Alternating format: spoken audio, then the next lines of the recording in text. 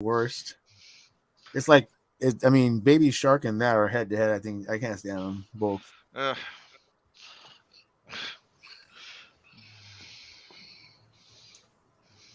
All kinds of unexplained things in the night sky in that area. Pine Gap is a top secret American base in the Australian outback that we know tracks and spies on satellites. Many also believe it conceals an underground city where scientists develop a wide variety of clandestine projects involving UFOs. There are numerous stories of flying discs appearing in the sky over the base, and it's rumored to contain a plasma gun capable of shooting down anything in low orbit. It's Jesus. alleged that there is a lot of experimentation and dark technology that has gone on there. Construction at Pine Gap started in 1966, the height of the Cold War. So it's often referred to as Australia's Area 51. But is there really a connection between Pine Gap and these streaking lights? We turn the video over to the experts. First, we ask astronomer Mark D'Antonio if these flaming objects could just be strange meteors. Meteors move anywhere from 10 to 20,000 kilometers per hour when they hit our atmosphere. This is moving way too slow. It's only moving at a few times the speed of sound. So could these objects have originated from Pine Gap? Our experts look at the key evidence that the objects themselves are on fire and say no. A plasma ray would look like a laser beam or a bolt of lightning, and an exploding missile would send parts flying in all directions. Not in this orderly row. So could they be UFOs? If so, NASA's Bob Anderson says an advanced civilization would be unlikely to construct spacecraft that cross the galaxy only to burn up on arrival. You would not expect it to heat up like that and burn off part of its shield to get into the Earth's atmosphere. Of course, not everything in the sky is a meteor, UFO, or secret weapon. This is sort of the characteristic of a re-entering piece of space debris of some kind. The lightweight materials burn up and fall away first, and the heavy materials like the engines, those continue for quite some time. D'Antonio thinks another big clue is the specific location of the site. To the right of Australia in the Pacific is a location that's called the satellite graveyard. And when satellites are purposefully deorbited to crash back to Earth, they're deorbited into this one spot in the ocean. In fact, Australia is sandwiched between two areas where most satellites are deliberately crashed. More than 300 spacecraft have broken up and dropped there. They are the most remote regions of the ocean and farthest from populated areas. When D'Antonio digs deeper, he finds this object might be an especially big piece of space junk that's separated into these pieces upon re-entry. What this turned out to be was a Chinese Long March that was sent to the satellite graveyard in the ocean. China's Long March rocket has a massive booster measuring 35 feet long and 9 feet wide. With roughly one satellite crashing into the ocean every few weeks, D'Antonio has some advice. Be very careful when you're out there. You might get hit by a satellite. Okay, joking aside, we're going to agree with D'Antonio and call this one space junk, an expired Chinese rocket. NASA has recently scolded the Chinese for what it considers irresponsible behavior in the disposal of expired space equipment. Okay, does anyone really believe that? Oh, we talking about like a UFO part of it? Not really. Well, no.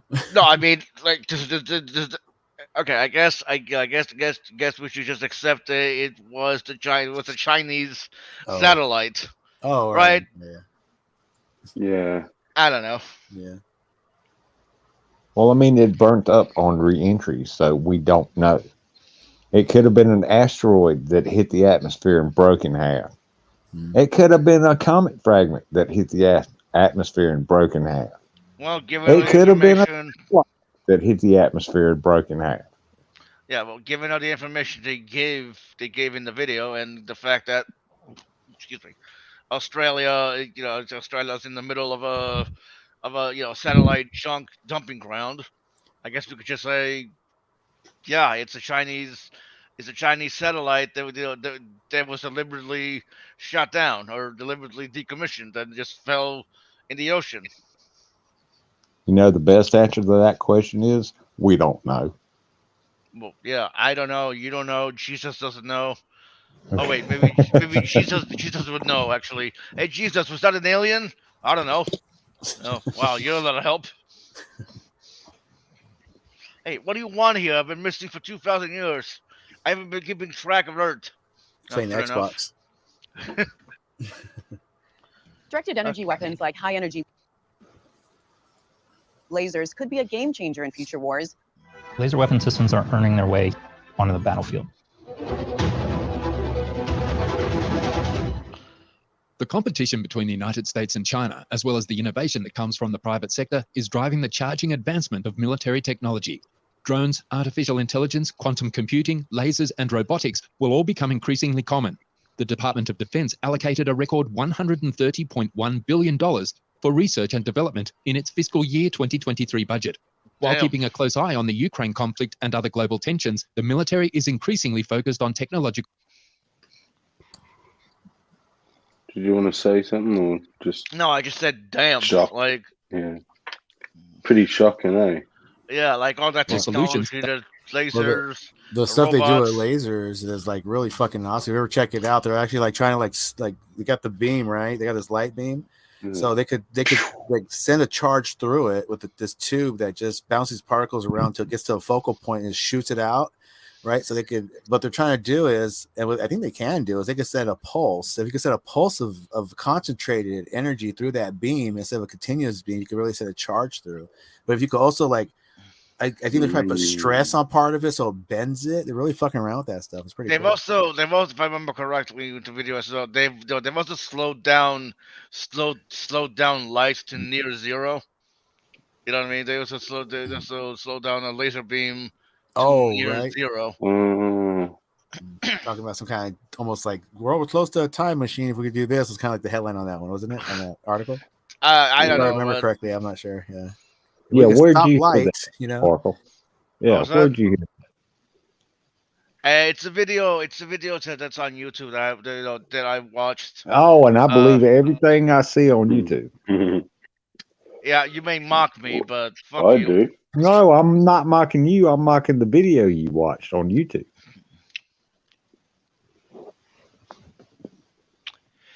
Well, on that note, we'll continue this video on YouTube. Oh, let me shout out to Cryptomaria. She just showed up. Hey, how you doing? Hey, Cryptomaria. Actually give the US an advantage in the conflict. However, the US Navy recently admitted to having advanced and lethal technology that will send shivers down your spine. What exactly is this technology and how will it be used by the US Navy? Join us in today's video as we unravel the United States Navy's most recent and complex invention. In the 1951 science fiction film, The Day the Earth Stood Still, powerful ray guns are shown vaporizing rifles and even tanks. Lightsabers and massive spaceship-mounted laser cannons are just two examples of the many types of directed energy weapons depicted in the Star Wars movies. These types of weapons, known as directed energy weapons, are now becoming a reality. DE weapons can take the form of high-energy lasers, high-powered radio frequency or microwave devices, charged or neutral particle beam weapons, and other similar technologies. Lasers and microwaves are both components of the electromagnetic spectrum, which also includes light energy and radio waves. The wavelength and frequency of the energy is what differentiates the two of them from one another. Did you see that? Let's go back. Too far. The laser just following that thing through the sky, locked onto it. Lasers and microwaves are both components of the electromagnetic spectrum, which also includes light energy and radio waves. The wavelength and frequency of the energy is what differentiates the two of them from one another. Yeah. In spite of the fact that they are both part of the electromagnetic spectrum, laser weapons and microwave weapons function in very different ways and produce very different effects. Think of the difference between a laser pointer and a flashlight. The laser light is coherent in a single color, whereas the flashlight emits broad spectrum light. Laser light, due to its coherence, can remain concentrated for very long distances, even thousands of miles into space. But with laser weapons, instead of thinking in terms of a laser pointer, the mental image should be more like a powerful long-range blowtorch. Lasers are classified as either gas, solid state, or a hybrid of the two. The lasers on the current path to weaponization include solid-state combined fiber and crystal slab, as well as hybrid lasers. Fiber lasers are lasers in which the active medium is an optical fiber doped with rare elements, most commonly erbium. Slab lasers are a type of high-power solid-state laser in which the laser crystal is in the shape of a slab. For even greater power and efficiency, hybrid lasers, such as a diode-pumped alkali laser, combine trace gas with semiconductor diode arrays. The destructive power, lethality of directed energy weapons is determined by the amount of energy transferred to the target over time. This concentrated energy has the potential to have effects ranging from non-lethal to lethal. It's insane, hey? Yeah. Yes. It's like, but the issue they have with it is the concentrated laser beam can only shoot so much power through it, so it loses it as it goes through. That's what they're trying to work here, where they can send like a pulse through watch it. somebody Power watch of somebody energy. somebody Because I did. I'm sorry. Watch, somebody's going to build light force fields now. We Well, have lasers to like, build light force fields. well, I wish I was in the YouTube way back in the day when I had my setup going. I should have like put YouTube videos out there. But when I was working, I had two machines. I had two laser engravers, and one had a 4 foot. It was a 4 foot by 6.5 inch diameter glass laser tube, and the other one had a 3.5 foot by I want to say 4 inch diameter aluminum tube. The aluminum one was a 300 watt, and the other one was a 700 watt. And you're not supposed to do this, but it's cool. You could buy these laser. You could look it up on eBay. You could buy these things. Look up Universal and a couple other brands. I can tell you. You could buy these fucking laser cannons, right? You could power them with a regular fucking PC power unit, and they could take these fucking things out. You could hold them in your hand, and you could shoot them off into the wall and burn a hole into the wall. But if you try to do it across the room, it won't do it. You could fuck around with them like that. But it's a lot of fun. You could fucking burn shit on the desk. But can you kill somebody? Yes, you could burn through them if they could wait long enough. But I just wondered what I always wonder why force fields. I why force fields can't be made. Why can't we invent force fields? Like what makes them so hard? I don't know. Well, I'm gonna have to I ask. don't know, man. It would have to be something that's gonna have to pulse away something at a range, right? That only take away certain things, but some have to penetrate that. It's gonna be a lot of shit, man. Okay. What then what about tractor beams? Surely tractor beams should be quote unquote easy. How are you gonna lock onto something with light? Well, I mean, how are you gonna lock on with lasers, right? You could trace. You could trace and lock onto an object. But how are you gonna pull it in? I mean, how are you gonna tow it in with light? I mean, you're gonna have to maybe if you could do something with drawing the current from the vehicle itself, because it has to have some type of power, right? Maybe you could do that to suck it in somehow. Reverse. I don't know how. I can't even think about it. It's like all like sci-fi and shit. Let's reverse the charges. Draw it in. Yeah. Reverse the polarity. That's always a famous one. If I could put the battery up to that magnet and point the flashlight that way. If I could just reverse the polarity.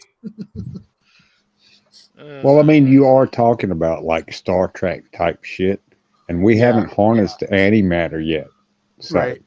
Yeah. Until that happens. I mean, we harnessed antimatter, just not the way that's depicted in the series, obviously. It'd be funny know what it is. We have it. Sorry. Well, yeah, I mean, it's there. It is a thing. Would it be funny if they had like a little documentary or something of the lithium crystal mines, and so like a bunch of fucking Indian Africans digging in dirt, working for the Federation? Yeah. I've always wondered. Some slave alien race. How an antimatter container, matter container work, right? Because the container is made out of matter, but the antimatter. You know how an antimatter chamber works? It doesn't matter. That's what I'm asking. It doesn't matter. That's how it works. It doesn't matter. Okay, you know what? That was good, PJ. Fuck you, but that was good. But how fucking crazy is it? Is it that there's matter out there that there's matter out there that if it gets in touch with us, it just destroys everything. Like How? Matter, antimatter. He meant antimatter out there. Yeah, antimatter. Yeah. Well, there is this thing that we have discovered that actually exists in space called dark matter. We don't know what it is. We don't know how it works. We just know dark matter is different than antimatter, though. Is it? We don't know what it is. Yes, that's what the whole dark. That's what the whole dark word is a placeholder. I know, but Rex. Antimatter, when it comes into contact with matter, literally destroys matter. They cancel each other out. Dark matter is, as you said, we don't know what it is, but we do see the effects. We do see the effects on our galaxy and other galaxies. And I believe they actually did discover a few galaxies made entirely of dark matter. So who the fuck knows what that's about? But that's the difference between dark matter and antimatter. Get off my dick. Get off my dick. No. You have a nice dick. Oh, wait. He's already warmed it up. Just play to lethal. Lasers, for example, can cut through steel, aluminium, and a variety of other materials in a matter of seconds. They can be very effective at causing pressurized vessels, such as missile propellant and oxidizer tanks, to explode. They have the ability to destroy, degrade, or blind many other systems with sensors and electronics. The lethality of high-energy lasers is determined by the laser's power output, the purity and concentration of the light, beam quality, the target range, the ability to keep the laser on the target aim point, jitter control and tracking, and the atmospheric environment through which the laser travels to the target. However, for the first time, this technology was successfully implemented in 2020. The US Navy used a directed energy weapon, in this case a laser, to successfully stop an anti-aircraft while it was in flight. The Navy later issued a statement describing the laser as efficient and effective in defending against enemy drones or small armoured boats. The Navy's Pacific Fleet, understandably, did not specify where this laser weapon system was tested, only that it took place somewhere in the Pacific on May 16, 2020. Despite the hazy descriptors, images and videos have been released showing the transport dock ship USS Portland using a high-energy class solid-state laser to take down a drone in midair. During another demonstration, the Laser Weapon System Demonstrator, LWSD Mark II, aboard Portland, successfully engaged a static surface training target. This Photoshop, deep fake. we go from lasers to phasers, if Star Trek's right. All right, yeah, phasers. Stay your faces to stun. No, I'm gonna put my lasers to kill. I love. Yeah, I want my lightsaber. Where is my fucking lightsaber? Right. Well, hey. Okay, Star Trek never had a lightsaber. Although it would be interesting to see them like doing a crossover between the two. I wonder if they ever done that. You know, Yeah, the they whole have in the comic concept of books, Star Wars is it has a magical side to it, the Force. Like a lightsaber can only contain the energy as it does because it's the Force doing It's it. a crystal or something. Anything that shoots energy out like that it doesn't just stop at a nice clean flat edge. But somebody, I think I remember reading somewhere that the lightsabers actually existed. The beam would go on infinitely, Exactly. and would be super hot, right? You couldn't have lightsaber battles. Well, you would need it to be encased in a force field. To circle back to something you said earlier, Sparkle. Yeah. You would have to have the lightsaber encased in a force field. At that point, you hitting whatever you're hitting with the force field rather than the laser. Yeah. Well, yeah. And who the fuck is British Bulldog? And why does he keep talking about Jill? Guess. A sock account, maybe? Yes. British Bulldog. At least we know what kind of dog he has now. Well, yeah, fair The lone enough. LWSD was installed on Portland in October 2019, and it was slowly doxing himself. Turned on for the first time in December of the same year. Lightsabers work on kyber crystals, not the Force. She ate your ass, Jill. Pixie ate your ass up. Okay, don't put it like that, please, because that's disgusting. Well, hey, you don't have a right to not be offended by what I say. No. I'm doing it. I'm being offended for Pixie, not myself, because that's pretty disgusting. Well, hey, don't do that. You don't have the right to be offended for somebody else that's not offended. Yeah, I do. No, you don't. Just go on, Sammy. This is just hit it, man. Yeah. I just love how his assumptions, but he's always wrong. William's asleep. He doesn't know I've hijacked his stream, and it's streaming on my channel as well. So I'm the pansy, Jill. And what else have you said there? And no, he's shared the link probably 10 times, but I'll be fucked if I'm letting you in. Because you're annoying as fuck. But you let me in, and I'm annoying. Well, yeah, but you nowhere near as much. 5 hours about the same shit. Yeah. You don't come here trying to ram, I don't know, My Little Ponies or something down our throat. Well, no. Oh. So, I appreciate that. But yeah, like I said the other day, I don't know, yesterday, the day before, whenever William had that great big long stream, I fucking took a nap and woke up and Jill was still in here talking the same bullshit. Hey, Hillary's. Hello. Did you sleep? I just woke up, yes. Good.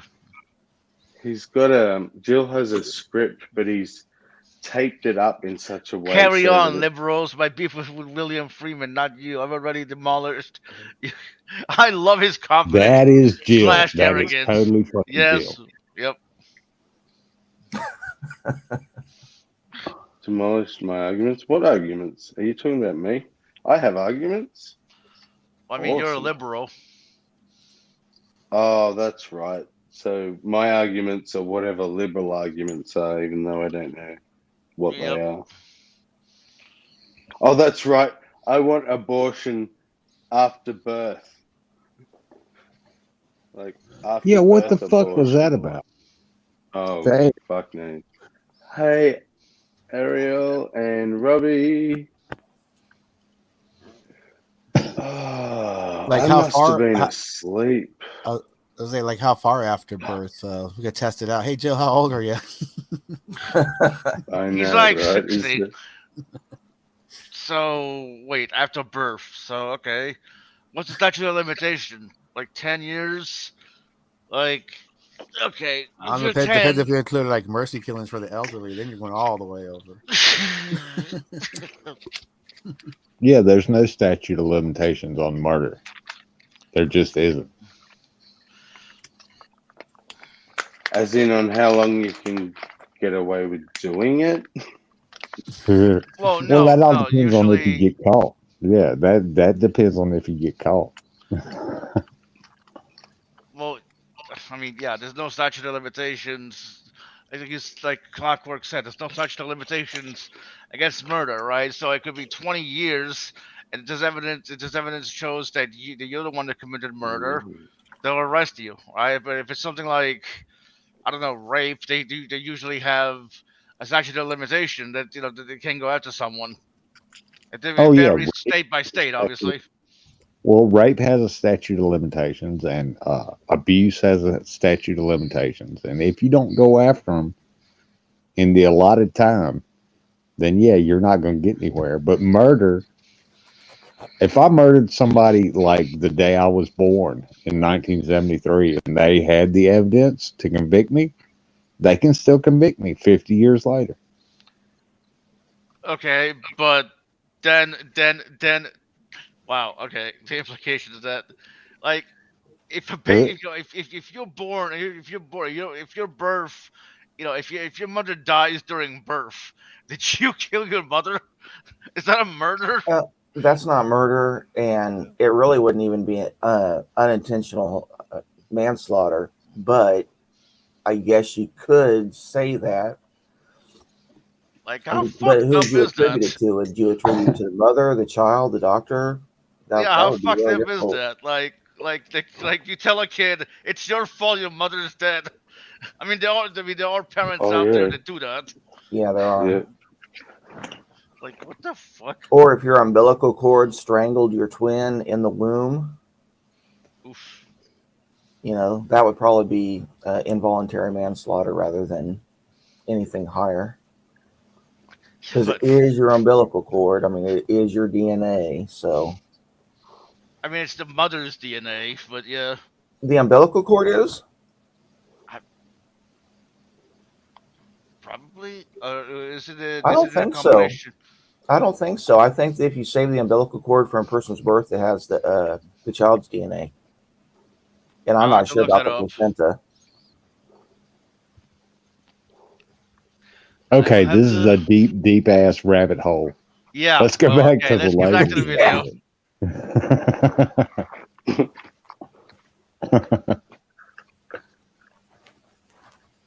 After that, in August of 2021, the Portland was sent out to serve in the Indo-Pacific and Central Command areas of responsibility. The 150 kilowatt LWSD is mounted on the Portland superstructure and is linked to the ship's Combat Information Center, where a control console is installed. The system's tactical laser core module was built by Northrop Grumman, while the energy and thermal storage modules were built by the US government. Directed energy weapons have been in development since the 1960s, and they are now being put to good use, though only time will tell. While the hopes and aspirations of this specific directed energy laser are currently those of defense, who knows what this technology will be used for in the future? But this was not all, as threats to Navy vessels continue to grow in the form of drone swarms and anti-ship missiles. After decades of testing, the Navy is nearing a low-cost solution for deterring and defending against aerial threats at sea. According to Lockheed Martin, the Navy received its first high-energy laser with integrated optical dazzler and surveillance, or Helios, system in the third quarter of fiscal year 2022. The system, which can fire more than 60 kilowatts of directed energy at targets up to 5 miles away, is currently being installed on an Arleigh Burke-class destroyer undergoing upgrades. Helios is part of the Navy Laser family of systems, a group of platforms that the service sees as the foundation of an incremental strategy for increased laser weapon capability, according to budget documents. In the proposed budget for the year 2023, the service requested approximately $35 million for the family of systems. This is the year in which the first system is anticipated to become operational at sea.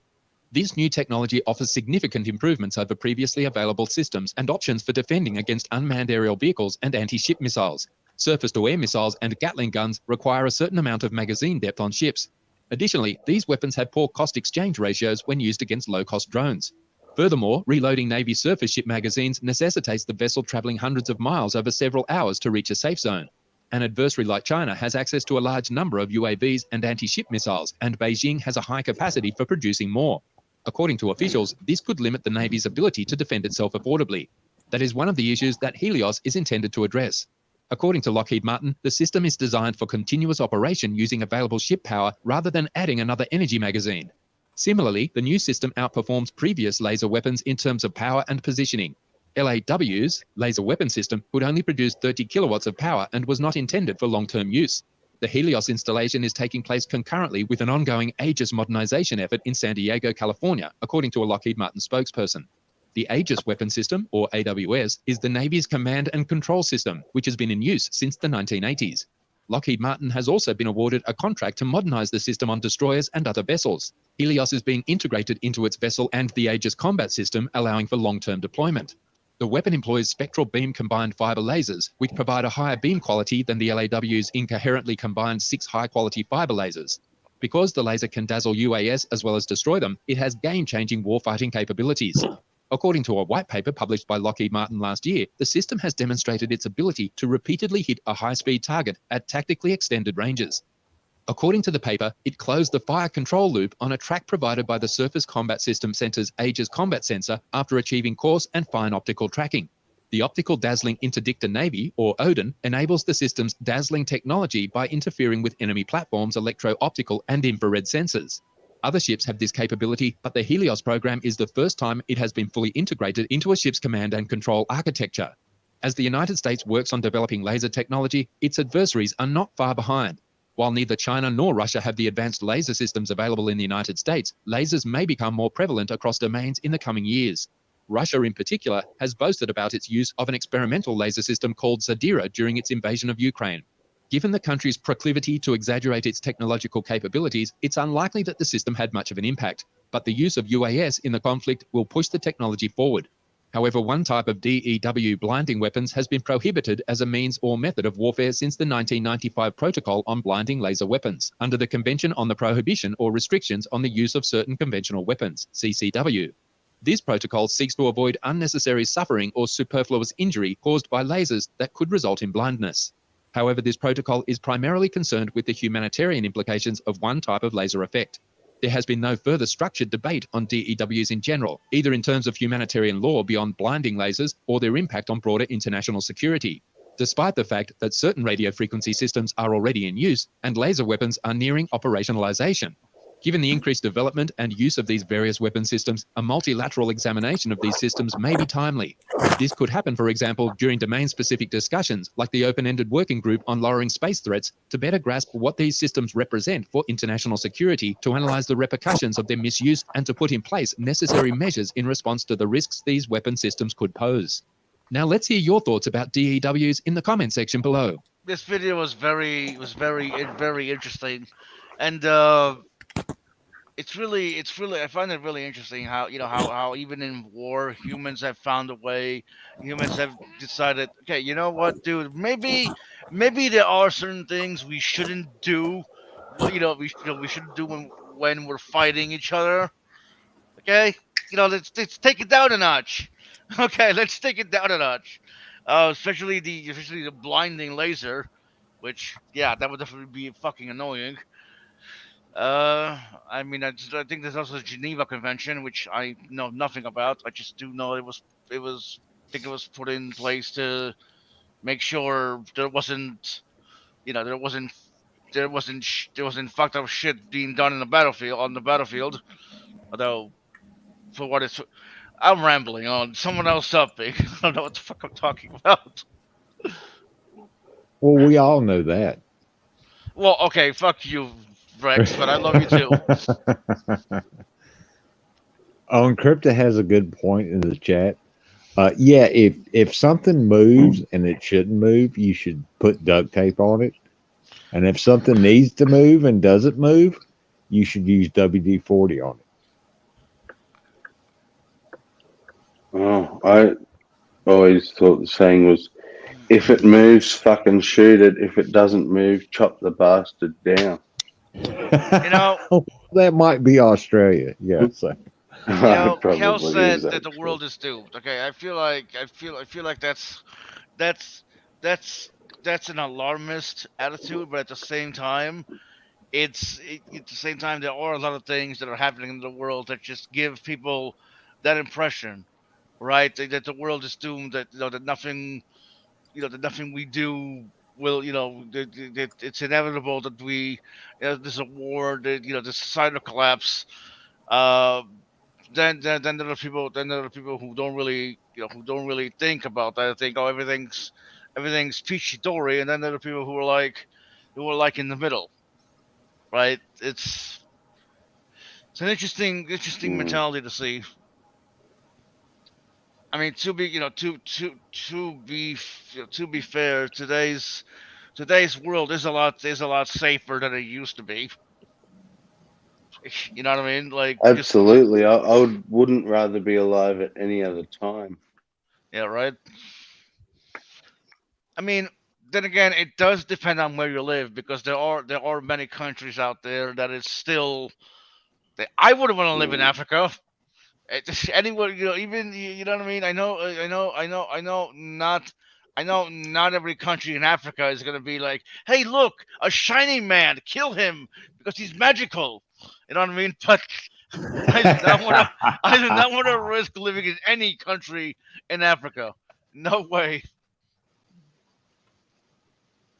Fuck that. Well, we'll just say that Sparkle is not going to Africa because they believe he has magic bones. I'm just saying. Yes. I have magic bones. Fear me. I can shoot lightning out of my hands, for I am powder. Oh, I just watched Black Adam. And if you haven't watched it yet, good fucking movie. Good movie. This is the only Black Adam I need. Or what? Yeah, I'm sure you told him that. That most advanced military technologies. Yay! Amazing reliability and wear resistance. The developers guaranteed 20,000 shots without having to replace any parts. Numerous tests and trials have shown that the rifle can withstand even the most severe conditions. It has been immersed in mud, water, sand, it's even been frozen, and yet it has continued to function flawlessly. Okay, how? Drone Gun Tactical. When you see this amazing gun, you might think that it fires unusual projectiles, like square-shaped bullets, for example. Did you want me to? I sort of went to the end of that section. I can go to the start of it if you want to see about the gun. The SIG How does it still MCX work? Virtus. This rifle has been specifically designed to meet the needs of security services. It has a modular design, so it can be individually configured for specific tasks. The manufacturer states that there are over 500 possible configurations. The stock has a folding and adjustable construction, so the rifle can be used by any shooter. The thick barrel and the two-stage trigger improve accuracy. In addition, the MCX Virtus by SIG offers amazing reliability and wear resistance. The developers guarantee 20,000 shots without having to replace any parts. Numerous tests and trials have shown that the rifle can withstand even the most severe conditions. It has been immersed in mud, water, sand, it's even been frozen, and yet it has continued to function flawlessly. Drone Gun Tactical. When you see this amazing gun, I guess its components just seal really well. Hillary, you probably have an opinion. I don't know who Little Buddy is, but they left. Probably Bojo? No, PJ. Yeah. Oh, yeah, never mind. PJ. Yeah, what do you reckon, Hillary? How do they keep it so sealed? How can it have mud and sand and shit? Oh, of course you won't. What is the overall question? I saw them dragging it through the sand. We're not. How is it not screwing up the functioning of the gun?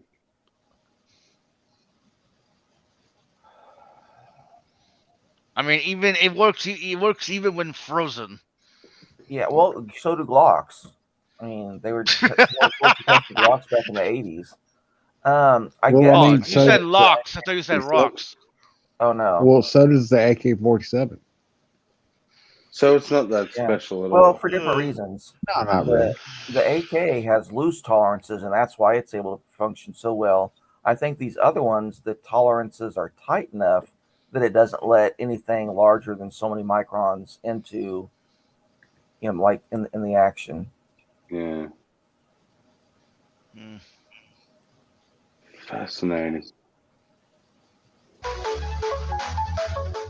Drone Gun Tactical. When you see this amazing gun, you might think that it fires unusual projectiles, like square-shaped bullets, for example. However, the Drone Gun Tactical is not a projectile. No, that's not what I think when I see that gun. Oh, hello. It's a portable drone mitigation device. Not paying attention to the chat. We were watching people shoot shit. Who is here? Let me come back here. Never again, Sandy. Oh, Sandy's here. Hi, Sandy. We forgot to say hi. We were all fixated on the on the big boy stuff. Yeah. Macho. Device. Its main advantage is that it neutralizes drones in a careful and absolutely safe manner. It creates a powerful signal that mutes the antenna installed on the drone. When hit by the signal, the drone activates its safety mode. The video recording stops and the drone lands immediately. Or it returns to its operator and helps track their location. Either way, it doesn't cause any damage to the drone. The Drone Gun Tactical has an impressive range of 2 kilometers. The design is portable and only takes a couple of seconds to set up. I can tell you what's wrong with that. Polaris Dagor. Although Polaris is known... Please do. The problem with that is the signal that they send out is based on the way that those in the West are made. So if they're made to safely either land or return, then yeah, that's what it does. But if it's got explosive in it, yeah.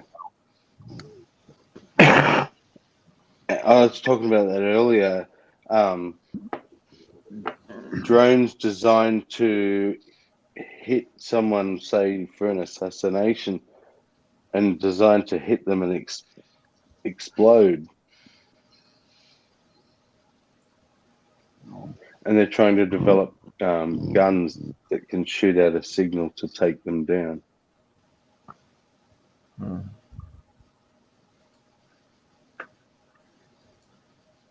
Known worldwide for its ATVs, it also creates high-quality military equipment. The Dagor is an ultra-light off-road vehicle designed for carrying infantry. The vehicle has an optimal size to be transported from one place to another in a military transport helicopter. Despite its compact size, the Dagor has been designed to transport up to 9 people. We would like to highlight the weight to payload ratio of the vehicle. The total weight of the vehicle is just under 4 tons, while being able to tow loads of up to 3 tons. The load on board can be up to 1,800 kilograms. The manufacturer points out the excellent maneuverability and the outstanding ability to move on difficult terrain. The Polaris Dagor is the perfect vehicle for taking soldiers to rough spots quickly and efficiently. Caliber Mark IV and the T7L3 Harris. Ensuring a high level of security for people who risk their lives every day is a priority, especially when it comes to the work of intelligence services. The machines you see on the screen right now are perfect for this task. The Caliber Mark IV and T7 robots can enter places that are too dangerous for people. The Caliber Mark IV has been developed by Canadian specialists from iCore Technology.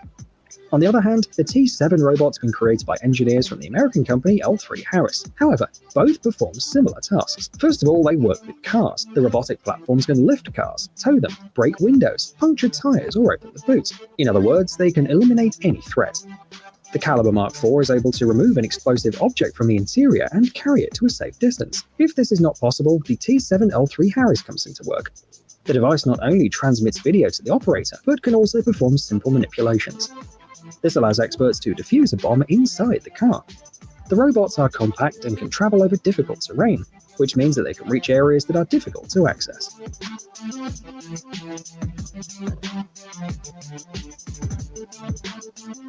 ENVG-B Goggle. Special military units don't have normal working hours. They may have to perform tasks at any time of the day, even at night, when it's more difficult to ensure the proper level of security. The ENVG-B goggles are a perfect night vision system for these situations. They are equipped with the latest light amplification technology, which helps you to see clearly, even if lighting is minimal. In addition, the thermal channel detects people using the heat coming from them. Both images can be superimposed on each other, providing almost perfect visibility. Triton 850. We've already mentioned a military land vehicle today. Now we want to talk about a waterborne vehicle. The Triton 850 is a development of the Canadian engineering company Straight Group. This ship can be used for a variety of missions. For example, it's ideal for patrolling. If necessary, a weapon system, a scaling ladder, a thermal imaging camera, a recording camera, and a wireless communication system can be installed on board. The manufacturer offers various configurations, for example, for anti-piracy or tactical work. Up to 10 passengers can be on board. The maximum speed is 100 km per hour. The ship also has 2 engines with a total output of 500 horsepower. Quantum Stealth. Humans have been dreaming of invisibility suits and cloaks for many years, and although it's too early to talk about a truly comprehensive invisibility technology, there are already breakthroughs in this field, like Quantum Stealth from the Canadian corporation Hyperstealth. They didn't use any magic to create this almost transparent material, just the laws of physics. You're looking at a lightweight, paper-thin material that works based on Snell's law. We won't bore you with the complicated details. Let's just say that the material refracts the light in a special way. The person looking through it can only see objects that are very close or very far away. This means that the object in the middle becomes virtually invisible. We must emphasize that it doesn't disappear completely. However, the Quantum Stealth distorts the background, and that is enough. For example, it can be used to create police shields. Now that is fucking... It's a Fresnel lens. They've been using the same thing for a long time. Multi-mission railgun. That's awesome. It's you get a projection TV from, like 1970s or so, and they've got those same types of lenses, and people have been using them for homemade invisibility shields for like hunting blinds for a couple decades at least. Interesting. But these No, it's not new technology. No, it's not new technology. It looks like they've advanced it, because I don't see the lines that would normally be there. So they've done something to make it better. Yeah, and I'm sure I've seen video that they've made it into clothing now as well. These soldiers they look like the Terminator when he's invisible. Yeah, when I saw that Predator. When I saw that truck, I wondered why they didn't have bullet-resistant doors on them. I mean, it's great for being able to jump out and in and not get tangled on stuff, but I'd kind of like some sort of protection field or something, you know. Yeah.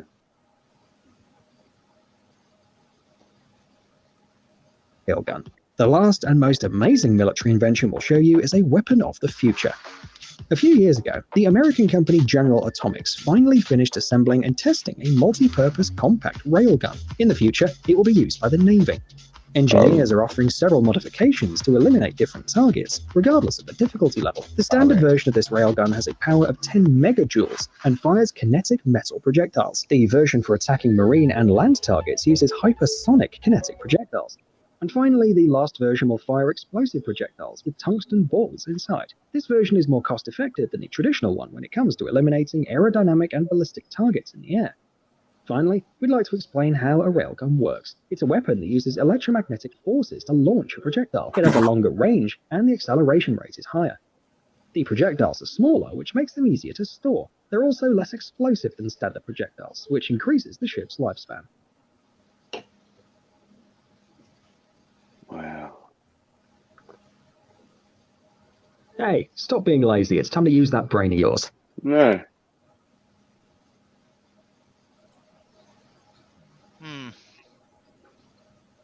Interesting. By the way, Joe has been insane in the side chat right now. Oh, William this, William that. Does he not know he's asleep? No. Oh, I told him, but he obviously wasn't here. Well, I mean, Jill, God damn you and your rhyming name. Will's not here, sweetheart. Try come back tomorrow. I'll tell him you called in, okay? Get home before the streetlights come on.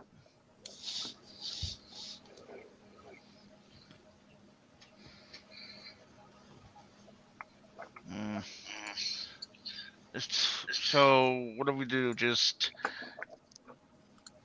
end? I don't know. Oh, killer robots spotted on the battlefield in Ukraine. Anyone want to look at that? Too bad.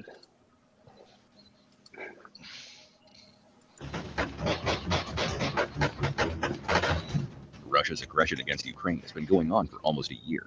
If you remember, NATO military experts were absolutely sure that the Ukrainian army would not last longer than 72 hours. But the situation is developing absolutely unpredictably. Also, none of the experts could foresee that this war would gradually become the most technologically advanced military conflict in the history of mankind. Yes, the whole world now sees tired soldiers in flooded and icy trenches, groves mowed down by bullets and shrapnel, bombed out cities and steppes. But against the background of the landscape of the First World War, samples of ultra-modern weapons appear on the front. Due to the high secrecy, this weapon remains behind the scenes for the time being. But very soon, you will find out the true reasons for the successful confrontation of David against Goliath, Ukraine against Russia. So Ukraine is David, and Russia's Goliath. I got out of that. That's what I'm, thinking they're implying. It makes sense, but it's like we're not going to send in all jets and tanks and that, because we don't want to be seen to be getting involved. But as if they're not sending them tech.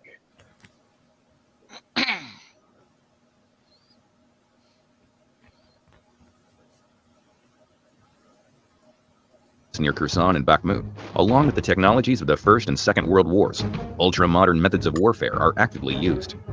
The Washington Post was the first to notice this. True, these articles are not talking about robots, but about artificial intelligence. And although further we will talk about robots, a few words should be said about artificial intelligence, because the two topics are closely related.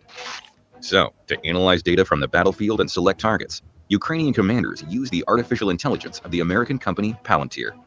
The Ukrainian military is being trained to use the system in Germany and Poland. The system analyzes data from open and closed sources. Public information is supplied by commercial satellites and mapping services. Through closed channels, data is received from military satellites, shooting from drones, images transmitted by scouts in the field. Artificial intelligence is able to identify Russian military equipment in images, tanks, armored vehicles, air defense systems, and MLRS, convoys with fuel and ammunition. Mud, camouflage, snow, and bad weather are no obstacle for Palantir. The system doesn't make mistakes. Palantir sees through obstacles and provides a picture with the help of augmented reality technologies. With the help of Palantir, the Ukrainian military analyzes the balance of power on the front line. Artificial intelligence suggests which weapons are best used in a particular situation: missiles, artillery, or drones. At the same time, Palantir predicts the result of each possible attack. The user's task is to select a scenario. It was with the help of the American program that the Ukrainian troops managed to liberate the cities and the villages of the Kharkiv region. We have already talked about this counteroffensive of the Ukrainian troops in a previous video that you'll find on our channel. Palantir is not the only tactical program. The Ukrainian army is actively using its own developments. This is a tactical situational awareness platform called Delta. In the fall of 2022, this platform was presented to NATO generals at a special private event, Tide Spirit, and received high marks. The Delta battle management system also helps Ukrainian fighters detect Russian troops and classify enemy equipment. The program gives adequate recommendations for the neutralization of objects. The Delta played an important role in the liberation of Kherson from Russian troops. Such smart systems are compared with strategic nuclear weapons because they radically change the situation not only at the tactical, but also at the operational level. Russian hackers tried to hack Delta. The cyber invasion lasted 13 minutes. However, thanks to the multi-level access system, Russian hackers were unable to get a hold of information about the level of the squad leader. And now, the first batch of autonomous combat vehicles has arrived in Ukraine. The supply of combat robots has become a logical continuation of the further digitalization of war. You probably imagined huge transformer robots. To be honest, we thought so too at first. However, everything turned out to be the opposite. Ukraine received miniature ACW tankettes. There were 7 units in the first batch. 7 more robots will be delivered later. Robots are already participating in the battles in the east of Ukraine. Movement and fire are controlled remotely. So another important advantage of a good Ukrainian fighter is the talent of a gamer. ACW came from Germany. A spokesman for the country's defense ministry declined to comment on technical details due to privacy and security concerns, but we managed to find out something. ACW is an intermediate result of Rheinmetall's Weissel Wingman project. It's one of the world's leading manufacturers of traditional combat and technical vehicles, guns, and ammunition. And recently, Rheinmetall Defense has become a world leader in the development of next-generation robotic, remote, and autonomous combat vehicles. ACW received the platform of the famous German tankette armored weapons carrier, AWC, Weissel. This machine has been tested and proven during various exercises and trials in the US and German Army. Please note that the letters of the abbreviation for the new robot car remain the same. Only W and C have changed places, but the content has changed dramatically. ACW, Autonomous Combat Warrior. What else is known about this little monster? The tankette length is about 11 feet. This is less than a Mini Cooper. It is very problematic to notice such an object on the battlefield, especially if camouflage is used. The mass of the ACW depends on the equipment and weapons, but in any case, the weight of the robot remains in the range of 2.5 to 5 tons, so it's easy to transport it by any truck. However, the ACW itself handles any road surface well. Highway speeds can reach 60 miles per hour. On a road, it also holds up well. The machine crosses a ford with a depth of 1.6 feet and is able to cross trenches with a width of 3.9 feet. For air transportation, helicopters Boeing CH-47 Chinook and Sikorsky CH-53 Sea Stallion are used. ACW is placed either inside the fuselage or on an external sling, and the Lockheed C-130 Hercules military transport plane can easily fit 2 ACWs at once. Sturdy and reliable construction, that's good. But the main advantage of the combat robot is its electronic filling. Instead of traditional mechanical and hydraulic transmission units, the ACW received an electric transmission. It is the first armor-tracked vehicle in the world to be certified to use drive-by-wire. In addition, the drive-by-wire system is triple redundant, so the ACW is extremely durable and resilient. German engineers know a lot about reliable mechanisms. The machine has excellent maneuverability on various surfaces due to its low weight and low ground pressure. The ACW can be operated manually, remotely, or completely autonomously by programming waypoints on a tablet. The robot is able to independently go around obstacles and can also follow the leader in convoy mode. On the battlefield in Ukraine, the mission of the ACW is to support infantry during assault operations. The robot breaks through the trenches or other advanced positions of the enemy, maneuvers, and covers the actions of the assault team with intense fire from its guns. While the enemy is hiding from heavy fire, the attackers capture a trench or dugout. ACW will save many lives of Ukrainian soldiers, especially when assaulting dominant heights. The ACW combat module supports the Mk19 grenade launcher and 12.7mm, 7.62mm, and 5.56mm machine guns. The kit includes a sight, a daylight video camera, a thermal imager, and a laser rangefinder. The sight is equipped with an integrated control system and ballistic correction. The firing angle in the horizontal plane is 360 degrees. Vertical angle from -20 degrees to +60 degrees. This is a Crow's Universal Combat Module, which is used on many combat vehicles of NATO countries. The second option for using the combat robot is combat in rural areas or low-rise buildings. The robot takes under fire control of an object, a headquarters, a firing point, or a temporary location of an enemy unit. While the ACW is firing and preventing the enemy from leaving the premises, the assault team surrounds the object and forces the enemy soldiers to lay down their weapons. In such a scenario, the robot will save the lives of not only Ukrainians, but also Russians. Human Rights Watch opposes the use of robots on the battlefield because of their inhumanity. As you can see, this is not entirely true. The ACW is most vulnerable in conditions of heavy combat in high-rise buildings, as was the case in Mariupol. Under such conditions, the robot cannot realize its main advantages, speed and maneuverability. There is a danger of receiving critical damage from a direct hit at close range from a grenade launcher. The armored hull of the ACW is capable of protecting critical components and equipment from... But see, if one side start using robots and the other side start using robots, then no one dies. It can just be robots shooting at each other. I mean, that's I think that's where they're gonna go. They're gonna go for eventually, because who the fuck wants to go to war and die? Might as well just send robots to war. You know what I mean? Yeah, I was about to make a flippant comment about the war crimes, but yeah, I mean they would have to program really horrendous stuff into them in order to get them to do the stuff that the drafty soldiers the humans do. Yeah. Yeah. And that's what I mean. I think they'd be more humane, if anything. Yeah. And it comes down to how they're programmed. Yep. From shrapnel and small arms fire, but more powerful ammunition will be fatal for it. ACW robots are the first signs. The motion control system of this robot is universal.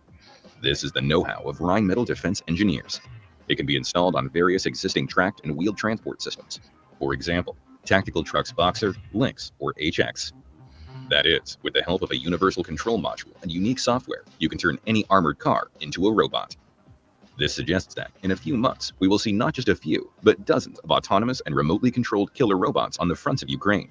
And then it will be impossible to hide this fact. The low cost of retrofitting existing equipment will further contribute to this.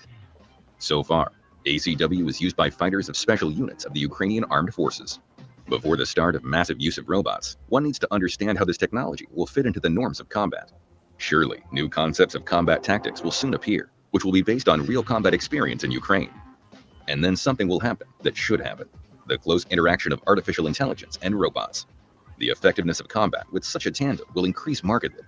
Plantier and Delta systems will be able to better take into account the capabilities of autonomous machines when predicting the outcome of an attack. The first such... I like Orchard's idea of a raging warfare through video games. Well, there's a Star Trek episode. It's one of the original series episodes, I'm sure. Yeah, where these two societies have evolved to the point where they just basically play a big video game. But if you're in an area that gets hit, you volunteer to go and die. What? Yes, but it just saves the place getting all torn up and destroyed, but the casualties are still there. And both societies have agreed to this, and people just happily go off to their death. Have you ever seen? Have you ever seen the movie Gamer? No. Oh, I don't think so. All right. Well, Gamer had kind of a similar premise to where where people could control inmates on death row, right, through through a video game interface. Wow. Yeah. So if the player if the player controlling the inmate was able to win, that inmate will be pardoned. If I remember the plot correctly. It's an interesting movie. Yeah, Really gonna right. watch it again. Is it a fairly recent movie or? 5-10 years ago. I don't know. Okay. Wait, is Vecco live?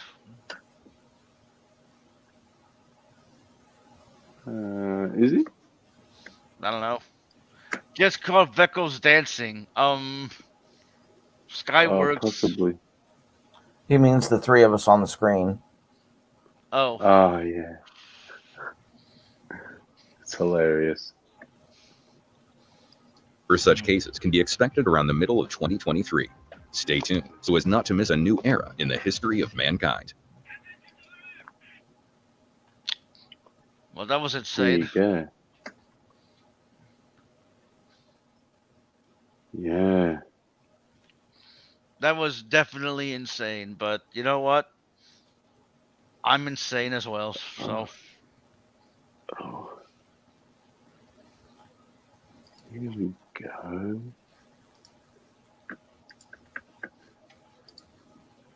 It's a new one.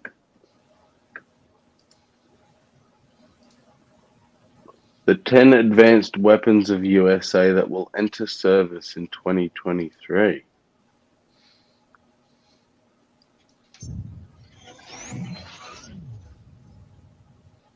United States is the main country that is committed to developing large-scale weapons program. The number of U.S. weapons have entered service in 2022, and there's a lot more to achieve initial operating capability in 2023. Let's check out the 10 U.S. weapons that will enter service in 2023. F-16V Block 7072. This is the most advanced version of the F-16 Fighting Falcon. On 15 February 2012, Lockheed Martin unveiled a new version of their F-16 at the 2012 Singapore Air Show. On 16 October 2015, the F-16V flew for the first time with an APG-83 Scalable Agile Beam Radar AESA, a new center pedestal display, a modernized mission computer, automatic ground collision avoidance system, and many other upgrades.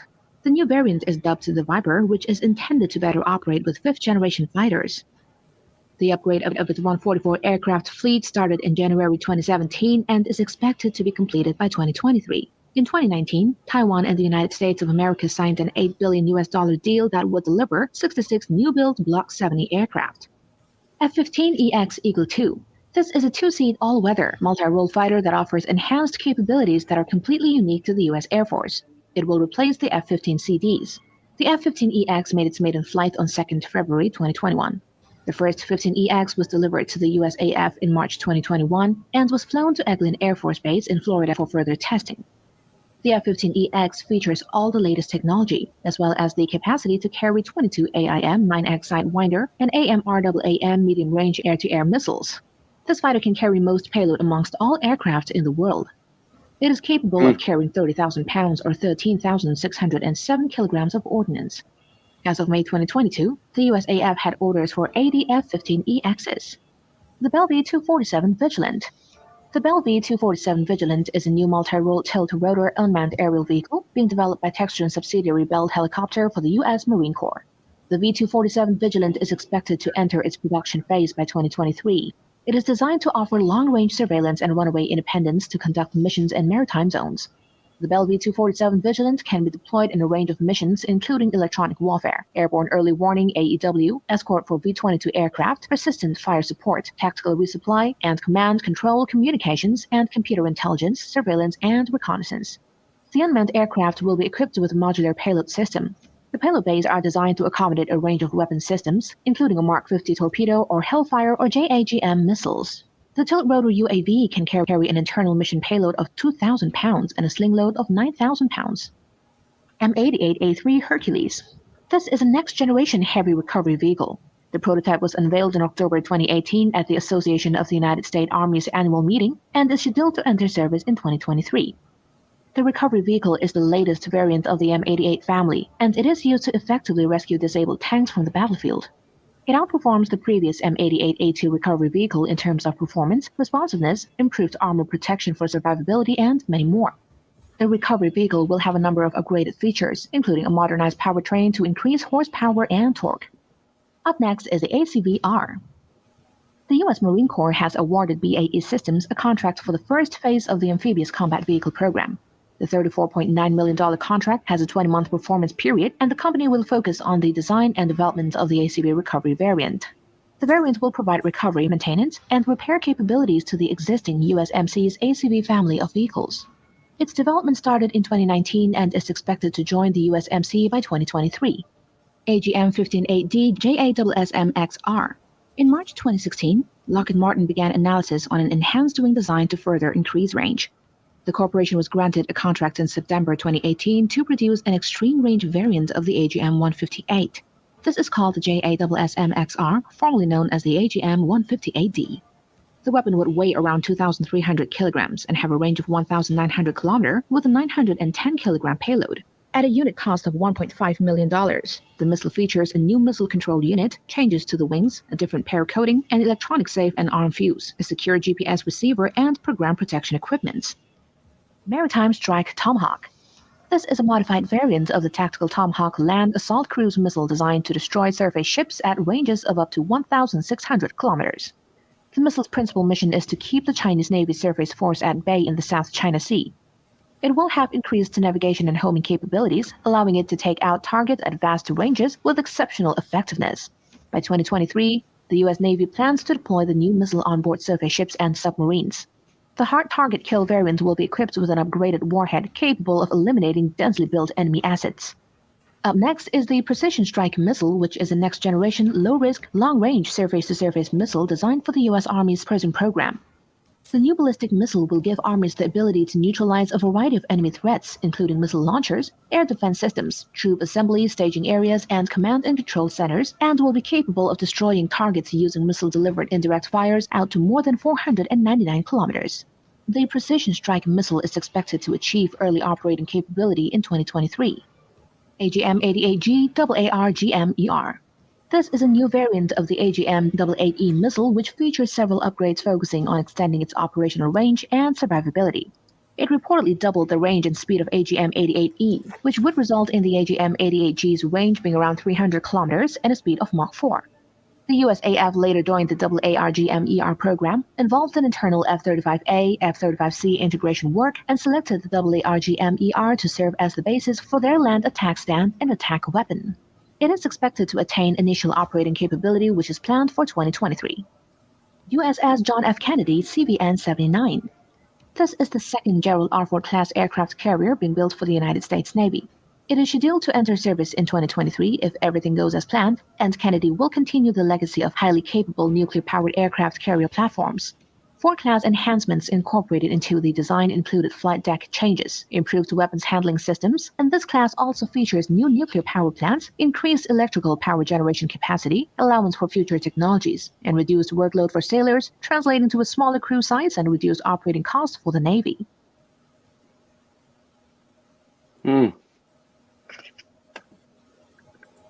Damn, that's fascinating stuff.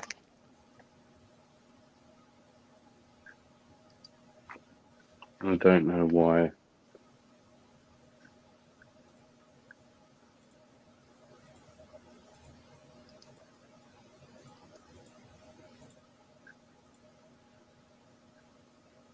Why is war so fascinating?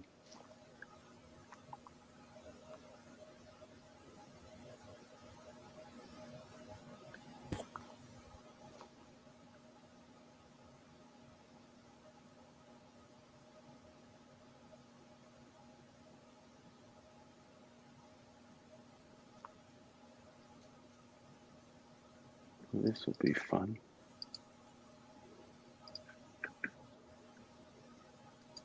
This dude's been debunking Graham Hancock's what you call it, Netflix series.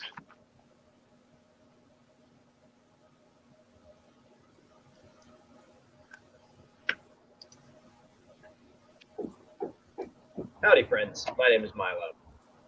I think I saw a Sasquatch. In this upcoming video, I spent some time talking about Göbekli Tepe and Karahan Tepe, which are two incredibly important early megalithic sites located in Turkey. Now, as you may be aware, earlier this month, Turkey was hit by a series of earthquakes. Now, because I am making a video talking about the archaeological sites in Turkey and am actually doing a tour to Turkey to visit these very sites at the end of April, I think that I have some responsibility to try and give something back. Because of this, at the beginning of this month, my team and I started a fundraiser in order to raise funds for some of the smaller areas that have been pretty much left in the dark as far as relief aid. Currently, we are just shy of our $50,000 goal, but I have no doubt that with this video, we are going to be able to make that and possibly even generate more to be able to go to the people who need it most. The link to that will be in the description. I just wanted to put that out here at the beginning of this video because we are all here gathering together to pretty much talk about these ancient sites, and since I'll be actually talking about them in person on location later in April, I figured that we should probably all try and come together and actually work on a project together. I want to thank you again for all of the support. If you're not able to donate, you feel free to just share the video. That will be doing more than enough. Anyway, I know what you're really here for, so let's get right into it. Into the debunking. Also, if you haven't already, you should subscribe so that you can see the videos of Göbekli Tepe and Karahan Tepe when I go there, so that your only frame of reference isn't Graham Hancock standing there talking about it.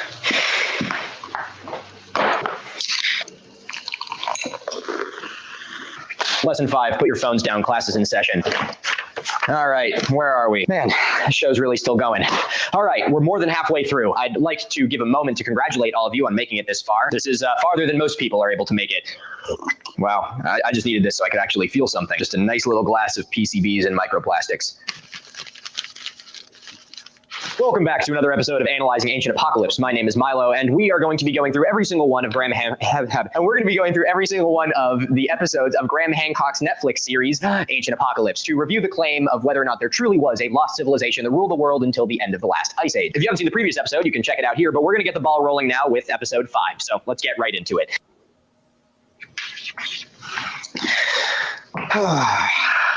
Episode 5 marks a turning point in Ancient Apocalypse, a point where Graham Hancock goes from overstaying his welcome to really overstaying his welcome. Let's establish the thesis of this episode.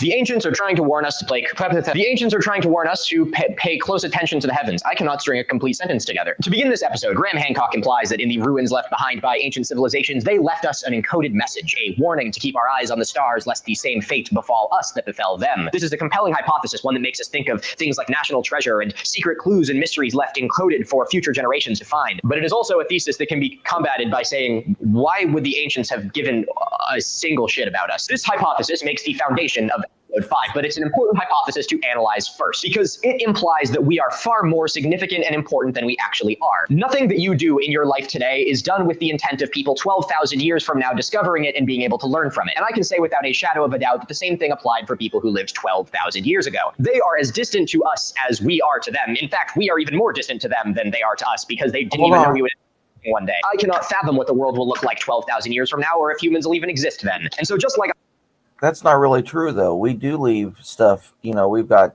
time capsules that we bury. We've got the seed vault. We've got all kinds of stuff. I mean, even Mount Rushmore. I mean, I guess that's really to glorify our past, but, you know, we want that to continue on into the future. And I was just thinking how Richard would, you know, tear the sky apart. He would not be happy at all with hearing, you know, we don't matter and nobody left any messages. I see what you mean, yeah. That's all I had. Interesting. I don't know where I stand on that.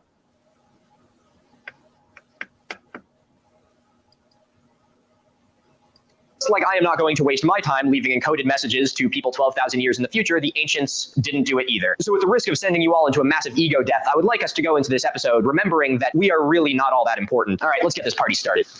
Göbekli Tepe is one of the most important archaeological sites ever discovered. When it was found in 1994, it completely changed the way that we view ancient people. For those of you who don't know, Göbekli Tepe is a megalithic site located in Turkey. Now, the pyramids of Giza and megalithic sites like that are old, the pyramids dating back to about 4,000 years ago. But Göbekli Tepe blows that out of the water. water. It dates back a staggering 11,600 years. What makes this site even more incredible is that this site predates agriculture, which historically has been something which archaeologists use as a hallmark for the point after which megalithic structures can be built. Because once you have agriculture, your society needs to spend less time hunting and gathering, which gives them more downtime, and they have a steady source of food, and they can contribute all of their energy to large-scale megalithic projects like this, which is why we see a correlation between the amount of megalithic and large-scale projects in the ancient world that runs right alongside the rise of agriculture. And yet Göbekli Tepe predates all of that, meaning that it was built by people who were in all likelihood still hunter-gatherers.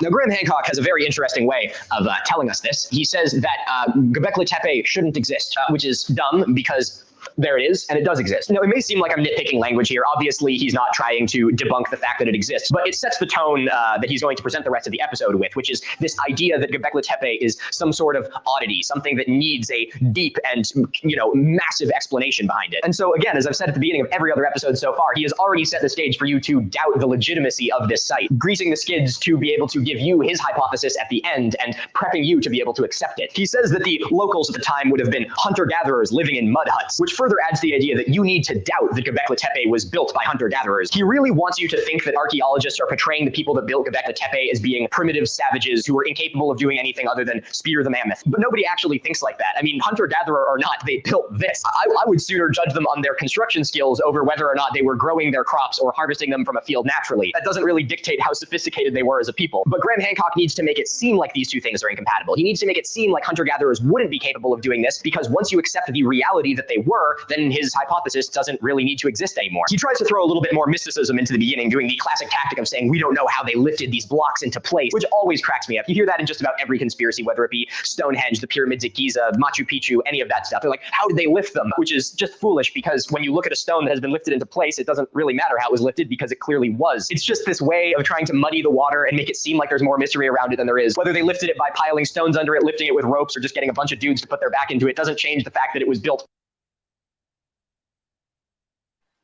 Any comments?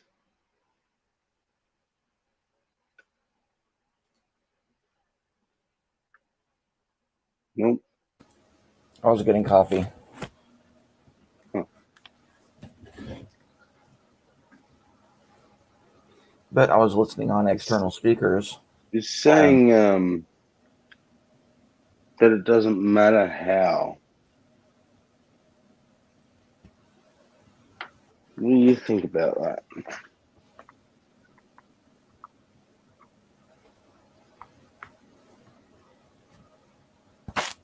Oh, William woke up. Hey, little buddy.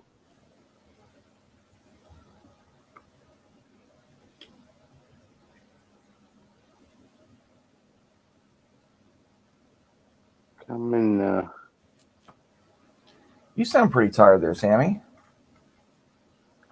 Distracted. Oh, okay.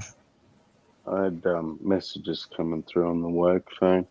What did I ask again? What do you think about how these massive things were put in place? Doesn't really matter. I didn't have that part. The microwave was on. And Skyworks, please interject as often as possible, necessary or not. We enjoy it. Mm. Yeah. Like, no specific ones, just all the mysterious big buildings. He's specifically talking about Göbekli Tepe. Mm-hmm. And he's saying, well, it doesn't really matter how these things get put in place. The fact is they are in place, and it's just a kind of way of muddying the waters.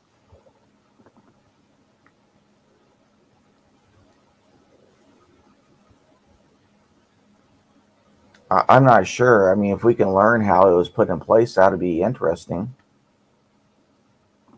That guy that did coral castles down in Florida, apparently used some sort of levitation or acoustic levitation technique. And if we could get into that, it'd be pretty important.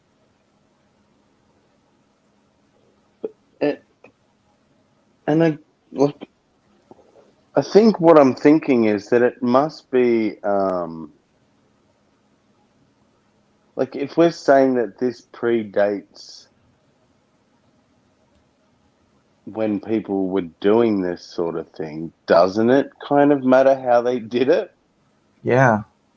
Like, I don't know. I think he's being really dismissive there, and he's missing something. I don't know. I can't put my finger on it properly yet, but built by these people. Now, one of the most amazing things about Göbekli Tepe is the art. Not only is it a spectacular megalithic site, but the pillars are carved with hundreds of these beautiful pictographs. One of the most infamous of these is the Vulture Stone, and one which Graham Hancock talks about ad nauseum throughout the course of this episode. Which, firstly, before we taint it by talking about what Graham Hancock has to say, let's all take a moment to look at that.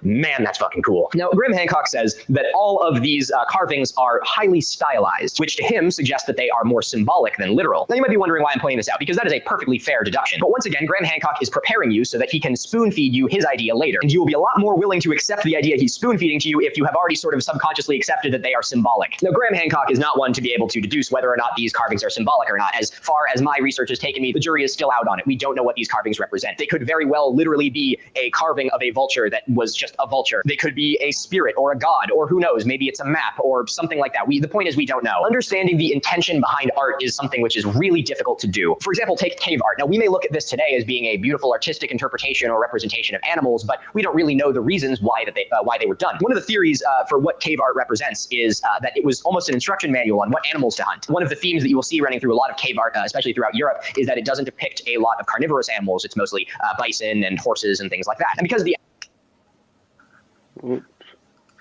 absence of more dangerous predatory animals, they theorized that there was some logical reason why there was more easy to hunt animals depicted on these walls. So that doesn't really have a lot to do with Göbekli Tepe, but it stands to suggest that the interpretation of art, ancient art in our modern world, is something which is iffy at best.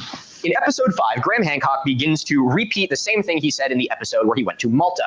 How did they succeed at their first attempt of building something like this? On Malta, he goes to Gigantia and he's like, well, there's no smaller temples. You'd expect to see smaller temples. So someone must have showed up and taught them how to do this. Just because Göbekli Tepe was, at the time that it was found, the oldest megalithic site on Earth, nobody ever would tell you that this is the oldest megalithic site, period. There are so many sites that we haven't found yet. You cannot put a label on a thing like that. This is also especially funny because he goes on later to mention Karahan Tepe, which is an even older megalithic site nearby to Göbekli Tepe, which is, older. Now, do I think that Graham Hancock thinks that people are actually saying this was their first attempt to build something? Absolutely not. But what he is doing here is making it sound like this is what other people think, because then it makes them sound so ridiculous that anything he says to you is going to be something you believe. He has a great quote which sort of ties on to this, which is, he says it a lot throughout this episode. He says, you don't just wake up one morning and decide to build this, which is just boiling it down to such a infantile level that it's just comedic. Nobody on God's green earth would ever tell you that someone just woke up and decided, you know what, it would look good on that hill? Göbekli Tepe. And he repeats this mantra over and over again throughout the course of this episode because he really wants to sow the seeds of doubt in your mind. He wants to make Göbekli Tepe seem so impossible so that you're willing to accept whatever he tells you. And he also sort of implies the two options here are A, you either wake up one morning and decide to build Göbekli Tepe, or B, Atlanteans come out of the ocean and teach you how to build Göbekli Tepe. But the beautiful irony is that his theory only works if you accept the fact that this really was just the first megalithic site, that there is just no archaeological record before this, and this thing suddenly just sprouts out of the ground. He acts like it's common sense that ancient people had the ability to do this stuff and then acts shocked when they actually did it. It's like, I don't know, I'm imagining Graham Hancock with the surprised Pikachu face. But now we get into the brunt of it, where Graham Hancock says that this is, quote, not the miraculous overnight invention of hunter-gatherers, but a legacy from a lost advanced civilization that mainstream archaeology finds offensive.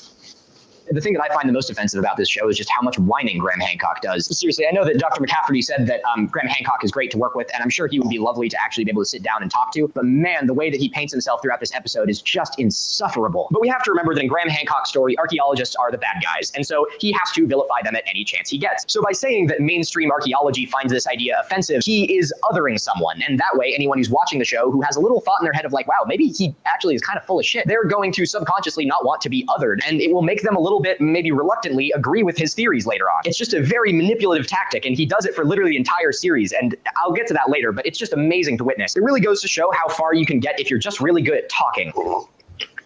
Hypothetically. So after talking about Göbekli Tepe, which I appear to already have erased, he goes to the next site. Karahan Tepe is awesome. This site predates Göbekli Tepe. It was only very recently discovered. It's still being excavated, and they are finding all kinds of crazy stuff there. And do you want to know the best thing is this series is the very first time that they allowed outside camera crews into it. The debut of one of the oldest megalithic sites on planet Earth was on Ancient Apocalypse. dog. I'm going to eat that dog one of these days. It is just such a shame that the debut of this pivotal archaeological site had to be on a conspiracy television series. Imagine what it would be like if a real archaeologist was able to go there. Someone who could appreciate the site and be able to teach the masses about it. Someone who was able to, you know, go there and film and be able to teach people about it. And I don't know, maybe even bring some people with him. Oh, that would be just crazy, wouldn't it? Anyway, Graham Hancock stands in a room with a bunch of penises. Do you really think I wasn't going to draw this one? Of course I'm going to draw this one. There's a room at Karahan Tepe that is full of 10 enormous stone phalluses, and Graham Hancock stands in it for a while, and frankly, it's my favorite part of the entire series. He also notes that there's a giant stone head that's overlooking all of it, and it makes him feel like it's very sinister. He's sad now. I would like to propose this to be the new thumbnail art for episode 5 of Ancient Apocalypse on Netflix. If you would like to use this, Netflix, feel free to contact me as long as you pay me, I don't know, half of whatever you gave Graham Hancock to make his penis show. So anyway, Graham Hancock walks around the penis room for a while and talks about how this site is probably way older with no evidence. He talks about how this site is probably way older with no evidence, and then, you know, goes back into his new age mystic bullshit. Now, one thing he does say when he's standing in the penis room that I just erased is that when he's standing there, he feels an overwhelming sense of dread. And honestly, that is the one thing in this episode, or in his, I guess, mystical way of thinking, that I completely understand. I have been traveling and exploring places since as long as I could walk, and one of my favorites is ghost towns. I've done multiple trips where I've gone and, you know, looked at old logging camps and mining camps and whatnot. And there are some places out in the world where you just walk into it and the energy is bad. I vividly remember one I was out with my friend, and we walked through this ghost town. I think it was in like Arizona, and we were going through all the buildings and whatnot. And there was this one room in one building where we walked into it, and both of us just looked at each other and were like, this is bad. We need to go. Something about this one gives me a weird vibe, and I don't know what it is. Where are you? Upstairs. Yeah, I'm not feeling here. Something's off. I'm getting out. I'm gonna go with my gut and say I don't want to be in that building. And there was completely unspoken, but there was something in the back of your head. And so I do completely understand what he's saying there. Is that science? Absolutely not. But, you know, I can understand what that emotion is like. So Graham Hancock's theory about why Göbekli Tepe and Karahan Tepe exist is that there was the lost civilization who showed up and taught and mobilized the hunter-gatherers of the area to make these sites, which is weird because it's admitting that hunter-gatherers had the capability to do it, and the only thing that someone needed to do was teach them, which sounds a lot like you're saying they were really stupid. So see, what they did is they actually did build these sites, but it wasn't because it was their own idea. It was because the Atlanteans came out of the sea and told them, hey, what if you stacked up some rocks? And they were like, well, that's a great idea. And so he claims that these Atlanteans or whatever came from the sea and taught the people of Göbekli Tepe and Karahan Tepe how to build these sites, and then taught them agriculture as well, which is weird. It doesn't really take into account the fact that plants take thousands of years to become domesticated, and it's not a process that was done consciously. And we have, you know, records of all these plants slowly being domesticated over time in different parts of the world, and there is no common crop through all different parts of the world that you think there would be if there was a lost civilization that knew how to farm and introduced it to people. It's so annoying because Graham Hancock's theory actually makes Göbekli Tepe and Karahan Tepe even less impressive, because the whole reason they are so archaeologically significant is because they were built before the advent of agriculture. They are so impressive because they have made archaeologists reassess the way that they think about megalithic sites. They have made archaeologists question and change the things that we think our ancestors were capable of, because archaeologists change their beliefs when presented with new facts, despite what Graham Hancock may tell you. So what is Graham Hancock's evidence that these sites were, built by a civilizing force from the sea, and that the people who came out of the sea also taught the locals how to farm? If you guessed Mesopotamian folklore from 5,000 years ago, you'd be absolutely correct. Again, I'm all for using folklore, but if you're... That's interesting. He's saying that archaeologists have changed their position.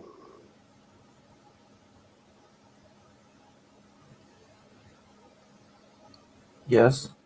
If you're...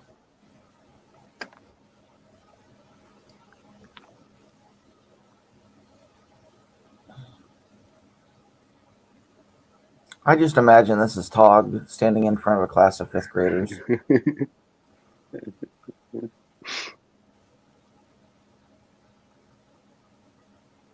Do you reckon he sounds like it?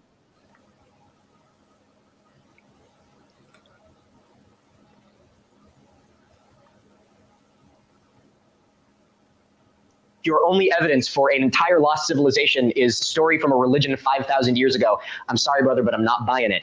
It's also a completely different time in history. The Göbekli Tepe would have been built 6,000 years beforehand. Why would this story have cropped up 5,000 years ago? I couldn't tell you. But what he does say is that the creation stories and these folklore stories contain a list of things that are all supposedly invented at Göbekli Tepe, essentially proving that Göbekli Tepe is the site that was built by these lost civilizations. So what is that list of things that were supposedly invented at Göbekli Tepe?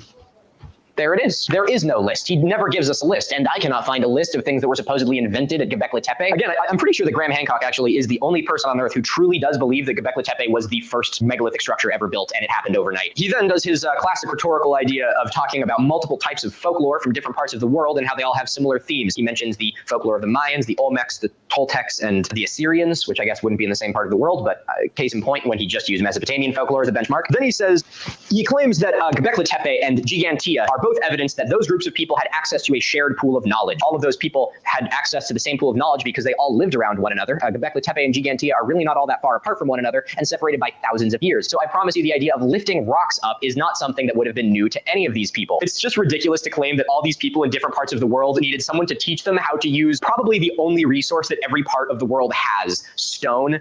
Like, hey, coming off the boat, yo, what are you going to teach us about? Oh my God, you're telling me I can put that on top of another one of that? Next thing you know, you're going to tell me that you can grow grass. What? We're back to the vulture stone now. I hope you brought your rubber bands because this one's a stretch. Graham Hancock talks with a man named Martin Sweatman who claims that the vulture stone is a star map. And he says that it represents asterisms or star clusters. Now, what star cluster does that look like to you? And now he notes that on the vulture stone, there is a scorpion motif. And so, obviously, he says that this is the constellation Scorpio. I don't know about you, but every time I go out with someone who knows things about constellations and they go up and they're like, hey, look at that. So Ryan's belt, I look at them and I go, are you on crack? There is no constellation that actually looks like the things people says it looks like. So if you're telling me that someone looked at the sky 12,000 years ago and was like, man, that looks like a scorpion, then you are absolutely full of it. This again is Graham Hancock and this Martin guy falling into the same trap of thinking that we are way more important than we actually are. Why would people 12,000 years ago have used the same astrological signs we do? One of the oldest like zodiacs that we have is the zodiac of Dendera, which I talked about in my Dendera Light video. And this carving predates that by 10,000 years. You cannot tell me that those people were looking at the sky and seeing the same things that we do. But because Graham Hancock told you at the beginning of this episode that these are more symbolic carvings, he has already greased the skids for you to be like, man, those do line up pretty good. That must be Scorpio. So now that we know that the scorpion is actually the Scorpio constellation, well, then you can just plop that on a star map and boom, what do you know? The vulture is Sagittarius and something else is connected to something else as well. And he says that the center circle is the sun and then it's all like a giant calendar pointing us to a certain date to warn those in the future to watch out for the thing that destroyed them. I know I've said this a million times in this series so far, but it really does feel like these people just watched National Treasure as a kid and no one told them that that's not actually how the real world works. So Graham Hancock says that all of this is evidence that Göbekli Tepe and Karahan Tepe and all these pillars are pointing toward this being a reboot of civilization. Civilization wiped clean by the wrath of God during the Younger Dryas and then rebooted by the Atlanteans who taught people how to put rocks together. He says that it's not just a cultural site, but it's a memory, it's a warning, which is super flashy and cool sounding, but also doesn't really make any sense and he hasn't given us any evidence for it other than just saying it. Then he says one of my favorite things in this entire episode. He claims that Göbekli Tepe was intentionally and rapidly buried, as if it was a time capsule that was meant to be sealed away to warn future generations of the great cataclysm that wiped everyone out at the end of the Younger Dryas. The reason this is my favorite thing is because it's just straight up not true. There is absolutely no evidence that Göbekli Tepe was intentionally buried. I don't really know why he says this. Well, I do know why he says this. He says this because it makes it sound more dramatic, but it's wrong. So I guess it's probably important to, tell you the truth. But again, I mean, I guess it's okay to tell some lies when the only evidence you have is just sort of making things up and saying that things look like other things. Disembodied voice Milo here for a quick addendum. According to a paper published by Dietrich et al., there is evidence that some of the rooms at Göbekli Tepe had some infill put back into them at different points throughout the site's existence. It is theorized that part of the reason for this is because the site was experiencing serious erosion, which would explain the retaining walls and structural infill used at the site. And the presence of those structures actually goes on to further support why the entire site is buried. Not because it was buried all at once to keep it safe as a time capsule, but because the site was subjected to extreme erosion. Erosion which was so drastic that the builders of Göbekli Tepe had to take it into account while the site was still active. So while there is evidence of structural earthworks at the site, there is no evidence at all to suggest the idea that the entire site was ritualistically buried. You'll notice that I haven't even talked that much about archaeology this episode because there's so little archaeology in this now that I can't even apply my knowledge base because the things he's saying are just so out there. It really is essentially an unfalsifiable hypothesis. Like, can I prove to you without a shadow of a doubt that Atlanteans didn't come out of the sea and teach people how to build Göbekli Tepe? I mean, I guess not really, but does it seem like a very logical conclusion? Serpents. Man, that's good. Graham Hancock notes that there's serpent carvings at multiple sites, which is really cool, I guess. Now, I'm not going to act like an idiot. Graham Hancock is saying this because he's queuing up the next episode. What's going on, little Lou? You okay, buddy? And that's the end of episode 5. No material evidence, no genetic evidence, no actual evidence. Hell, there's just no evidence. We've gotten a report that there hasn't been a sponsor yet in this video. It's nice to meet you. I'm Officer Thought Police Milo, and I'm here to tell you about today's sponsor. Because today's sponsor is Ground News. Are you sick and tired of the media lying to you? Yeah? Well, I am too.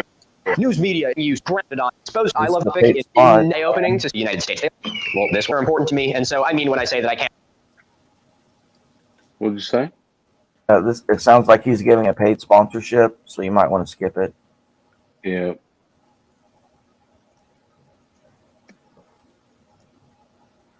There we go. This is in session. Ancient Apocalypse, Episode 6, America's Lost Civilization. Graham Hancock begins this episode with a bold claim. If you went to school between 1960 and 2010, you were taught an outdated history of the peopling of North America. This is the most hilarious way that Graham Hancock could start this episode. Because his entire series is predicated on the idea that archaeologists are opposed to accepting any new information that would challenge the status quo, it is very interesting to see that right off the bat he admits that the story of the peopling of North America changed when, presented with new evidence. Some of this evidence is, of course, the White Sands prints, which are a set of footprints found in New Mexico. I have talked about these before, and they are dated to about 23,000 years ago. You're never going to guess who they were found by. Archaeologists. And this is why archaeologists question everything, because we want to be able to further our understanding. We are looking for facts. And if we didn't question anything, then you could just say whatever you want and no one would question it, Graham Hancock. He also brings up this Rudy Macedon site, which is a site that I've talked about. You should check out that video if you haven't already. But it's a site that suggests that there could have been some sort of hominid presence in North America about 130,000 years ago. For quick spark notes, one of the hypotheses around this Rudy Macedon site is that it is a Macedon kill site with some evidence of primitive stone tool usage that predates all other habitation in North America by nearly 100,000 years. And in my video about that, I fully admitted that I would not be opposed to finding evidence like this. In fact, I am, I almost want to believe in it. I think it would be really interesting to have the history of human settlement of North America change so much in our lifetime. However, I am a scientist, and so I'm going to need a little bit more evidence than that one site before I fully sign on and 100% believe it. What I will say is that episode 6 has the strongest start out of any episode of Ancient Apocalypse, and one that I do genuinely want to give Graham Hancock credit for, because he starts with a wonderful speech talking about the injustice of just how many indigenous sites were destroyed during the colonization of North America. He mentions the staggering statistic that 90% of indigenous earthworks and mounds and grave sites were destroyed as westward expansion happened and fields were plowed. Now, fair warning, I am going to be critical of the way which Graham Hancock portrays the paleo-indigenous population of North America, but I do want to give him credit off the bat that his heart is in the right place. It really does seem like he is trying to be aware of these problems and, trying to raise awareness about them. And so I really do mean when I say I genuinely appreciate it. However, this initial speech is undermined slightly with the actual content of this episode. All right, everyone put on your expedition hats because we're going on a field trip. Poverty Point is a paleo-indigenous mound site in the modern state of Louisiana. It has an enormous central mound, some concentric half-circular mounds, and the remains of wooden ring complexes. Now, south of Poverty Point is another mound complex called the Lower Jackson Mound. And Lower Jackson Mound is old, dating to about 3000 BCE, or about 5,000 years ago. Graham Hancock claims that this is all part of some elaborate plan, and that Poverty Point Mound and the Lower Jackson Mound are connected to one another, and it was all part of some huge earthenwork that, did something. It is worth noting that the builders of the Poverty Point Mound, as well as the Jackson Mound, would have all, lived in the same area and probably been exposed to the same resources and cultural influences and whatnot, and does not necessarily mean that all these sites are connected. But the big bow that Graham Hancock sort of puts on all of these sites is that they are astrological mounds. They are mounds that were meant to observe the heavens and, be almost a giant clock for the, the winter and summer solstices, which there is quite a lot of evidence to suggest. There's evidence to suggest that there are many sites all around the world that all have, solstice-oriented alignments. Now let's brainstorm for a minute, shall we? Why would it be that so many places around the world have these solstice alignments? Is it because Atlanteans came out of the sea and taught them how to make calendars, or were warning them to look to the heavens to guard them against the ancient evil that will wipe them out? Or is it because every single group of people around the world could look at the sky? Graham goes on to say that archaeologists are reluctant to accept astronomy into their field, and that we view it as, an infringement into our territory, which is just foolish. One of the most amazing things about working in the field of archaeology is that it is an interdisciplinary field. We rely on the work of other people in order to be able to draw our conclusions. You need to work alongside geologists. You need to work alongside botanists. You need to work alongside zoologists. There is so many fields that tie into archaeology, and without them, we would be nothing. Archaeology is, to put it broadly, the study of quite literally everything. When you go back to look at a site like this, you aren't just going back to look at one specific feature. I'm not a paleobotanist. I don't go back in time to just look at the plants. You're going back to try and assess an entire time in history, and because of that, you are dealing with all the facets of life that we deal with today. And so it only makes sense, and it only works if you are able to listen to other people. And the fact that Graham Hancock has all of this information at his disposal is proof enough that archaeologists collaborate with plenty of people outside of their field.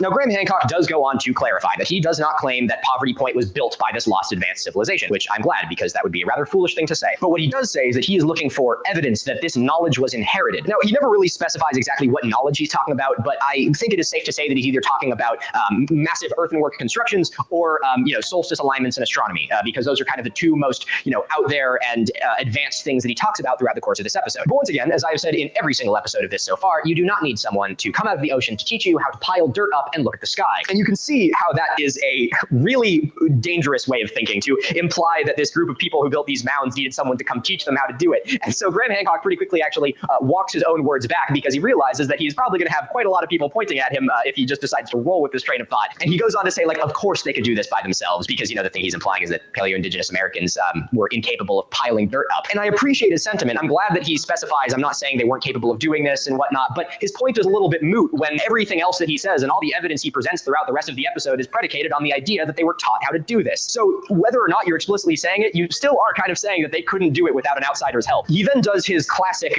his special attack, where he lists all sorts of different sites around the world that have something in common. In this case, the thing that all the sites he lists have in common is that they have a solstice orientation. I will say once again, what is the one thing all these places had in common is that they were visited by Atlanteans or they could see the sun. And then he brings up a bunch of other North American mound sites, which also supposedly have solstice orientations. The mound sites that he talks about are, alongside Poverty Point, the Cahokia site, the Moundville site. Actually talked about that in my Grave Creek Stone video. Actually, once again, that name is so terribly bad. Saudi Nakuchi, the Atoa Mounds, and the Iowa Effigy Mounds. All right, now we're going to do an interactive activity where you're going to interact with yourself and I'm going to pretend like I can see you. What do all these things have in common?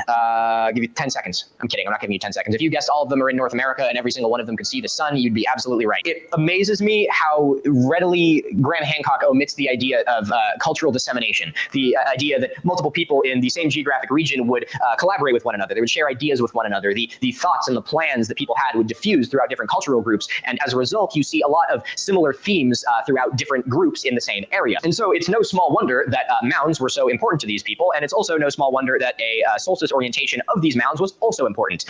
Now, the big grand slam that Graham Hancock goes to in this video is Serpent Mound in Ohio.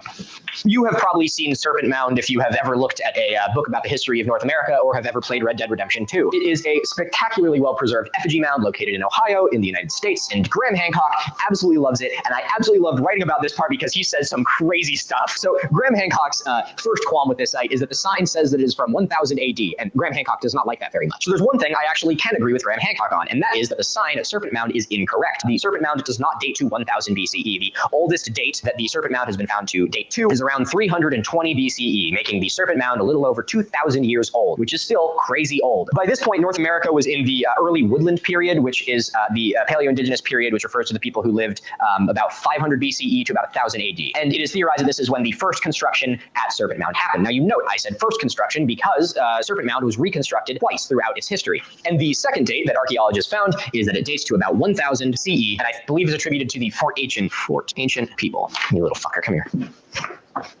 This guy ate a plant. Tell him that he did a bad thing. Look at him in his tiny little face and tell him, no, you can't have that. You're not old enough. You're too small.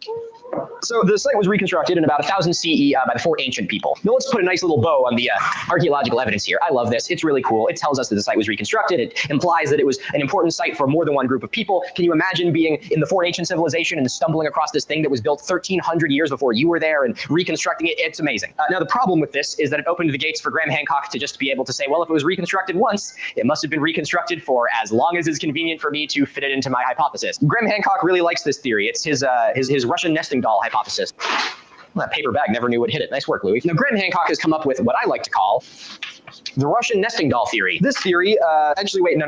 This is the Russian nesting doll law. The Russian nesting doll law, as pioneered by Rossi et al., dictates that every single thing on Earth is built on top of a conveniently dated older version of itself. It's fact. I published many papers on it. Don't try and Google them, though, because mainstream academia is trying to silence me, and they deleted them all, and they blocked me on Pinterest. Okay, that was pretty funny, but now we're about to get to the really funny part, because this story story gets so much better because the people at Serpent Mound decided to ban Hancock. I'm convinced that the reason Graham Hancock talks about Serpent Mound so much in this episode is purely because they banned him from the site, and so he just saw it as a perfect opportunity to just continue his ceaseless browbeating of mainstream academia.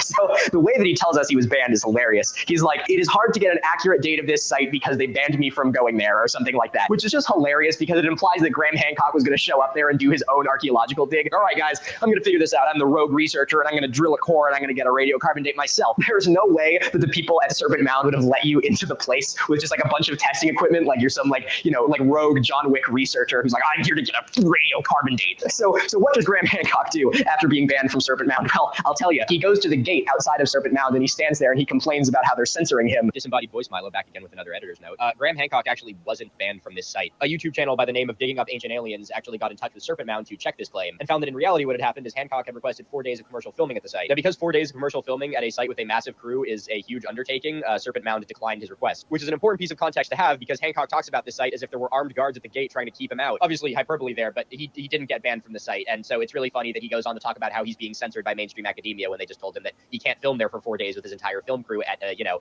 active, important historical site and, you know, major tourist destination. Anyway, that's just an important piece of context. Link to the video that talks about that will be in the description. Let's get back to it. Which I don't know about you, but I am just so sick of people whining about censorship. Like, I don't know, like, Louis, get your little, if you keep being a bitch, I'm gonna have to put you in solitary again. You wanna do that? You wanna get locked up? Would you be willing to throw away your life? You wouldn't download a house.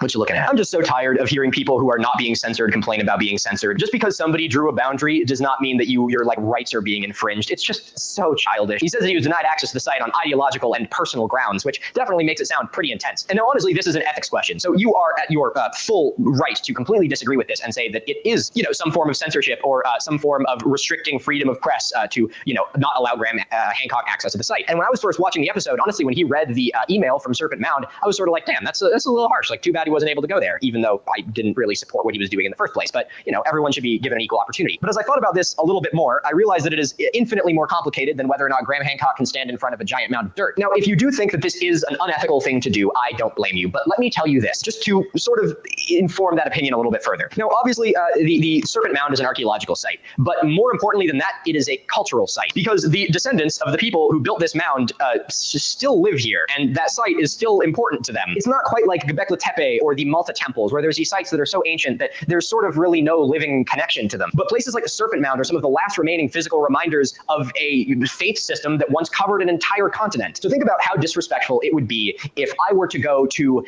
Temple Mount or to Calvary or something like that, a place with a huge amount of religious and spiritual significance to a major world religion. And then I were to, you know, bring my camera crew in there and start drilling into the ground to get radiocarbon dates and telling everyone it was built by Atlanteans. That would be just cripplingly disrespectful. And so just because this site isn't an important site for a Western religion or a religion that you hear about all the time doesn't mean that it still isn't a sacred site. And so to tie a little bow on it, yeah, it is totally within their right to tell Graham Hancock that he's not allowed to come there and preach about how this sacred religious site is a, you know, fabrication by, I don't know, Atlanteans or something. And beyond that, I think that gives Graham Hancock even less of a right to whine about it as much as he does. Like, if this site was sacred to me, I would also probably tell you to just fuck off. Anyway, lightening the mood, I think it's absolutely hilarious that Graham Hancock films this entire section just standing outside of the gates of Serpent Mound. Though he does say that the people at Serpent Mound are crushing opposing views by denying access, which Graham Hancock, the only thing that permission would have given you is just allowing you to be wrong on the other side of a fence. They also have someone fly a drone over Serpent Mound, which I don't know if that's legal. I'm assuming it is, or they wouldn't have done it, but I just think it's really funny. They're like, oh, you won't let me in? Well, what if I fly over it? Anyway, okay, that's enough of that. Now let's get into his evidence for this site being older. The oldest the Serpent Mound has ever been dated to is about 2,000 years ago. So how old does Graham Hancock think it is? 3,000, 4,000, 5,000 years? Graham Hancock thinks that the Serpent Mound is 10,000 years old. Shocking 8,000 years older than the actual recorded date. Now, what is his evidence for pushing the date back by, you know, what, 5 times older than it actually is? His evidence is, Serpent Mound is a solstice-oriented site where the summer solstice sun will set in the serpent's mouth, and at the back of one of the curves in its tail, the winter solstice sun rises. It's an amazing site, and it has some wonderful astronomical alignments. But his theory is that because the mouth is 2 degrees off from where the sun rises on the summer solstice, it must have been built 10,000 years ago because that's when it would have lined up perfectly.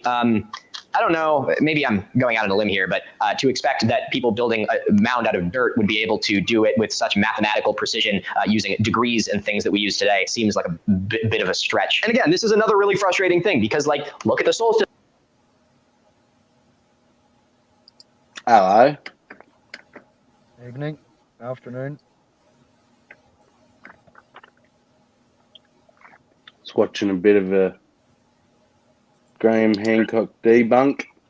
I've seen this guy. He does like 3 or 4 parts. The most recent one came out the other day, didn't it? Yeah, that's this one, I think. I haven't seen it yet. It's an entertaining show, though, if you're watching it for an entertainment purpose. Yeah, I think so. But it's so easy to believe it, you know, if you don't get, if you don't bother to look into it.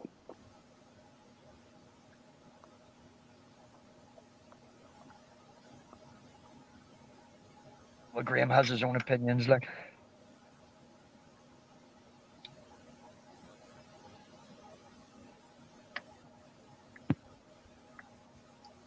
You got censored, Hillary, eh?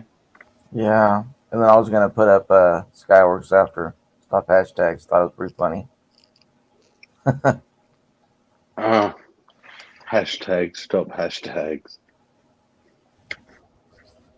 It's brilliant. Solstice alignments. It's really cool. Graham Hancock's reasoning for why it must be that 2-degree off thing is, why would you go through all this effort and not get it exactly right? I can't argue with that, Graham. Well, yeah, why didn't they get it right?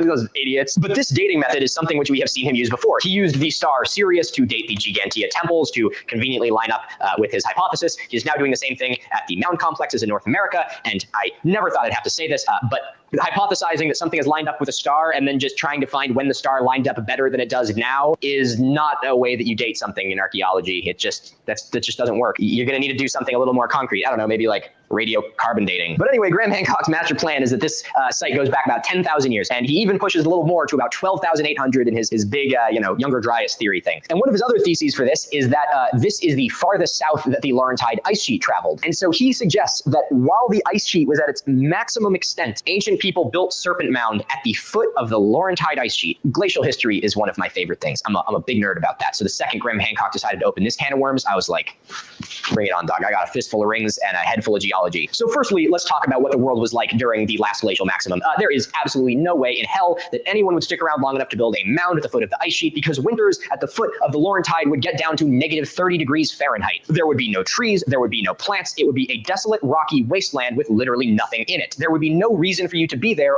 and especially to spend the time building a giant snake mound. And technically, he is not wrong about that. The Serpent Mound is directly at the foot of the Laurentide ice sheet. The only thing he doesn't mention is that it is at the terminus of the Illinoisan extent of the Laurentide ice sheet. Milo, what's the Illinoisan glacial limit? The Illinoisan glacial limit is the last maximum that the ice sheet reached, which was, 120 to 300,000 years ago. So, no people building stuff then, sorry. Now, I will admit it is still pretty close to the Wisconsin glacial limit, which is the most recent ice age. And that hit its glacial limit about 25,000 years ago. The terminus of the Wisconsin glaciation would have been about 25 miles north of where Serpent Mound is now. And now, are you ready for my big theory? Because in a way, I do think that Graham Hancock is actually right that the Laurentide ice sheet did influence why Serpent Mound is built where it is. Bring up the topographic map of Ohio. You will notice that everything north of this site is completely flat. That would be because the Laurentide ice sheet ground it down to nothingness twice. Well, everything is flat except for the Bellefontaine outlier, but that's a totally separate thing. Very cool, though. Maybe I'll talk about that at some point. So the land that you're left over with is pretty much this series of rolling hills that suddenly ends, and it's just flat until you get to the ice sheet in Canada. So to me, it is no small wonder that the paleo-indigenous people decided to build on this hill. Is it because they knew it was the terminus of the ice sheet? Absolutely not. It's because it just happened to be where the hills ended. So do I think that it's coincidence that these two things line up? Not really. Do I think it's because they were living at the foot of the ice sheet? Absolutely not. Anyway, that was my little, I really went down a glacial rabbit hole on that one, but I figured I should share. He then goes on to mention more folklore. He talks about Iroquois myth, where there was a serpent in the sky that was like struck down with lightning, and he uses that to talk about the fact that there was a meteor or something. And then he claims that the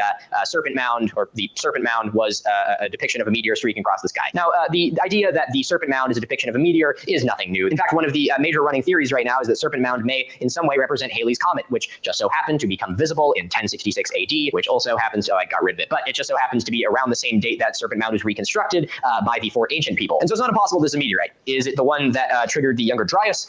Probably not. And that's the end of episode 6. We're going to resume with lesson 7 after a brief break.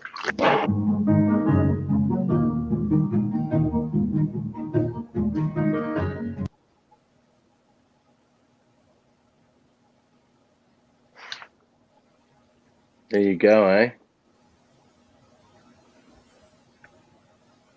When Just before I came in here, I was actually watching something on the Younger Dryas, and there's more and more evidence to show that it was a meteorite that caused the Younger Dryas.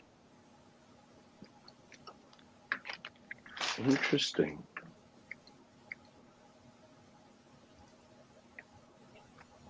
They blamed the Canadian ice sheet for melting and stuff. A meteorite landed. If it possibly broke up, it would cause the winter. Then the drop in temperature that happened very drastically over the course of 30 years. The temperature dropped about 5 degrees. Plus, there's evidence to show mass burning across Europe in and around the same time. And if the meteorite broke up when it hit, it would have caused the winter. And with the breakup, landing in forest areas would also have caused the mass fires.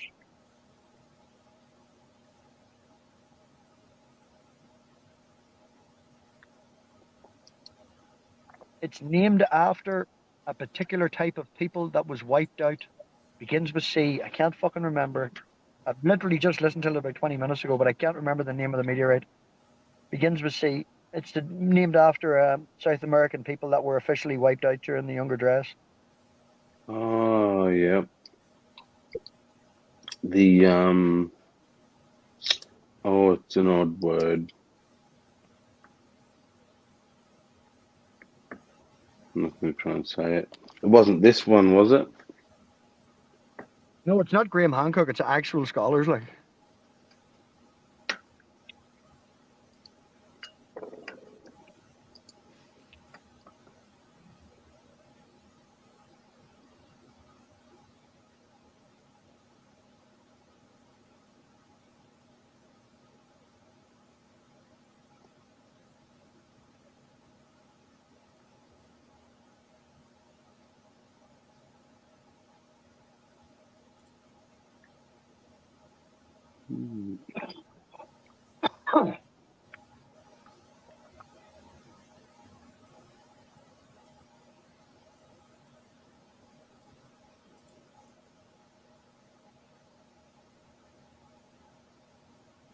What did you search to find that? I was just going down rabbit holes of different things, and I ended up following down the line of giants. Then there was a reference to giants, and then it went on. I've been at it all morning. I couldn't even tell you what stream it is, because I'm trying to get as much research in Richard's history as possible. I started with Mr. Mythos.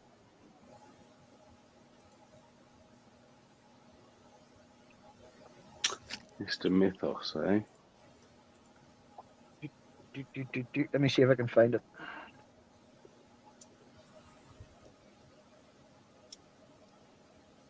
Mr. Mythos, the missing link, floods, giants, and something else.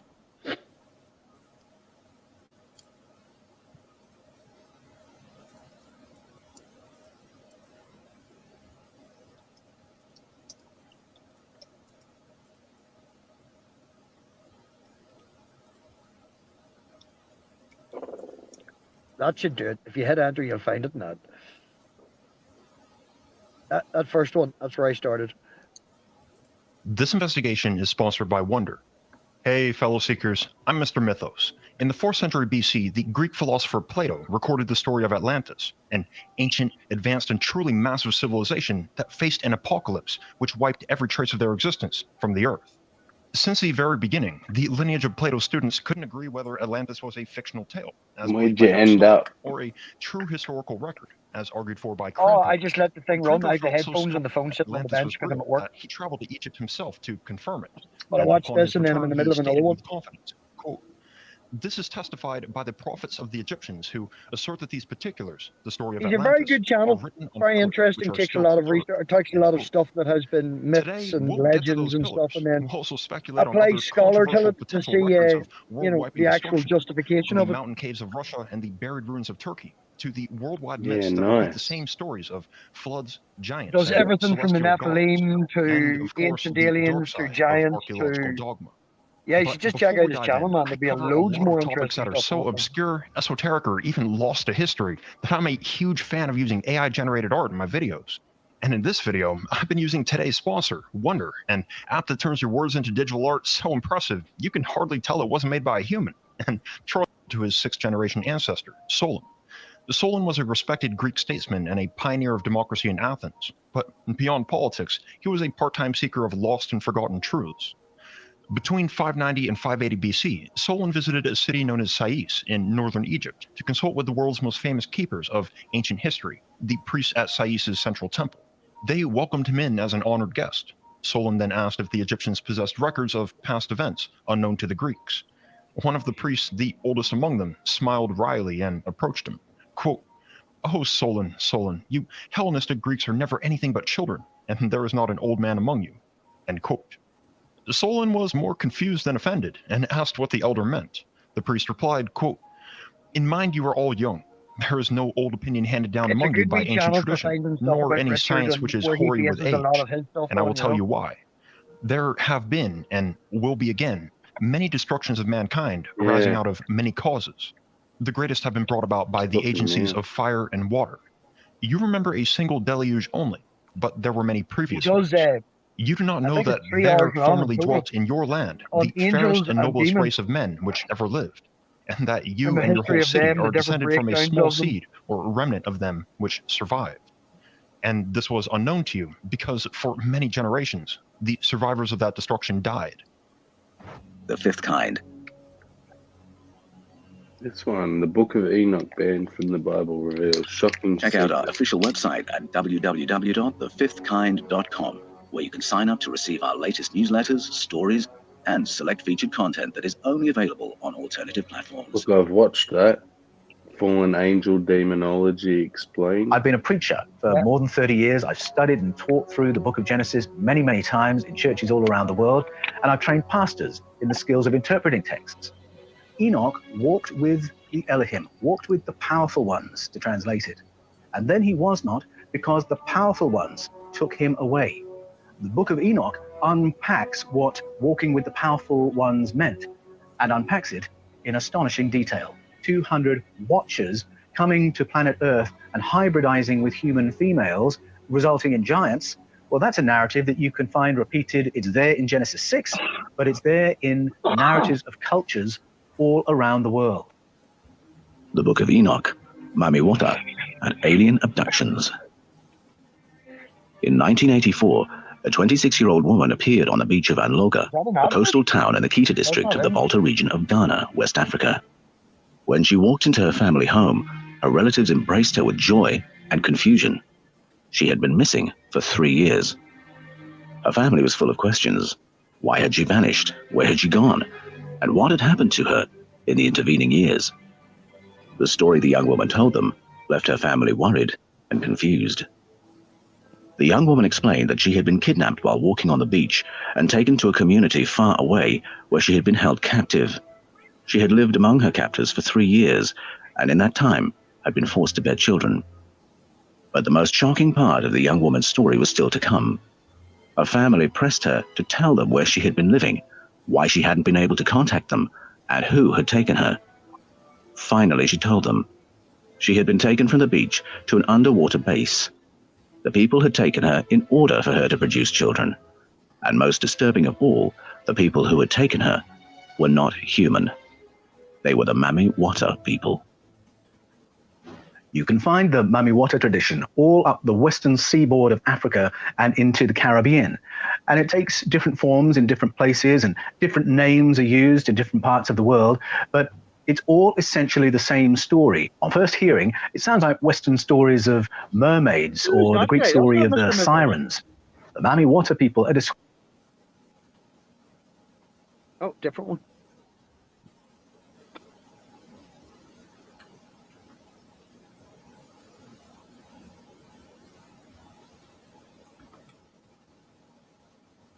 Close Encounters of the Fifth Kind.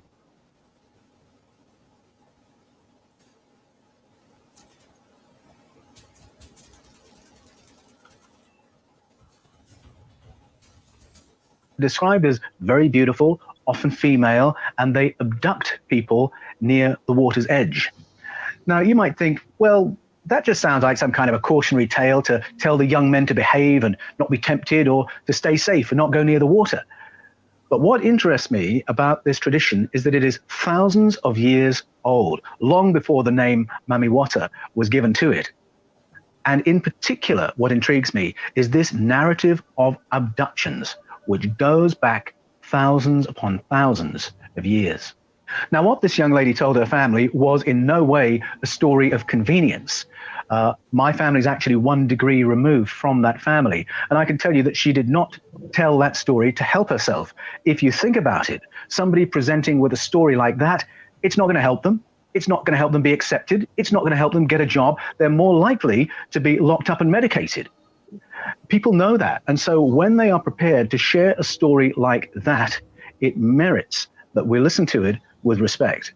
And the fact that this narrative is so wide and goes back so far suggests to me that we need to give it some more serious attention. It's actually part of a bigger narrative, and an even more ancient one. And I'm talking about the Book of Enoch. The origins of the Book of Enoch are rooted in the Hebrew tradition. Scholars generally agree that the various parts of the Book of Enoch were authored in the 2nd and 3rd centuries BCE. The writing may have encapsulated an oral tradition going even further back in history. The book is titled with the name of Enoch.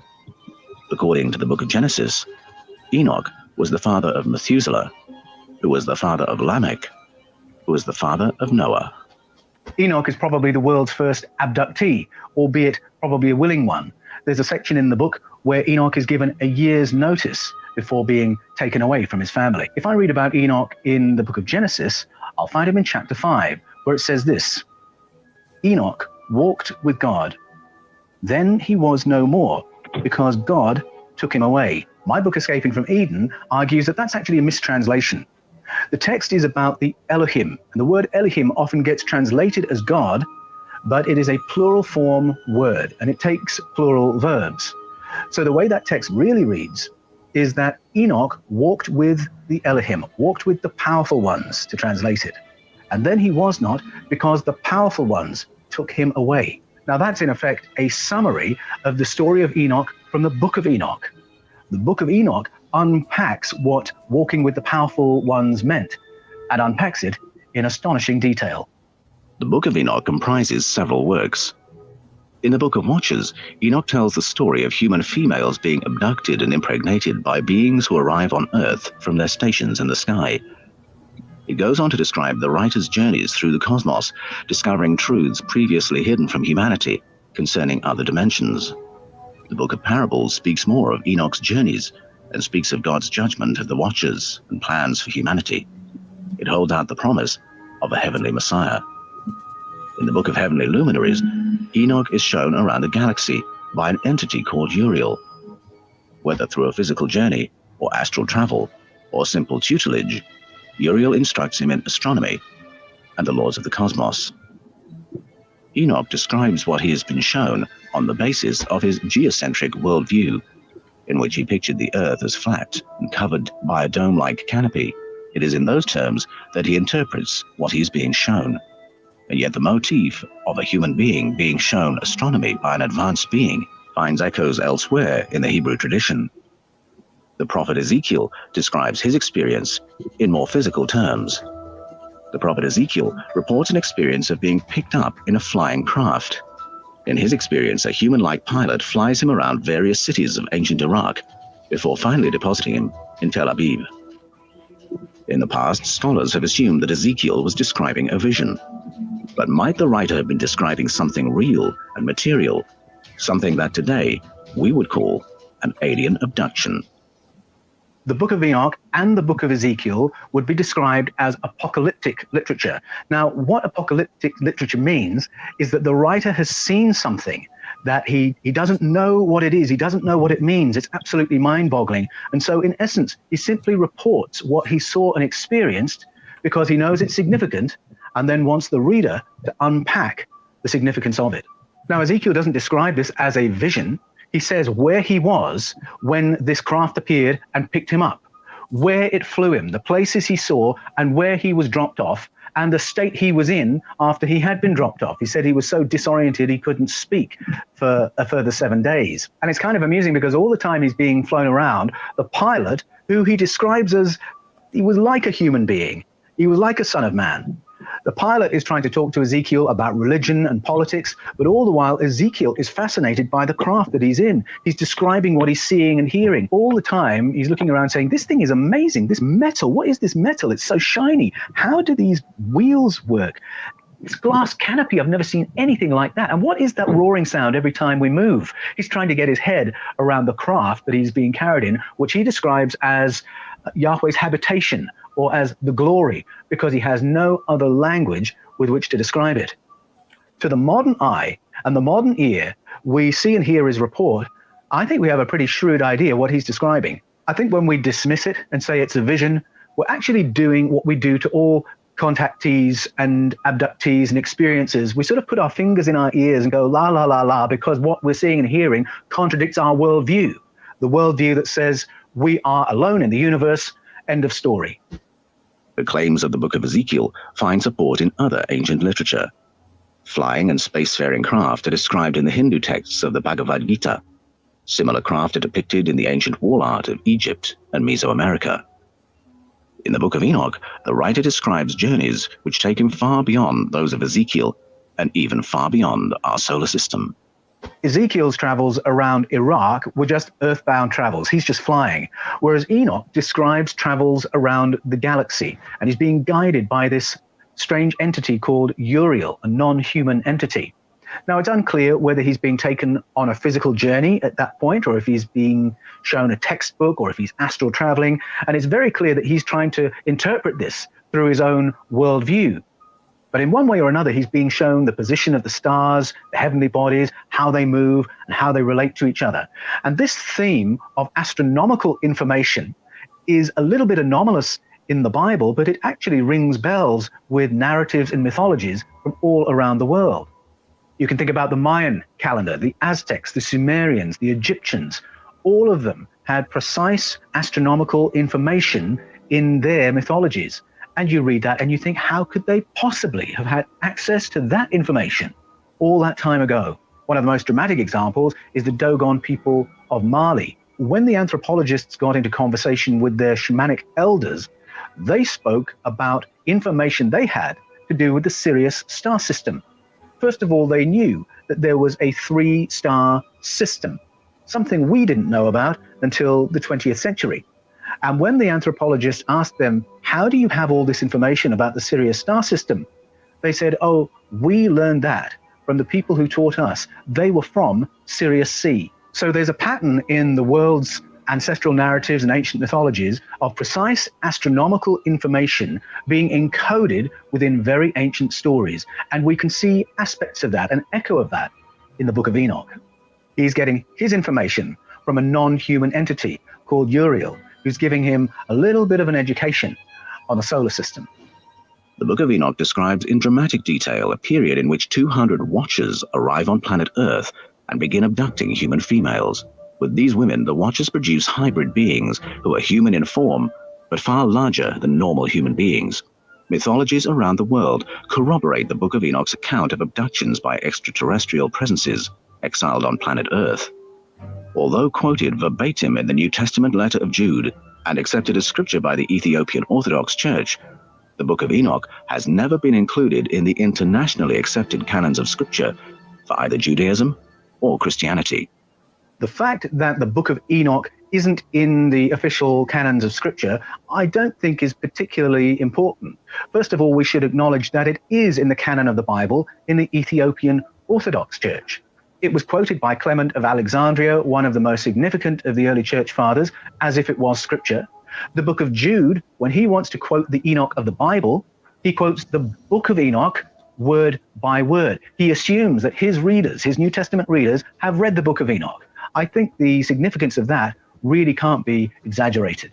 The stories told in the Book of Enoch are really an unpacking of narratives that we find in canonical books, Genesis, Ezekiel, the Gospels, and the New Testament. So in that sense, it's a book that believers shouldn't be frightened of reading. It is a book absolutely affirmed by the canonical scriptures themselves. The Book of Enoch's story of 200 watchers coming to planet Earth and hybridizing with human females, resulting in giants.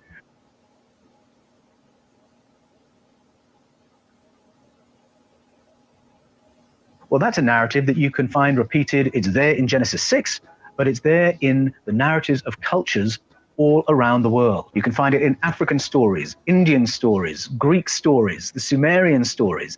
It's there in Genesis chapter 6. And in the narratives of cultures all around the world. And the story is always the same.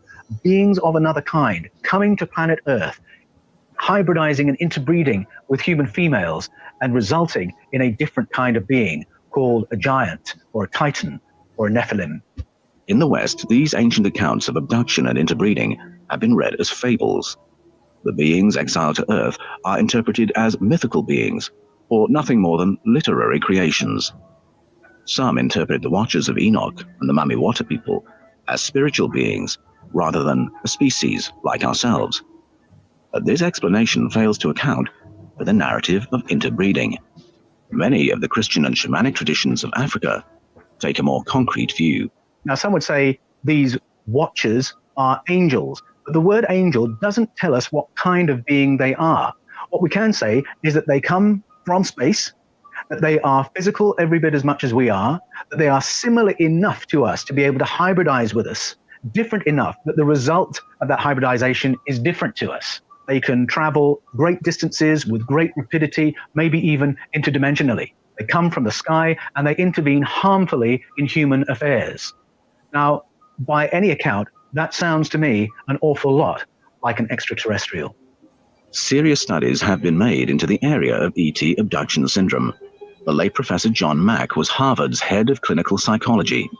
In the 1990s, U.S. Defense tasked Professor Mack with investigating the psychology of military personnel who had filed reports of close encounters with extraterrestrials. As he continued his investigation, patterns began emerging in their reports. His technique included supplementary questions which gave his subjects no opportunity to prepare or collude in what they were describing. Professor Mack then widened his sample base to include civil aviation operatives who had filed similar reports. The conclusions he brought to U.S. Defense were that these were not cases of psychosis or hallucination. These operatives had been in contact with something real that merited further serious study. In 2009, Pope Benedict XVI called on the Pontifical Academy of Sciences to convene a colloquium to discuss the theological implications of contact with other civilizations. The colloquium gathered 30 leading scholars and theologians. Among those who brought its findings to the press was one of the Vatican's most senior experts in paranormal phenomena, Monsignor Corrado Balducci, a leading exorcist for the Roman Catholic Church. He explained that when contactees and abductees report their close encounters, they are not describing psychotic episodes or demonic encounters.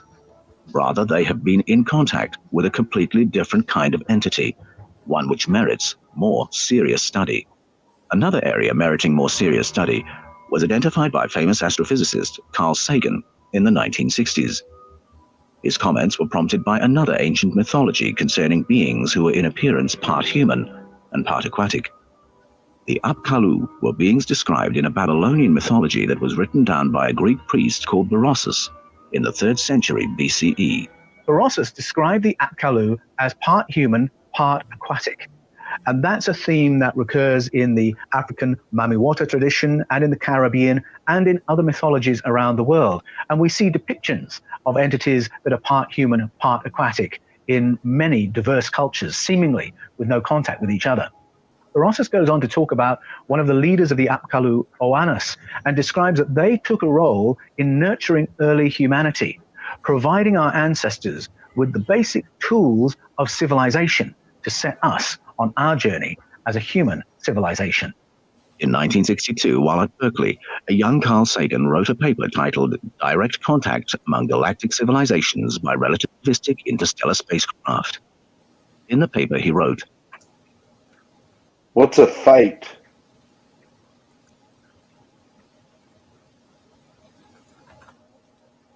A fate? 3 fates? Oh, the the three women that weaved a person's destiny. So I don't remember. I think one is the spinner, the other is the weaver, and the last one cuts it off. So birth, life, and death. Okay.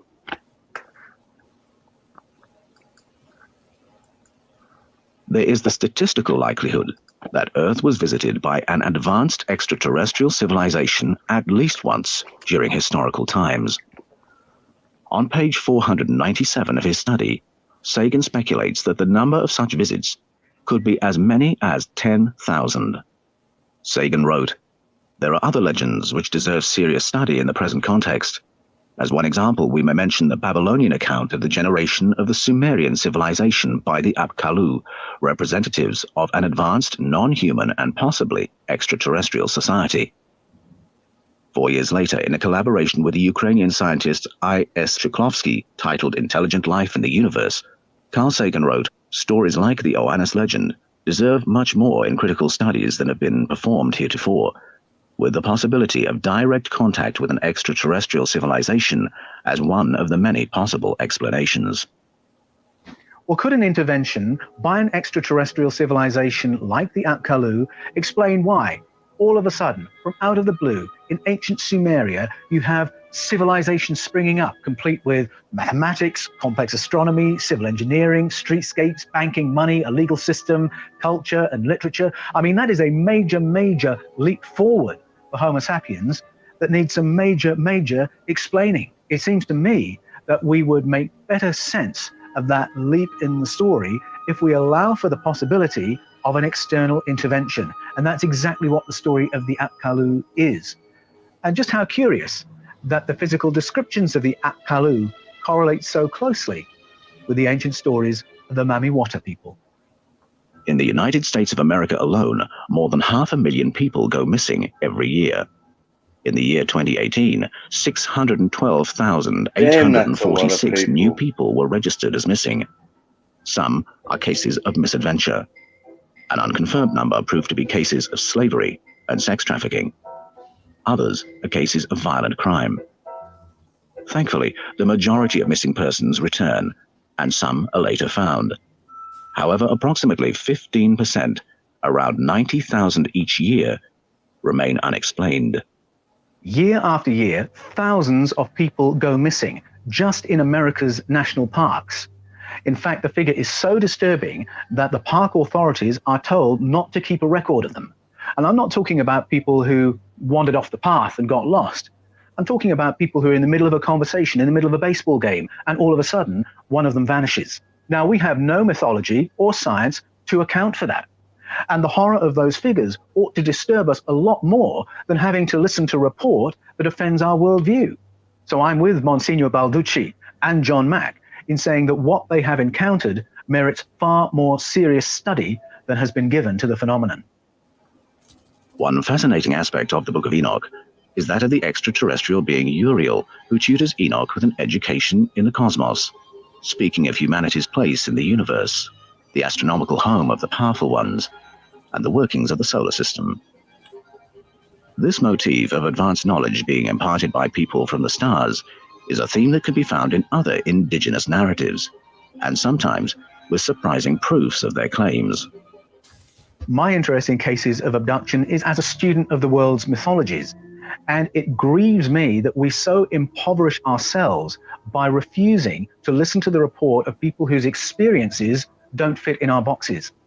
As people become aware of my book, Escaping from Eden, I am contacted every single day by people who have had experiences and close encounters, some of them abduction experiences, that they have not told anyone in decades.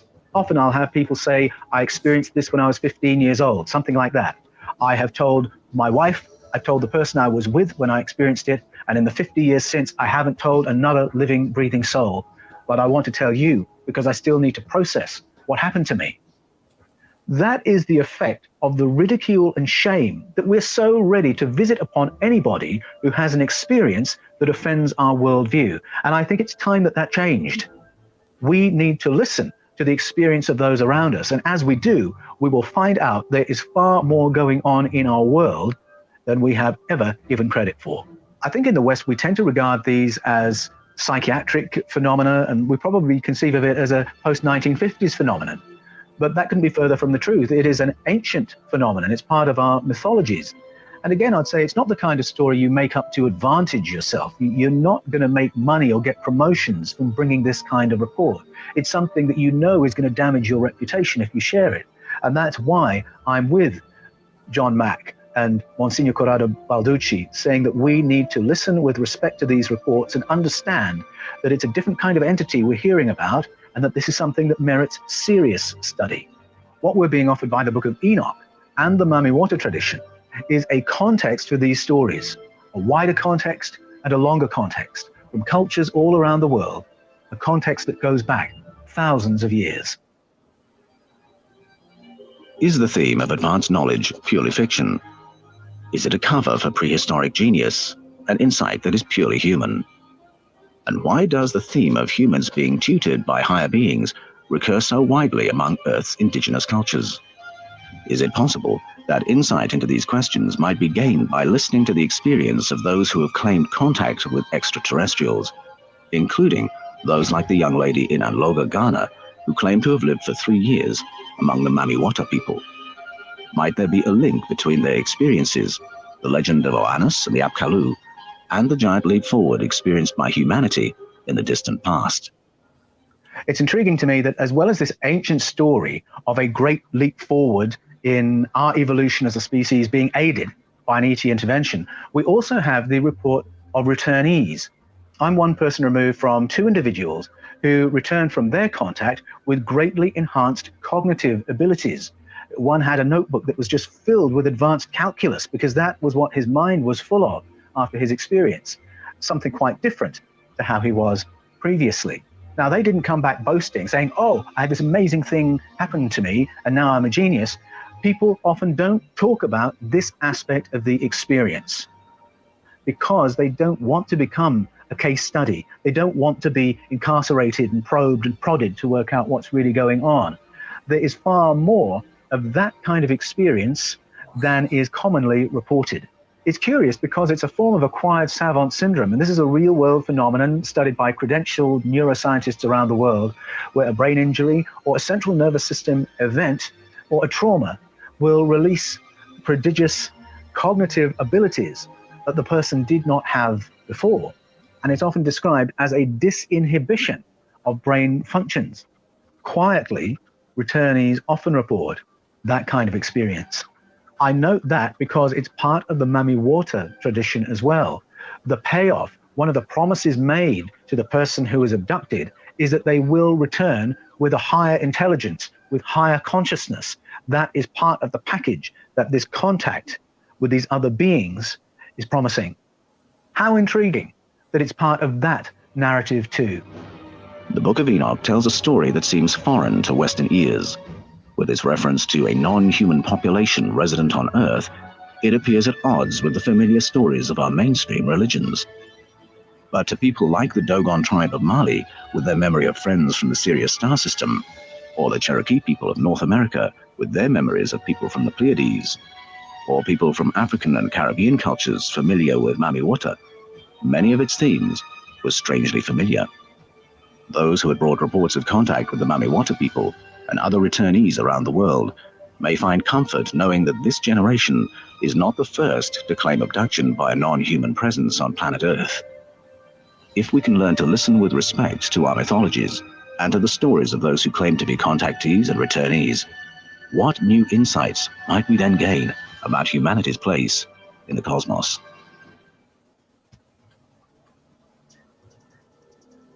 The Qumran Caves on the northern shore of the Dead Sea.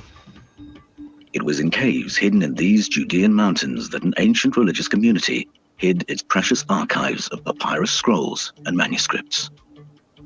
In 1947, a shepherd throwing rocks was surprised by the sound of a breaking pot. When he investigated, he realized he'd stumbled upon an incredible treasure trove of ancient texts.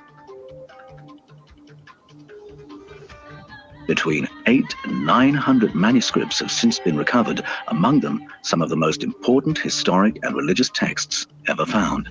Among them, the Book of Enoch. The earliest version of the Book of Enoch is the Ethiopian book. Ethiopia is home to the one church communion that accepts the Book of Enoch within the canon of the Bible. The Ethiopian book comprises the Book of Watchers, the Parables of Enoch, the Astronomical Book or the Book of Luminaries, the Book of Dreams, and the Epistle of Enoch. Many of its themes echo the aspirations and concerns of many of the Hebrew scriptures, but other themes occur within its pages that are more unusual. The current scrolls date from the 3rd to the 1st century BCE. The source of their narratives and their authorship remain a mystery. The book is attributed to Enoch, but that doesn't settle the question of its authorship, because just as the historic Moses didn't necessarily write all the books of Moses, or the prophet Isaiah didn't necessarily write all the books of Isaiah, so the authorship of the Book of Enoch remains a bit of a mystery. But Enoch himself is a fascinating figure and very intriguing. He's an ancestor of Noah. Noah is his great-grandson, and he himself, Enoch, is the great-great-great-great-grandson of Adam and Eve, which, if you think about it, if I'm doing my maths right, means he had 62 other great-great-great-great-grandparents in the same generation as Adam and Eve.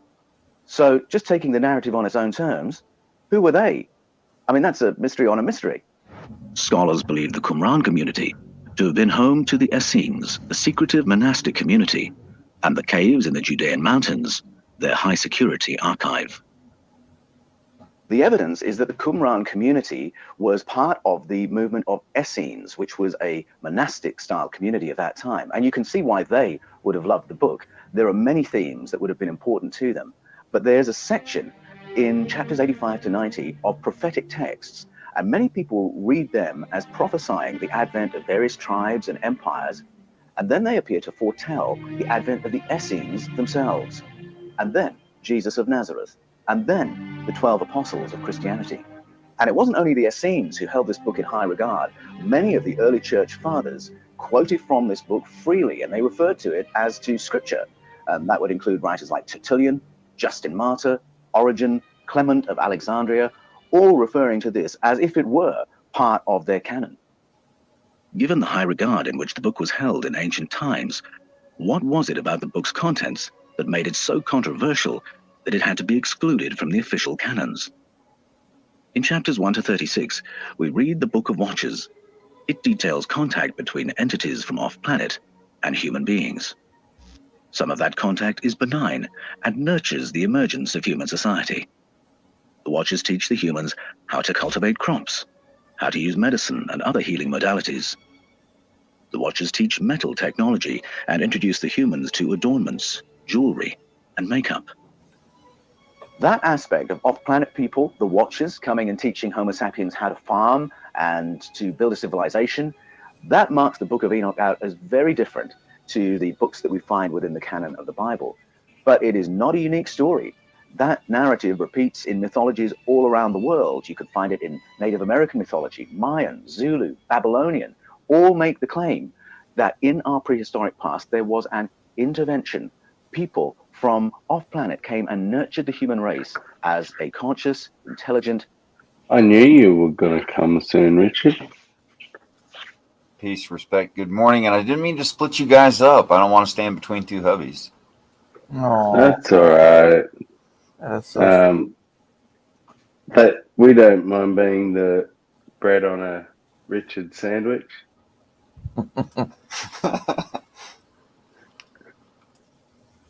Just catching a bit about I don't know how I got onto this video, to be honest. Mathpig was trying to show me somebody else, but I clicked on this by mistake and we've just stayed here. So jump in if you feel the urge. Technological species and gave us the building blocks of civilization. But though that narrative has been allowed to remain in indigenous mythologies all around the world, it seems that that admission of a wider ET family was an admission that the Jewish and Christian religious authorities were not willing to make. Of all the lessons given by the Watchers, one that concerns much of the Book of Enoch is the lesson in astronomy. This is another aspect in which Enoch differs from the other Jewish texts. Astronomy or astrology, which were all part of the same thing at that time, not favorably looked upon in the Bible, but it's there as a theme in Enoch. Again, where there's a point of difference from the other Jewish writings, Enoch finds correlations in other world mythologies. The moment you listen to other world mythologies, you hear the same notes. Mayan astronomy is a byword for sophistication. Egyptian, Sumerian, think about the Dogon people with their knowledge of the Sirius star system. In Enoch, we're told about the movement of the moon around the earth around the sun, the fact that the moon reflects the sun's light, the nature of eclipses and the cycles of the moon. How was the writer shown that? Did he see it in the flesh? Did he physically travel? Was it through an altered state of consciousness? Was he shown textbooks? Was it a remote viewing? Just how critical am I supposed to be? Because there's a whole bunch of assumptions in here that just aren't so. Feel free. Yeah. Okay. It's some Hebrew and most Christians that read the Bible in such a way that there's no astronomy in it. There's actually quite a bit of astronomy in the Bible. In fact, all of the Hebrew flags have symbols on them that are a one-for-one correlation to the zodiac, except for only 2. And then if you read the blessings on the children of Israel, they describe the zodiac signs, and it goes on and on. I mean, I won't go on and on, but it does.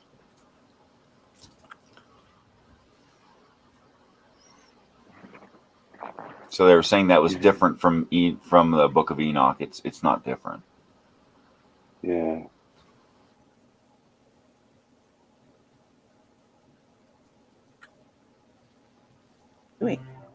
By the time we're in the late chapters of the Book of Enoch, the suggestions are there that it was all of those.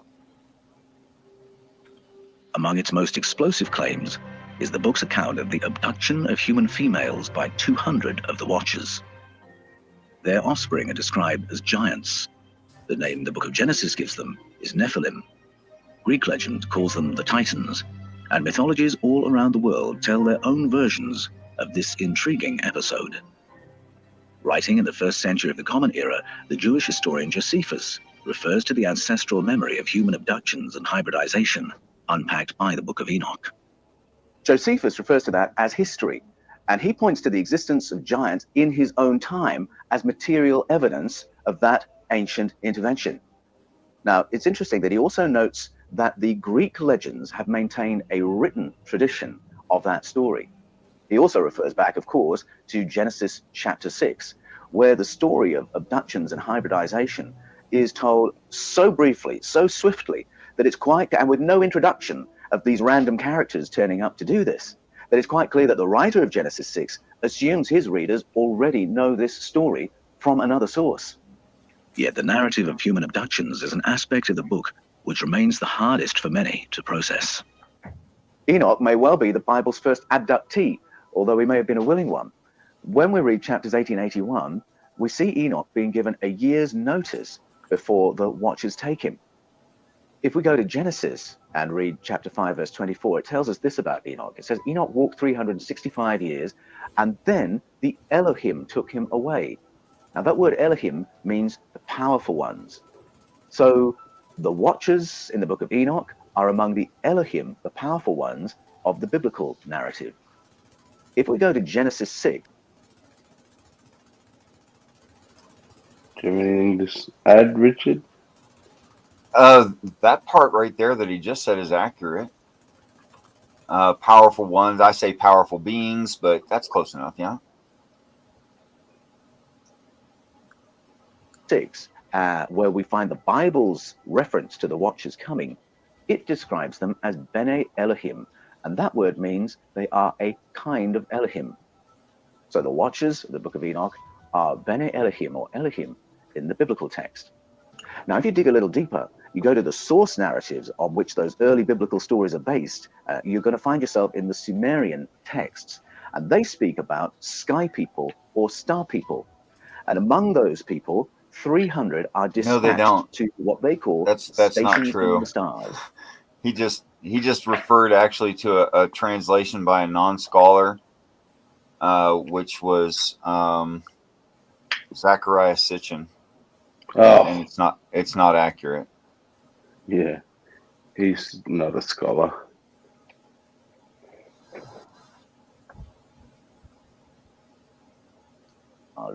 Well, they're referring to gods, aren't they? Not star people. Okay, which I think we would, where the word Elohim and then the Bene Elohim, powerful beings, sons of powerful beings, and the sons of powerful beings come to the earth and they take them each wives, and they chose to do so. Not that they chose the wives, that's goofy, that's kind of pointless. Of course they chose their own wives, but they all agreed like contractually to try this thing, which is expounded on greatly in the book of Enoch, in description of the Watchers and how they agreed with each other, and their leader Azazel says, look, I'm not going to do this by myself. Either you guys make a pact with me or none of us do it at all.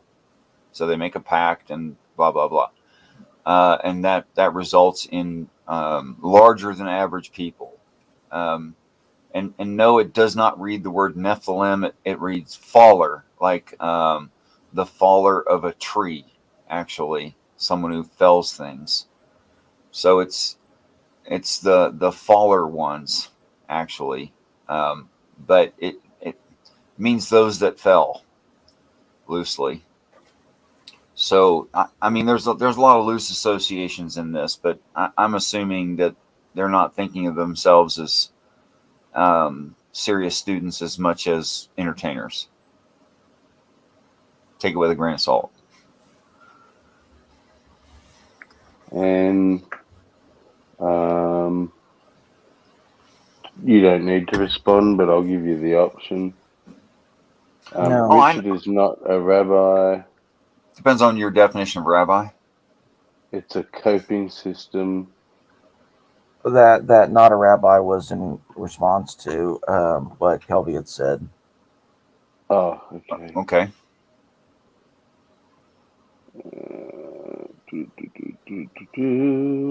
I'm not thinking I'm a rabbi, but I have spent time like studying a lot of these issues.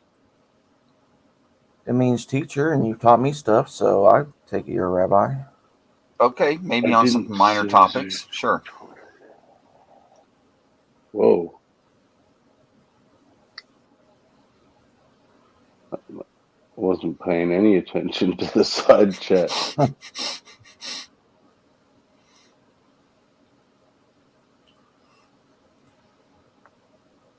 Yeah, most religions are memnonic devices. Is that how you? Oh. Their ways of remembering. It's actually supposed to be mnemonic devices. That's right. You want me to sum up the side chat? Peace and Yes, respect, please. Pixie. So Kelby said, according to Richard, Noah probably built a spaceship, and I said, according to Richard, Noah hasn't built anything yet. Do try harder when you're relying on arrogance and condescension. And then he got hurt about that, and he said something about I was breaking his little heart, and I said, don't need to, don't care, cry about it or don't. And then he said I was awfully protective of my rabbi. And then I said that you are not my rabbi, and that I would say the same of any of my friends, and that he was free to keep making up bullshit in his head to make himself feel better. And so Kelby's not a very happy camper at the moment. That's a pretty big compliment, but isn't it, Richard? One I'm not willing to accept, yeah. But they keep putting it on you. Okay. It's bizarre. I mean, anyone's welcome. Because I'm an you open want to book. talk about it. Are you Yeah, I meant to do. be silent? Yeah. I mean, I feel open to talk to anybody about any of these topics that I think are true. You know, either in an internal critique or against reality. I'm willing to talk about it with anyone. I've tried speaking with Kelvy before. It didn't actually turn out all that good. What little I've tried. But I guess that it's the fundamental ones that think, you know, you're doing Satan's work, really. Some think so. Yeah. You're a Now, danger. to be fully disclosing, I think they are doing Satan's work. To be honest about it, because if you lead someone to believe that they're never going to see a physical heaven, even if they live into end times, they're going to poof out of existence or something and appear in heaven because of something they believe rather than how they interact with reality, then I think that's poorly guided. I think that's just not true.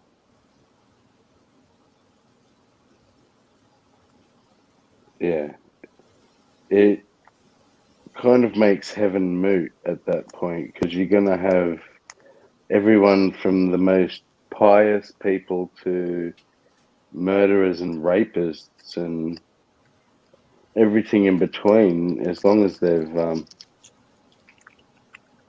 you know, As long as they've accepted Christ as their heart. safe. Yeah, that. Yeah. Yeah. Just absolutely bizarre. Where the way I read it is the importance of the acceptance of Christ is that if you live into end times and you actually meet the guy and he corrects you, accept it. Accept the correction. But it's all about being corrected and understanding a paradigm shift, the reality, the new reality. Yeah. And Tog says he'll accept the title of rapping rabbi. I thought Pixie was a dude. You thought Pixie was a dude? Really? You thought Pixie? Such a masculine name. You have a very interesting thought process, arrogant one. Oh, and your voice is so husky and... Oh, yes, such a deep voice.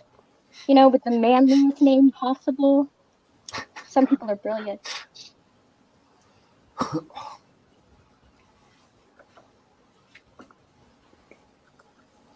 I'm going to get back a bit because talking about space stations here. Sky people or star people. And among those people, 300 are dispatched to what they call stations in the stars, which I think we would call space stations. And their job is to work as Stations observers. in the stars are constellations. Whoa, that's what you say, Richard, that they're up there watching us. Well, yes, I do. That's like, that doesn't even need to be interpreted.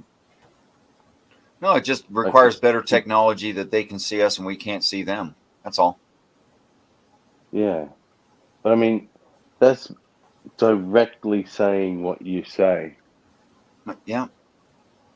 Word used in the Sumerian, observers. So watchers in Book of Enoch, observers in the Sumerian narrative. I don't think that is a coincidence. Which is why a lot of people think that you're just, in doing air quotes, ancient aliens. That's why a lot of people think so. That crossover, yeah. There's a Native American tribe, I think the Pueblo people, they call themselves the Star Children because they literally believe that they are descendants of people from off planet. That is, they fundamentally are saying, directed panspermia. Yeah. They wear the big head pieces, don't they? Like black and white faces. Quite eerie looking things. Well, there's a Kachina mask and in fact, full uniform, and the Kachina uniform, each one of them is treated as if it's a living person. Like they said, the person who does the dances and is given charge in the tribe for that Kachina costume. It also, like, I don't think it goes as far as like tucking them into bed at night, but it does include like setting a dish, a meal for them. It's pretty anthropomorphized actually as a separate person.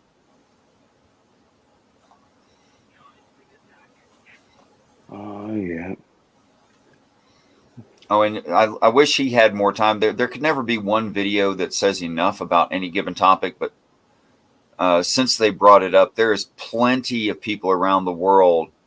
I mean, if you think of the idea of the Summerland or Valhalla and the Rainbow Bridge, that there's this way to leave where you are to go to a higher place that you've never seen before, and just how many of those stories do you want? Yeah. Look at this. Oops. Share this tab instead. How cool is that? Which people is this? Those are tricksters. This what type of Pueblo. Right on. Peoples. Yeah, the tricksters. They frustrate and antagonize, but they don't really hurt anybody because, well, I think that, if you went around actually hurting people in the tribe, that would be detrimental to the tribe itself. But yeah, they're the representation of with the stripes. They're called clowns or tricksters in English. The horns, the appearance of horns can't be a coincidence either. I think it's really not.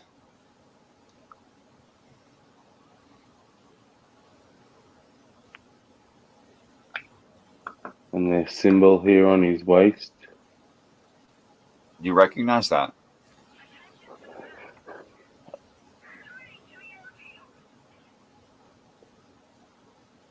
It's the four corners of the earth or the seasons, but it's kind of bastardized. Yeah. Okay. I can see that now.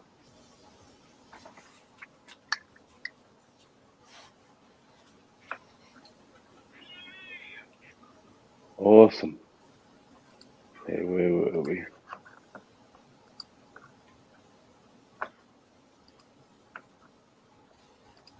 So why didn't the Book of Enoch make it into the canon of the Bible? There's a very broad consensus among biblical scholars today that the Hebrew stories of beginnings took their current shape through decisions and edits made sometime in the 6th century BCE. In Christianity, decisions were made from the 2nd century onwards that shaped up what was to become the New Testament and made the call to glue it to the Hebrew canon to create a Christian Bible. Now, all those decisions were taken on the basis of a monotheistic world view, and so the edits in the Hebrew scriptures were to monotheize them. And their worldview was that we are alone in the universe. And so when they found other texts, including the Book of Enoch, where so much is going on that acknowledge other entities, off-planet entities, entities that seem to have intergalactic technology or even interdimensional technology, they could not admit those because, in the language of the ancients, they simply presented too many gods. My book, Escaping from Eden. Do you essentially agree with that claim, Richard? That was pretty good, actually, yeah. Argues that this edit made in the 6th century BCE of the Hebrew canon may have solved the problem of too many gods, but by conflating the idea of God with these other ET entities, which in the Bible are just a translation away from being blindingly obvious, by doing that, the editor has taken the ET narrative and pushed it almost out of sight. And at the same time, he hopelessly confuses how we understand God in the Bible, because we end up blaming God for things that were really the responsibility of ET entities in their interactions with ancient human beings. I believe that, correctly translated, the Bible is peppered from start to finish with non-human entities.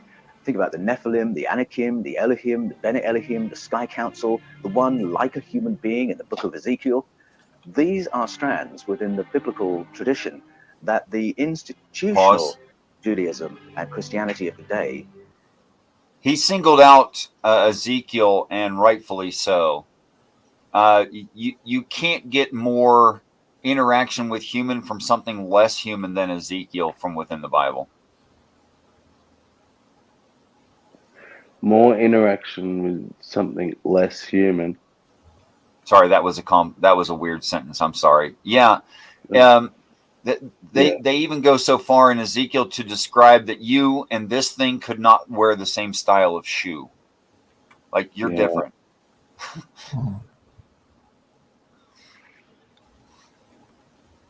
Fascinating. Did not want to do business with and just tactfully ignored. The Book of Enoch, by being so specific about them, blows all that open. With a worldview that says there's no such thing as an ET, monotheizing the canon of the Bible had to mean excluding these other narratives. Why was the narrative of ancient ET contact suppressed? What was so taboo about reporting the Watcher's role in our Great Leap Forward? Why was the narrative of human abduction and hybridization allowed to remain in other indigenous mythologies around the world, but excised from Judaism and Christianity? I can answer and that what question. agenda Because did then that humans wouldn't secrecy be so serve? special. Because Christians didn't have power over everybody on the whole planet. And if they could have, they would have. Yeah. And if they admitted that there are other life forms out there, intelligent life forms, then humans wouldn't seem so special. And yes, and it's so prevalent within Christianity that Christians will say things like, when on that topic, they'll often say things like, all things that we think are aliens are actually demons. They'll actually say stuff like that. Yeah.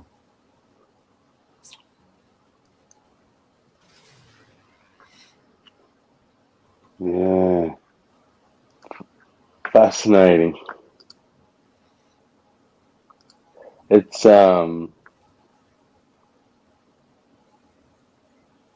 interesting to see how it lines up with what you believe. Well, but I can I'd like see to where it think splits off too. Yeah, well, I think that was more for entertainment, because they made some, I don't know, loose associations that weren't very careful in all of that, and I just wouldn't be that clumsy. Yeah.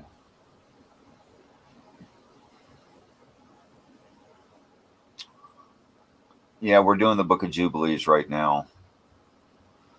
Aw, he'll be so upset. He's questioning my gender.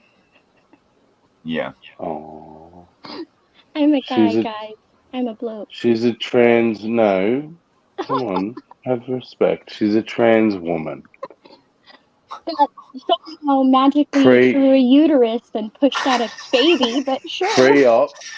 She's pre-op. Just because trans. you went to some other country where the surgery is excellent. Y'all crack me up. Yeah, you should see what they can do with a penis now. They can create ovaries that make eggs, apparently. It's phenomenal. I'm starting to become more and more suspicious of the Book of Jubilees, however, guess- that... Go ahead. I guess if he wants to say I'm trans, they can't say that trans women can't have babies anymore. Yeah, you're going to have to let that one go. They're going to have to let it go because I pushed out a baby. So Apparently they were capable of that 16 or so years ago, 17 years ago. Yeah, more than 17, because she'll be 18 at the end of this year. Oh, wow. Okay. Sorry, Yeah. I'm falling behind. Well, she turned 17 in December, so it's not that far behind. It just sounds like it because it's the end of this year.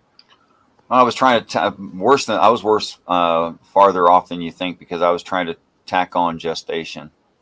They had to do the surgery before gestation. So. Oh yeah, that's right. So it would have to be like, see, I got pregnant when I was 18 years. 20. Yeah, I got pregnant when I was 20, so it'd have to be 18, 19 years, because you'd have to give it time to like produce the eggs and shit. Sure. So they must have had this like 20 years ago. Yeah, amazing. Right? Oh, that calls for where's my change my little avatar here. I actually see more accuracy and consistency within religions from like the Pueblo. Amazing.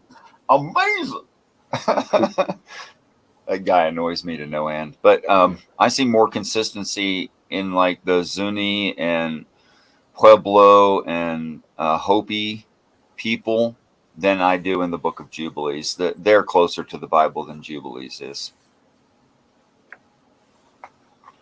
Really? Yeah, I think Jubilees is just something people wrote. That's what I think. Trying to imitate the style and, and ideas from these maybe multiple religions. I can't really tell, but it's so far it's doing a whole bunch of quoting the Bible, which is just boring. I was just about to say, is it boring? It's just boring, yeah. But then it'll make claims like the Hopi people would not claim that the earth becomes heaven, or that some part of the earth becomes heaven. They wouldn't claim that. But in Jubilees, that's claimed. It's also claimed nowhere else in any other religion I can find of an ancient, verifiable nature.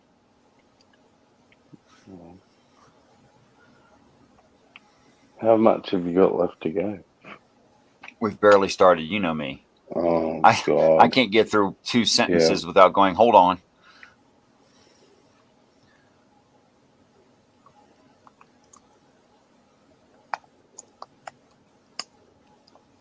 Let's see.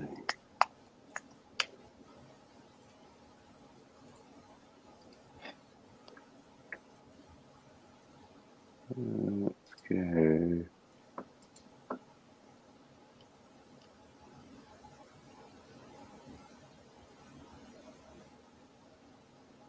Someone's going to have to describe to me sometime how to simulcast using StreamYard. So, go into...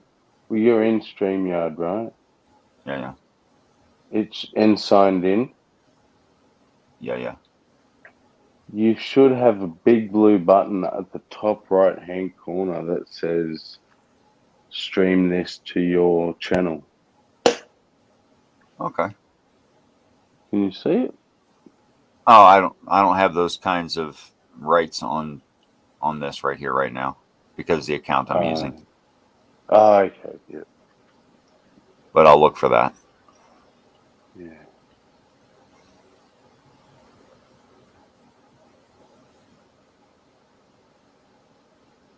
It's brand new. I'm not sure when it started. Yeah, they've added a lot of features recently.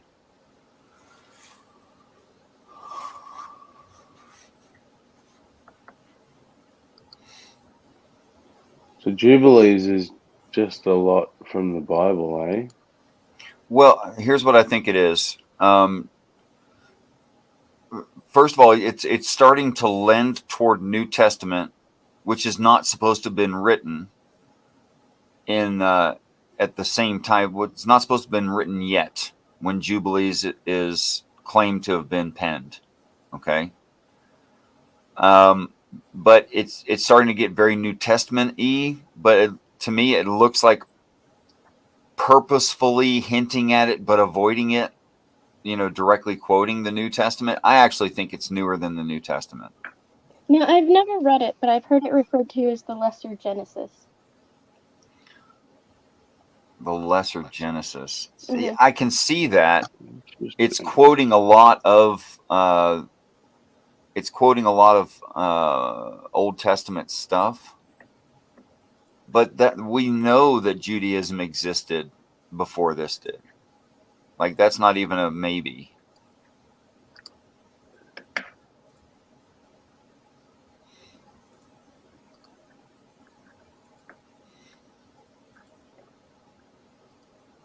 So I think it's just people like wanting to confirm the biblical religious stories through more writings, which makes it crap. Yeah. 15 of the most embarrassing armies. It's just randomly in my feed. I thought I'll just put it in the background with the sound down. These guys look amazing. Yeah.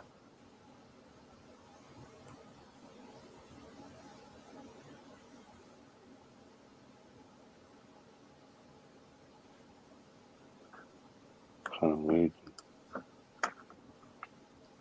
Of overly pampered and spoiled children who grew up with no siblings, meaning all of their parents' and grandparents' attention was directed right at them. While this must have been nice for the kid, it meant the recruits for the Chinese Liberation Army were awful, non-disciplined, overly enthusiastic soldiers. If you were to dare to go against this one-child policy, you were left to feel the wrath of the Chinese state, not to mention the fact that you would have your child taken away from you with no way for the parents to contact them or know their whereabouts. Full of wimps, the CLA was usually left looking embarrassed whenever they overstepped their capabilities on the international stage. In 2015, the government changed their ways and finally allowed 2 children to be born to a family, with the hope of a stronger army coming to fruition at some point down the line. Before we go on, like this video, smash the subscribe button and click the notification bell right now, or this centipede will crawl on your face when you're sleeping. They ended up with it. Well, not weird. Number 14. I guess that's to be expected, but they ended up with an army of, wimps. I don't know. It's an assumption that because you're wealthy enough and you weren't allowed to keep a female, so it's hard to tell how many children you became pregnant with and aborted in order to get a male. It's an assumption that singular male is going to be quote unquote a spoiled brat child. That's just not necessarily so. And it's not, but did you see that documentary that came out of China about that problem though? That very specific problem? I'm willing to learn from you. So there was a documentary about the effects of the one-child policy, and not just that everybody was going for boys, right? It wasn't just that. I mean, they went into all the girls put up for adoption and all that, but that wasn't the main focus. So they have a very different school system, and after a certain age, you're not like really guaranteed a spot in school, right? Like after a certain age, you can continue your education, or you can go to like what's essentially a trade school and learn a job that you're going to perform. Which is another reason they tend to compete higher in scores, because their schools don't take everyone, for one. Right. Well, the problem that they were having was that because families only had one child, these children were being very overly spoiled, to the point where their chances of continuing their education were hurt because they were so spoiled that they couldn't get things done for themselves. There were a couple of families that just kept feeding and feeding and feeding their kids, and they couldn't pass the physical portion. There were other families that would spoil them in other ways, and they lacked the discipline to get through some of the work, right? But it was like this huge, widespread concern because of this only having one child thing, which to me, as the parent of an only child, is weird because there's so many ways to get around that.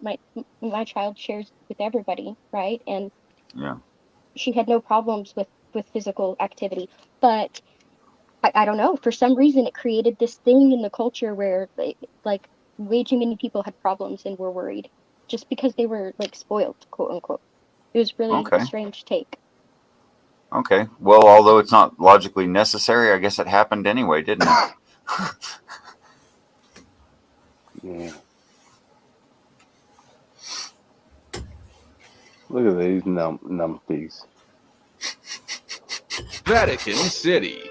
The leader of the Catholic Church isn't as well protected as you might at first think. The Pope is a very important figure who is seen by some to be God's representative on Earth. So with such prestige comes much needed security. That is where the Pontifical Swiss Guard steps in. This small army of around 135 Swiss soldiers is sworn in to protect the Pope with their lives. Whilst this small army may have been around for over 500 years in its service of protecting the leader of the Catholic Church, they're not the most intimidating of armies. With a set of armor which looks more than outdated and a sword and halberd in hand, they aren't the most modern security team out there, to say the least.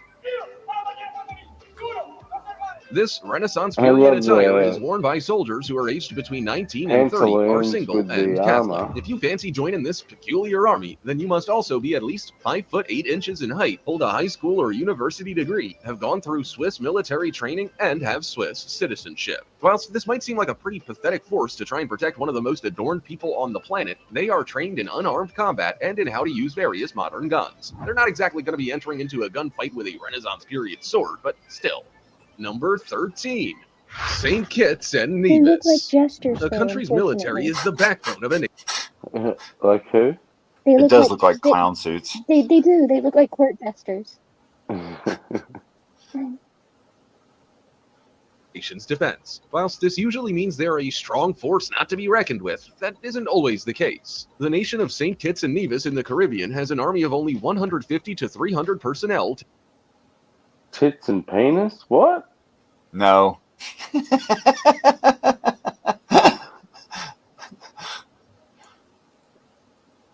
was tasked weird. with defending the country. I can't imagine they'd be much of a challenge for the military might of any country around the world, or even a couple of groups of Cub Scouts for that matter. The St. Kitts and Nevis Defense Force was re-established on the 1st of June 19...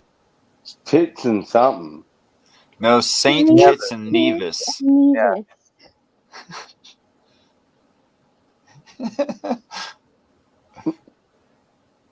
Tits between us? What? St. Kitts and Nevis. Why can't you understand what she's saying? 6 tits between us. That's what I'm hearing. You guys are a mess. Your mic's muffled, Pixie. St. Kitts? No, I'm not doing it again. You have fun. Richard, you're louder. You say it. I don't think I can say it again, but that dude just did back up the film. Oh, well, I'll just go back a little bit. Cubs can't imagine the Caribbean force not to be reckoned with. That isn't always the case. The nation of St. Kitts and Nevis in the Caribbean has an army of only 150 to 300 personnel tasked with defending the country. I can't imagine they'd be much of a challenge for the military might of any country around the world, or even a couple of groups of Cub Scouts for that matter. The St. Kitts and Nevis Defense Force was re-established on the 1st of June 1997 and do provide plenty of benefits for its people. Small is certainly mighty in this case, as they have been cracking down on the nation's drug trade and illegal activity in a more of a policing role than you would imagine a military to carry out. Imagine stealing a chocolate bar from the shop and having a Marine chase you down the street and tackle you. This involvement by the Defense Force in more policing roles has led to a blurring of the police and military. Still, with a population of only around 52,000 on the Caribbean island, I can't imagine they would need a bigger army. Number 12. Equatorial Guinea. Equatorial Guinea is found along the west coast of Africa. Located next to Gabon and Cameroon, this nation is notable for its tiny army of only 1,400 soldiers, and the fact it struck oil in 1995 and made the big time. While this is good in the sense that at least they won't be jumping at the chance to start a war with their small army, it doesn't exactly fill the population with confidence that they're safe. Neighboring Cameroon has an army of 12,500 troops, for example. I'm no math or military wizard, but I'd say 12,500 troops could bully an army of 1,400 with ease on the battlefield. Equatorial Guinea isn't the most stable of countries either, with its leader, President Teodoro Obiang, coming into power from his position as a general after overthrowing his uncle, Francisco Macias Nguema. Aren't they small armies? Yeah, what do you say? 14,000 in one of those armies? No, 1,400 and 12,000. Yeah, there was like 14,000 in one and 1,400 in next door. Yeah. Yeah. And if you take the lack of toys on top of that. Yeah. Well, like, is the states really justified in its spending? Well, I wouldn't say we're justified in it because it's ever increasing. It just keeps going up and up and up. But if you look at the distance, because the U.S. it has put itself in the position it's in, being a support for other places,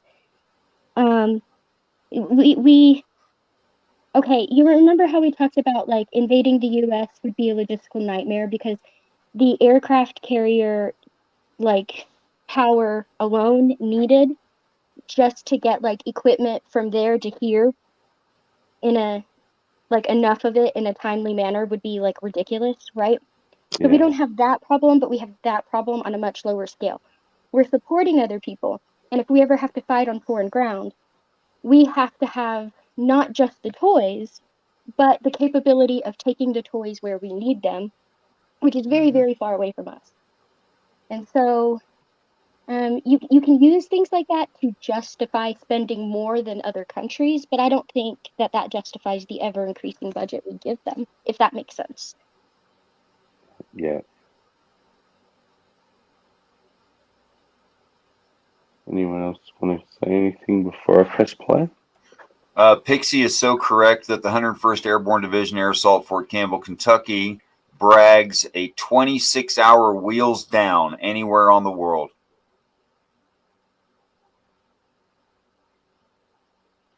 And that's only going to get quicker, too.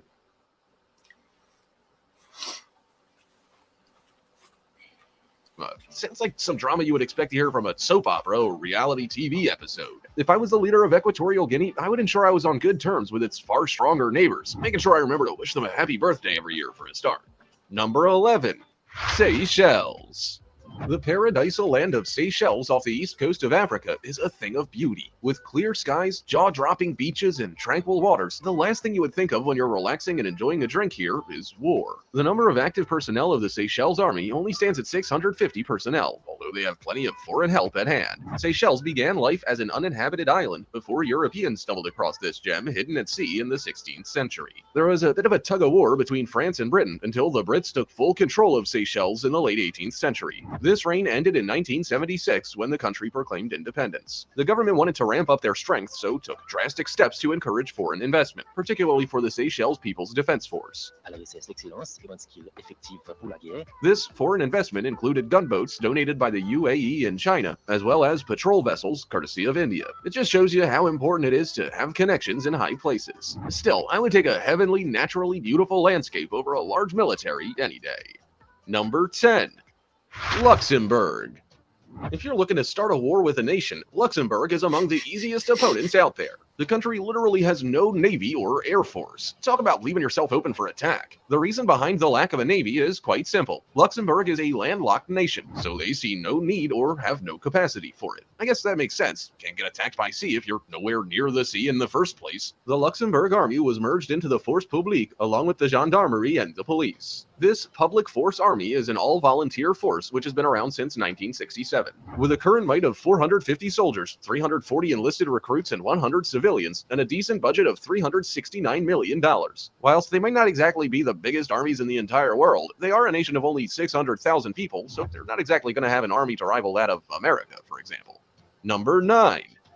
Cape Verde.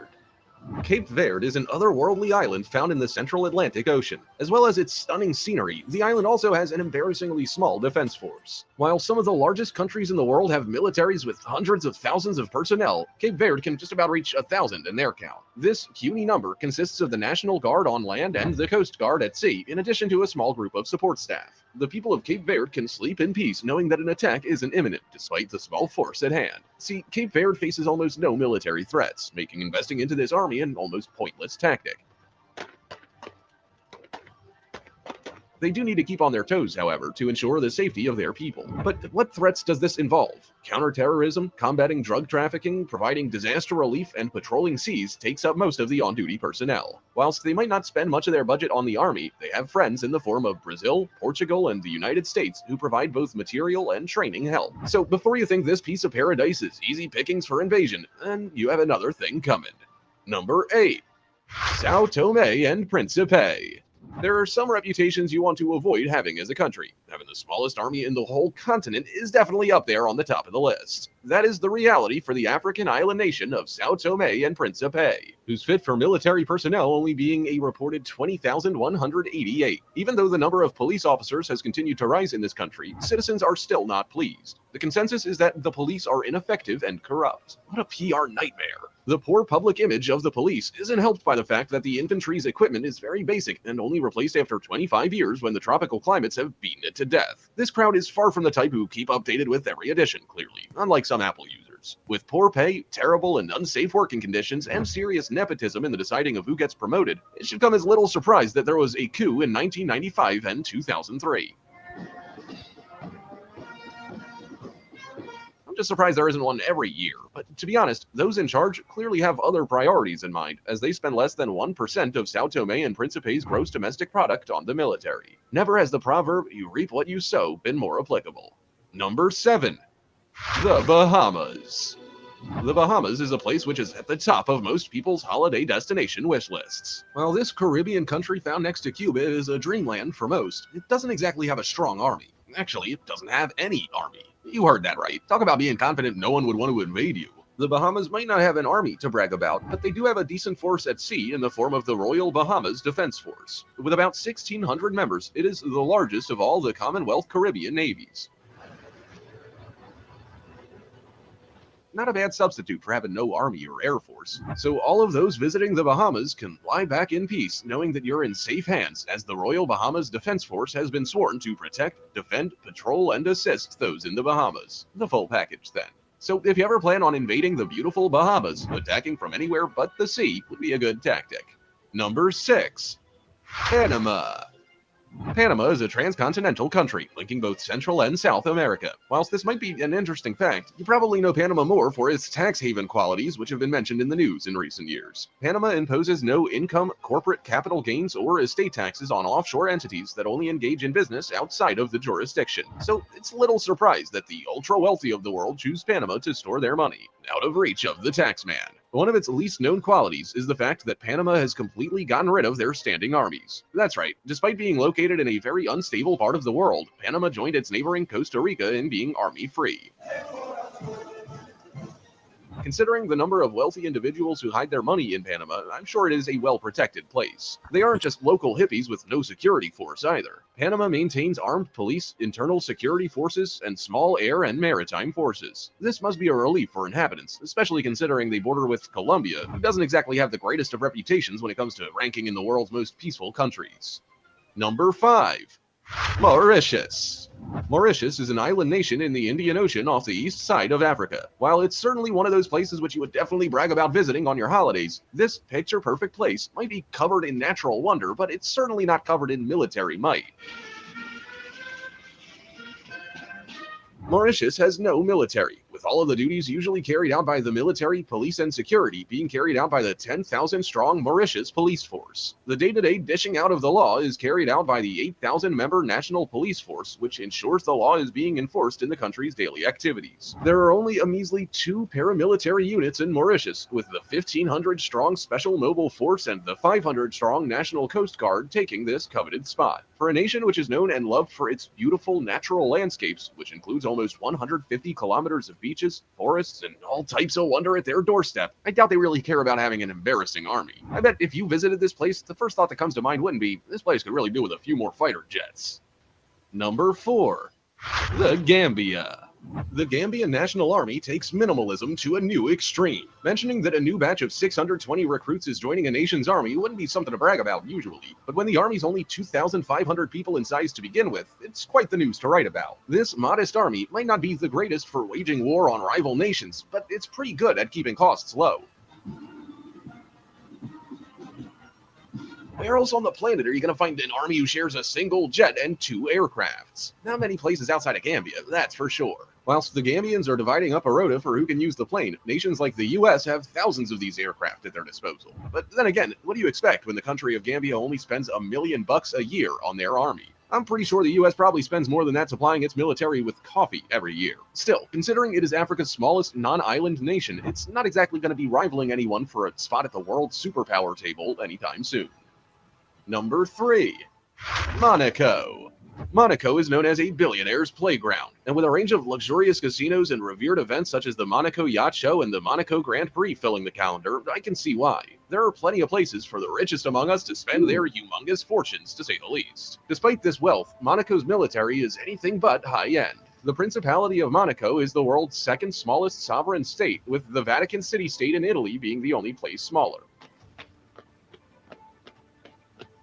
With such a small size comes an even smaller military capability. How small? 255 soldiers small. With an additional 35 civil employees, Monaco's military is the third smallest in the entire world. Due to their size, they must rely on their neighboring France for assistance, sort of like a kid calling on his older brother to protect him from the bullies on the playground. Monaco's army consists of 82 people. It's only about 3 classrooms of students. To put it into perspective just how embarrassingly small that is, there are more members of the Monaco Military Orchestra than of the military itself, with 85 musicians to be exact. This unbelievably makes it the only country whose army is smaller than its military orchestra. This reliance of Monaco on its big brother France has its drawbacks, as seen in 1962 when the French president Charles de Gaulle threatened to cut off Monaco's electricity and water if income tax wasn't imposed on the Monaco residents by Prince Rainier III. Unsurprisingly, Monaco obliged.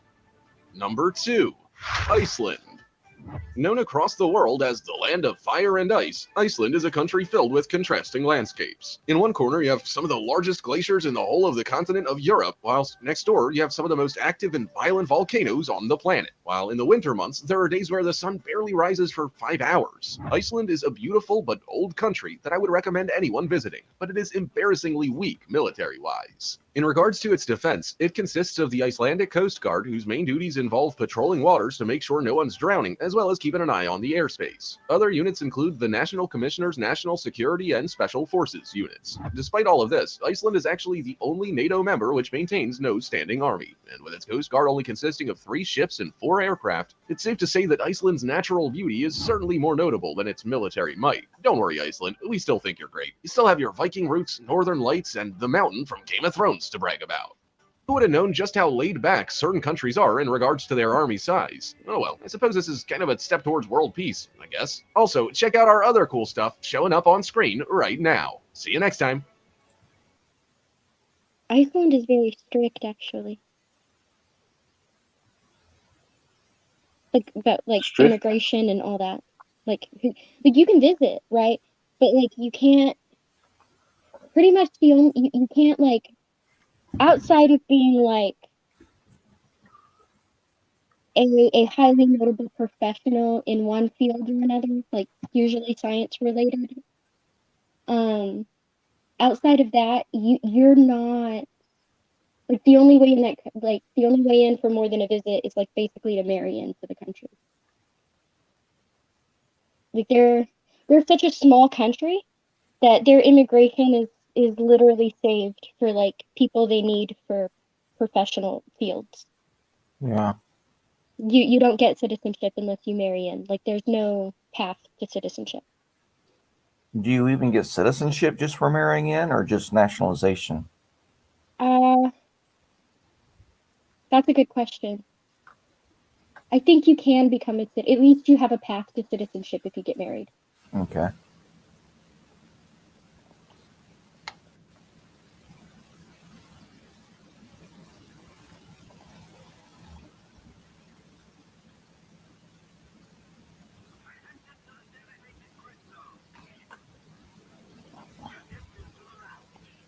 That's one of the places Super Munchkin put on the list years ago, and I was sorry to disappoint you, but that one's impossible. We're not moving there. Not that I want to live somewhere that cold. I don't.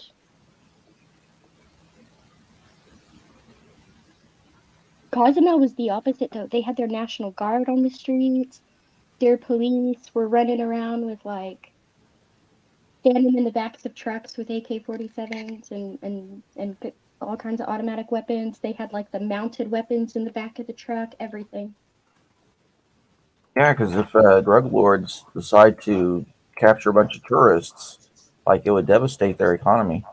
Well, Cozumel, it would. And that's why Cozumel is actually the safest place in Mexico to go. Yep. Because it's an island, you're not really competing with all the craziness on the mainland outside of the resorts. And that's why like resorts like Xcaret and all of that is so popular in Playa del Carmen and Cancun, is because it gets crazy over there. Cozumel, you don't really have to deal with a lot of that. And they complete like 100% of their economy almost like depends on tourism. And so they don't play around. When every time they like up security or any like they Cozumel's the first to up security every time, and they just did it again, right? Like it really is like the safest place in Mexico to be. And they were great. They were friendly. We got pictures with them for the prank. It was fun. There was one cop though that was really serious. I think he was like the superior. He was a little serious, but we still had fun with him. Oh, the prank. So people in the audience know what the hell I'm talking about. When we were in Cozumel, one day we didn't know where to eat, and we were walking up and down, and we didn't want to this almost like a boardwalk place, and we didn't want to go find somewhere.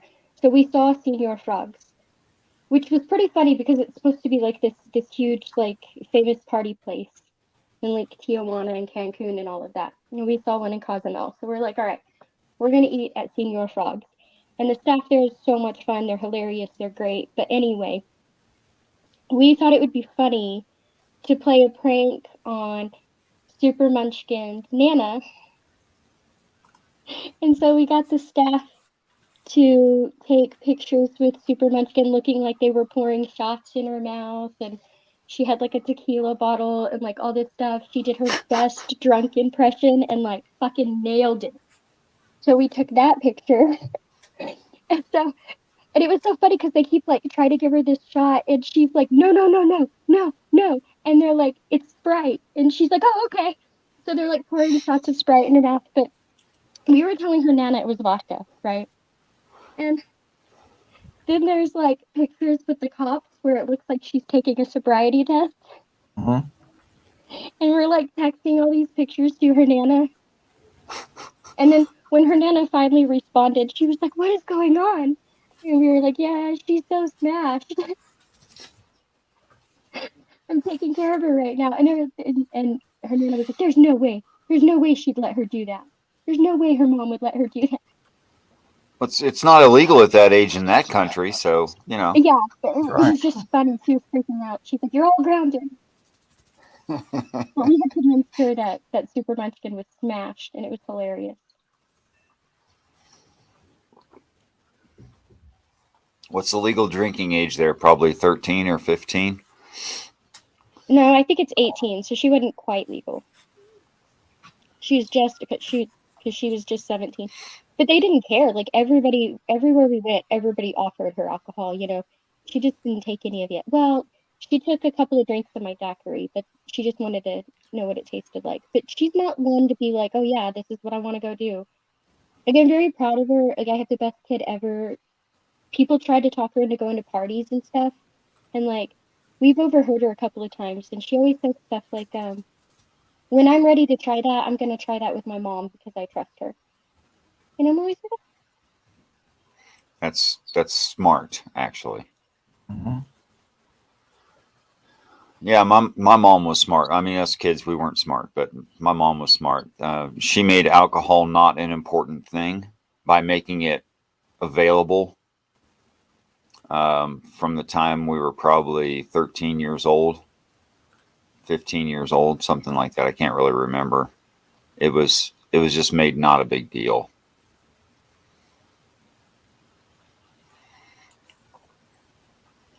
So, you know, taking the taboo out of it takes the interest out of it for a kid.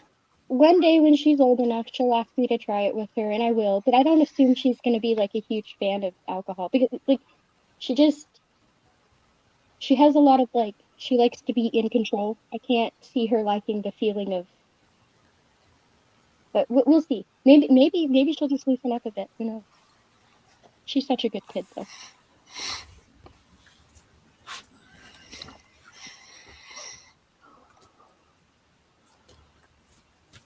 Okay, where do we go from here?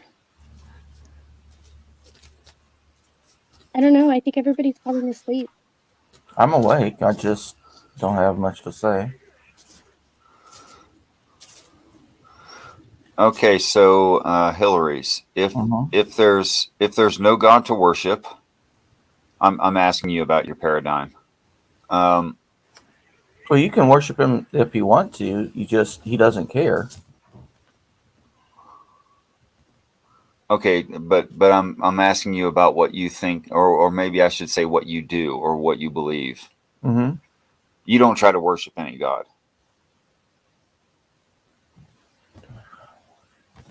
I mean, I do the typical Christian stuff of, thanking the food for giving me nutrition and stuff like that. Thanking the food. I don't think Christians do that. Hmm? I don't think Christians do that. Okay. I think they thank God for the food. I just go direct, thank you for this animal giving its life, and it's very indigenous, actually, if you think about it. Yeah, that's true. Almost in an idea of like Gaia as the provider, and the animal is making the sacrifice that you may carry on, or that the plant makes the sacrifice that you might carry on, which is literally true. I mean, I can't object to that in any way. Okay, so part of your belief is that you don't have a right to exist, but you have a privilege to exist. Is something like that? Correct. That's actually quite healthy. The more that people are appreciative, to their health and wealth and survivability, the more humbled and happier they are on average. So that's actually really good. Let's see. So then, would you call yourself a Jesus mythicist, or how does the story of the hero work? Oh, I guess I'll just ask it generally. I think that there are lots of people calling themselves, the Messiah back then, and the stories we have are like a conglomeration of a whole bunch of different stuff, and then extreme hyperbole. Okay, that all seems pretty clear to me, but I would like you to expound on what you mean by extreme hyperbole. Like, okay, there was no singular figure. However, the ideas are valid in what way? There could have been a faith healer going around curing people of, psychogenic illnesses.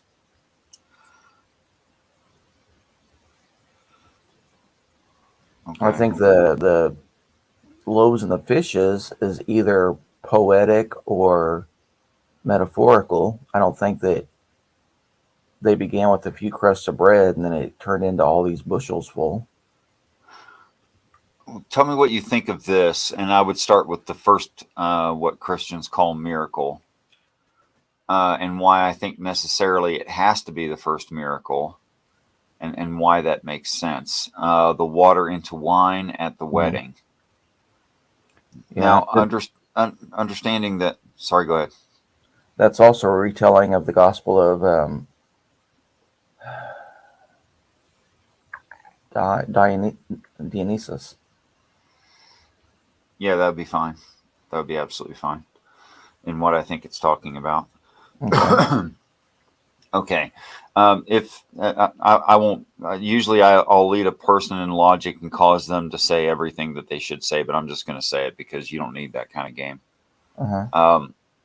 Okay. Water, though necessary for life, is flavorless, colorless, and is in no way compared to other things that we can produce luxurious. However, on the flip side of that same coin is wine, which is pungent and colorful and intoxicating, and is completely a luxury. Nobody needs alcoholic beverages. Yeah. So So the water into wine is taking the mundane and making it special. What do you think so far? 100%. Okay. Now, if I said that there were something of a spiritual nature that is to the point that it's like taken for granted, not appreciated, is necessary to persons and societies. However, it doesn't really cause intoxication. It doesn't really cause a drunkenness, where the idea of being drunk in that culture results in some say like alcohol is the ultimate truth serum, an idea like that, where a person becomes who they deeply are, because they no longer have societal restrictions due to their lack of judgment. Right. You end up with two different kinds of people, and this is true in reality, I think, generally of people. You get two kinds of people when they're drunk. You get the violent people who are pissed as hell and just want to fight. And you get the lovey-dovey guys, right? They just everybody's beautiful, in their eyes in that moment. Mm-hmm. And that describes the believers and non-believers, which I just think is, other than your, what's that? There's also the leave me alone crowd. The leave me alone, yes. You could divide it that far. I'm doing this extremely basic, but it seems to work in human nature. You could go with the leave me alone crowd, which is the people who are more inclined toward agnostic, less likely to be on a video like this, et cetera, like this. Right? Yeah, absolutely. And you can go into smaller and smaller divisions, and it continues to work this way. But I think that the water into wine is taking religion itself from something fairly impotent into making it something potent, which is why it has to be the first miracle. That it's about his growth, which is right before the miracle. He says, "It is not yet my time," and then he's incapable, suddenly capable. It's about his learning process. Mm-hmm. What do you think? Yeah, makes sense. Okay, so like you, I don't think that it's to be taken as the magical defeat of physics or anything like that. No.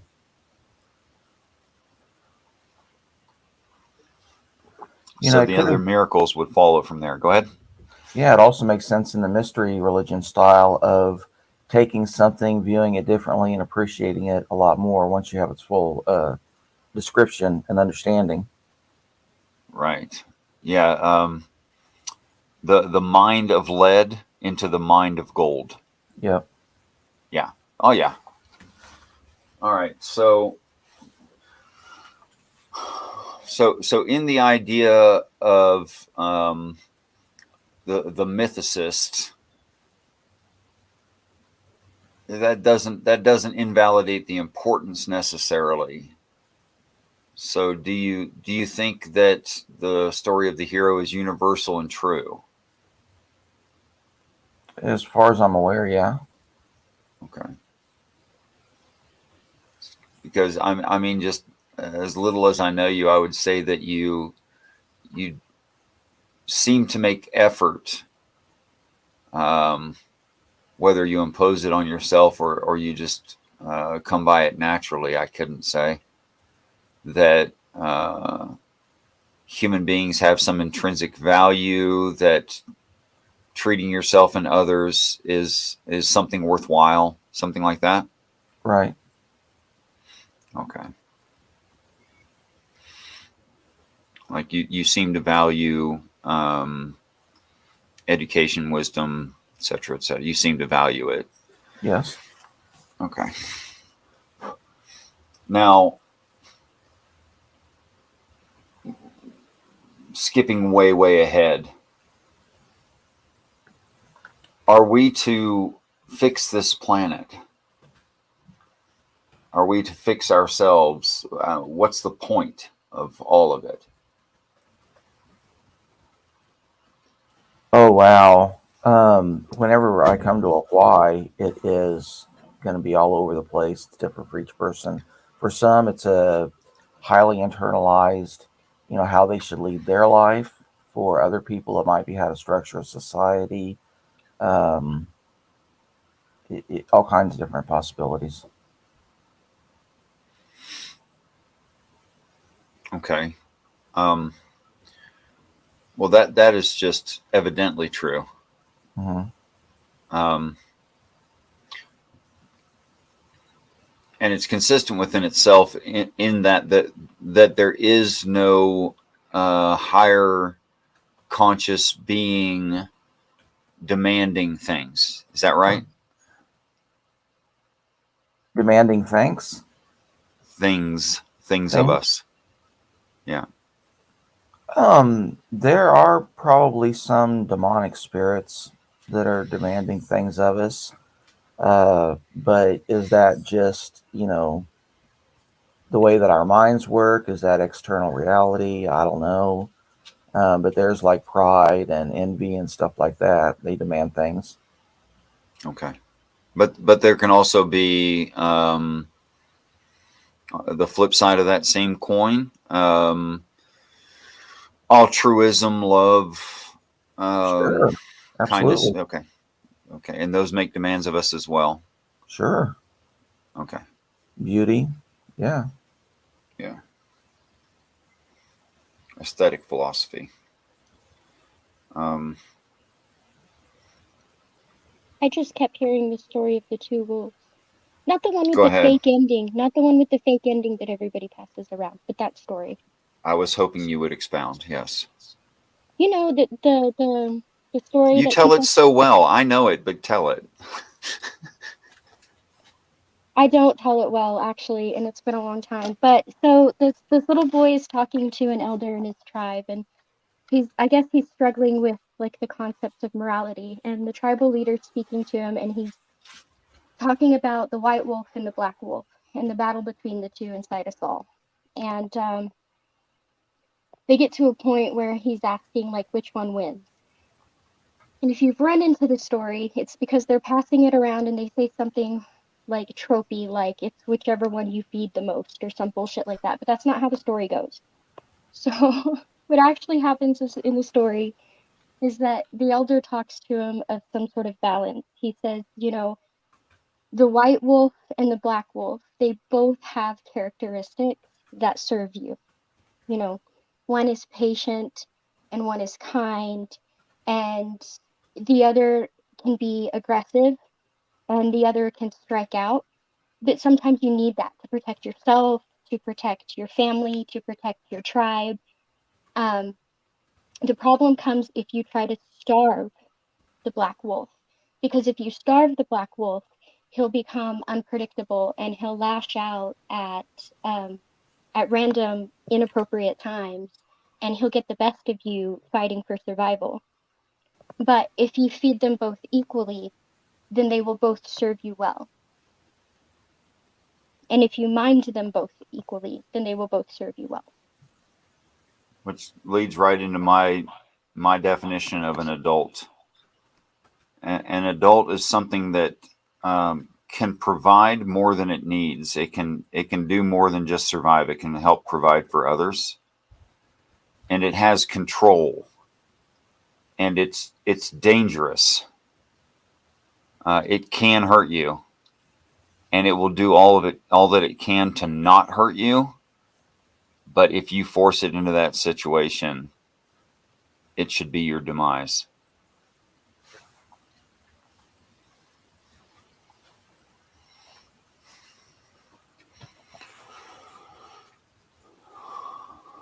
It was just balance, the idea of balance, to keep the light and the dark manageable and to let them both serve you instead of being directed by them.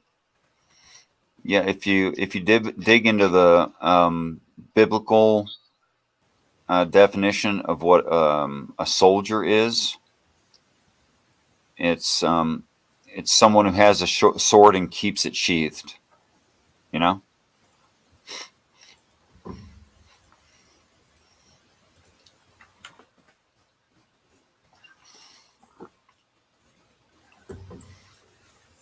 So it's about, having discernment and being well adjusted, not overreacting, but reacting with what's necessary at the time when it's necessary. Something like that.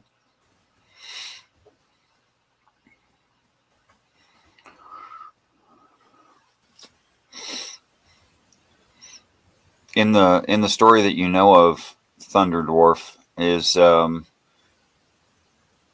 the young man in the story, is he to be of the warrior class? Do you know, or is that not part of it? I don't. It doesn't specify.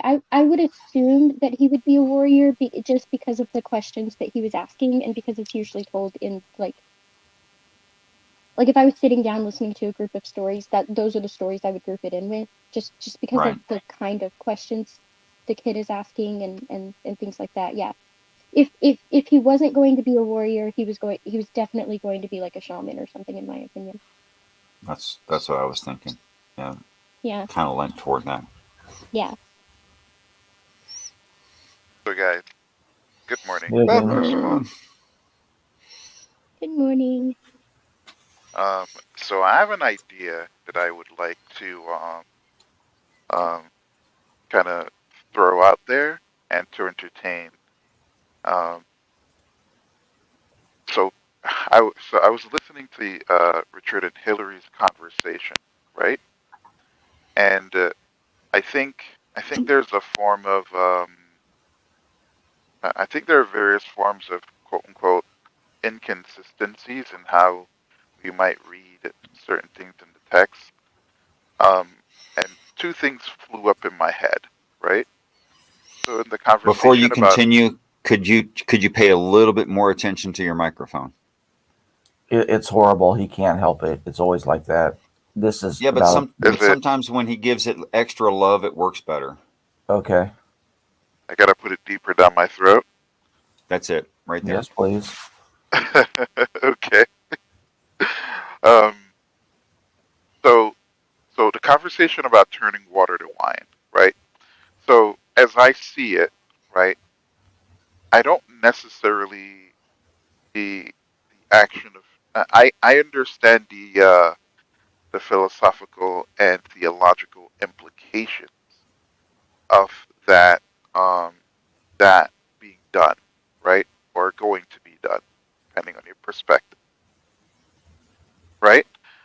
However, I think the actual turning of water into wine, I don't necessarily see that as a form of impossibility or miracle, so to speak, considering we have these powerful beings being able to probably terraform planets and travel over extremely long distances over space. Walking on water, performing quote unquote miracles, right, would be fairly easy for them, in my opinion. I think we as humans already are committing, doing miracles like the internet, the way how we're communicating right now, the devices that we use. These things are not natural to our environment. Setups that we use are not natural.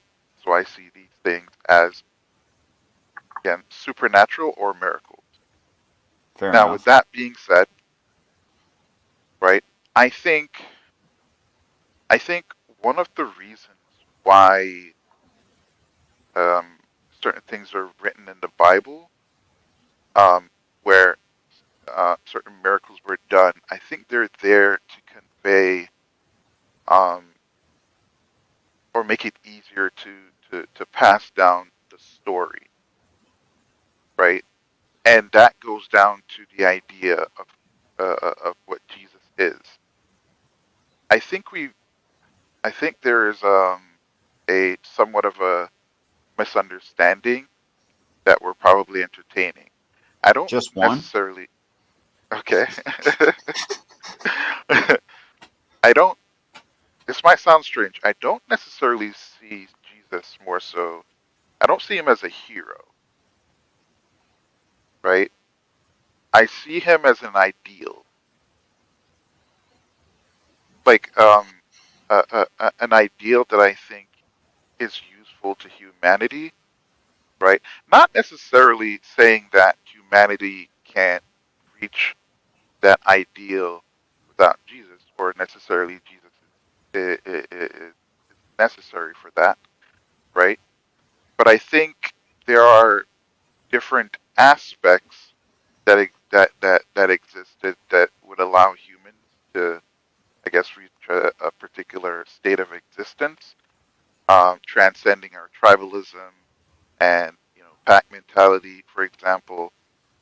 You know where I'm going with this, the hive mind. Um, I think that Jesus being somewhat of an ideal, or not, you know what? I'll take it even further.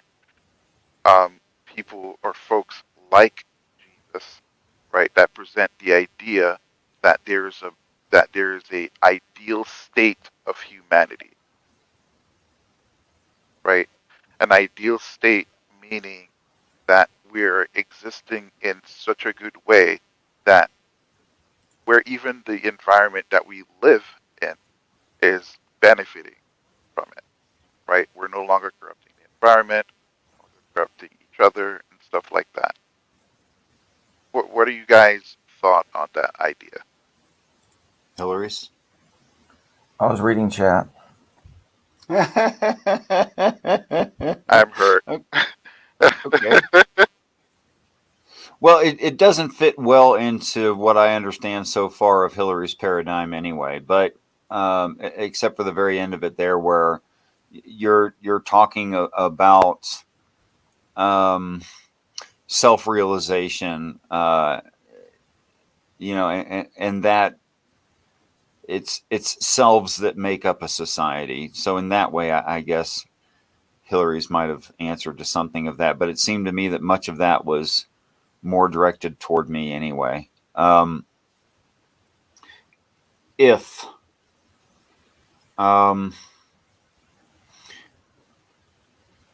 If we were to understand what the ideal human is,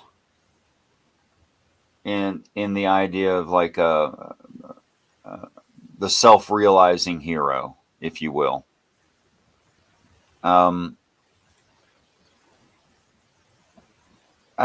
think necessarily we would need to know at a much deeper level what the human animal is, not just basic stuff like we have right now, basic biology and chemistry and genetics.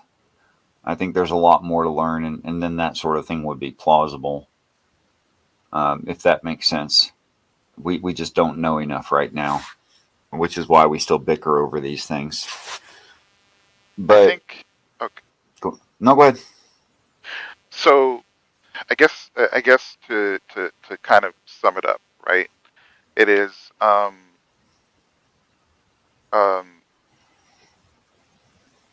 self-actualization is required.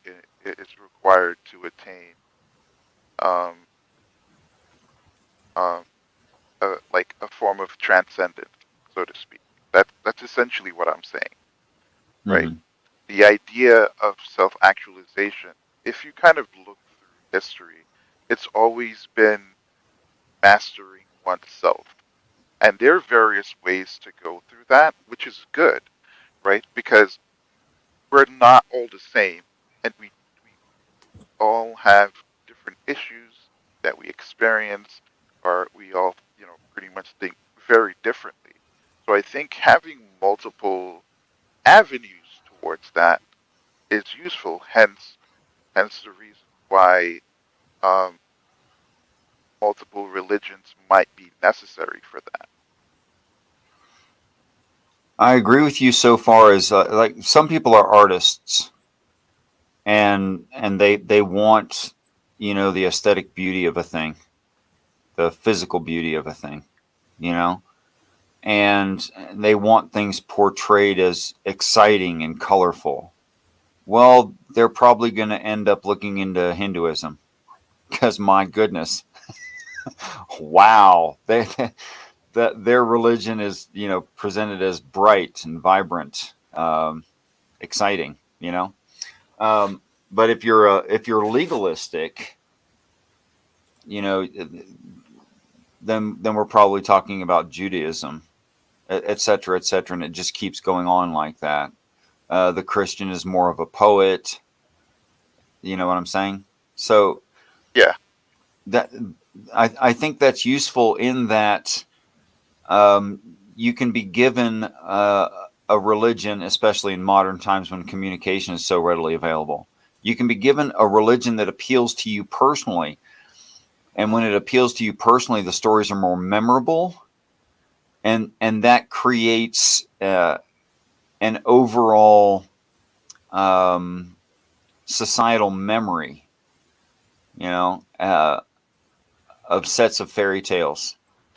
I think So that it remains, so that it doesn't wash away. I think you're right on the money, except for one thing, and this might seem contradictory, but I promise you it will make sense. So, so if you are of a legalistic mindset, right? And so, for example, Judaism might seem appealing. Maybe Judaism is not what you need. Maybe you need the opposite. Something, well, not necessarily opposites. I'm creating a false dichotomy. Maybe you need something more artistic in nature, right? Why? Like to balance. Well, I think it's kind of like the idea of church shopping, right? Where you're already of certain proclivities, and so you're Yeah. going to an organization to basically stay within that mindset, right? Sure, And absolutely. so, yeah, and so the idea is that when you go to a different organization that doesn't um, apply to your proclivities in the first place, what you're doing is that you're gaining a very different perspective, not just on life, Well, but also on So, humans. like the idea that creative people, like painters and people with very bright imaginations, tend to dress in black, like that idea. Yeah, like for me, and this might sound weird, um, I my first serious look at um at Christianity was it wasn't for me because I could not grasp the idea of what it meant to love people in the sense of wanting the greater good for them, right? Regardless of um, their their relationship with me, right? Because of the world that I grew up in, and so um, initially my interest was lost, um, and I don't know why, but um, normally normally I would move on, but there was something. I think a lot of it was the poetry that got to me because I love art and poetry, and that really stood out to me. But that wasn't something that I prioritized at that point in my life. And so I decided to just, okay, let me sit and do a different, reading my mind frame. So the idea is that I read the Bible multiple times with different mind frames, right? Each having separate intention. But would it have drawn you in? Like, would you have kept going? Would it have drawn you in without the poetic side being there at all? I'm gonna be honest with you. I don't know. I don't even think so. I don't know So because you that still need didn't some exist. element of recognizing yourself before you can step outside of yourself. Yes, and Okay. I think that's I think that's really that's really important to it, right? And so I think what I got what I wanted out of it, right? And it allows me to exist in a state where I am a pretty happy guy. and I'm okay with others being, who they are, right? And I can still love them. It allows me to, offer some kind of change if they want that love, Well, right? you're just saying you've accepted more reality. I mean, I guess is that what people need when they say they love everyone? Because, like, granted, I'm not a believer in any religion, and I've never had a religious text speak to me, and I don't think I've seen myself reflected in any religious text. But, like, at the same time, I don't. Like, I will fully admit I don't love everyone. Now, that doesn't mean I wish harm on you. You can be somebody that I cannot stand, and I will not wish harm on you. But I don't love you, I just don't. Yeah, I guess I think it depends on your definition of what you think the word love means love there. means.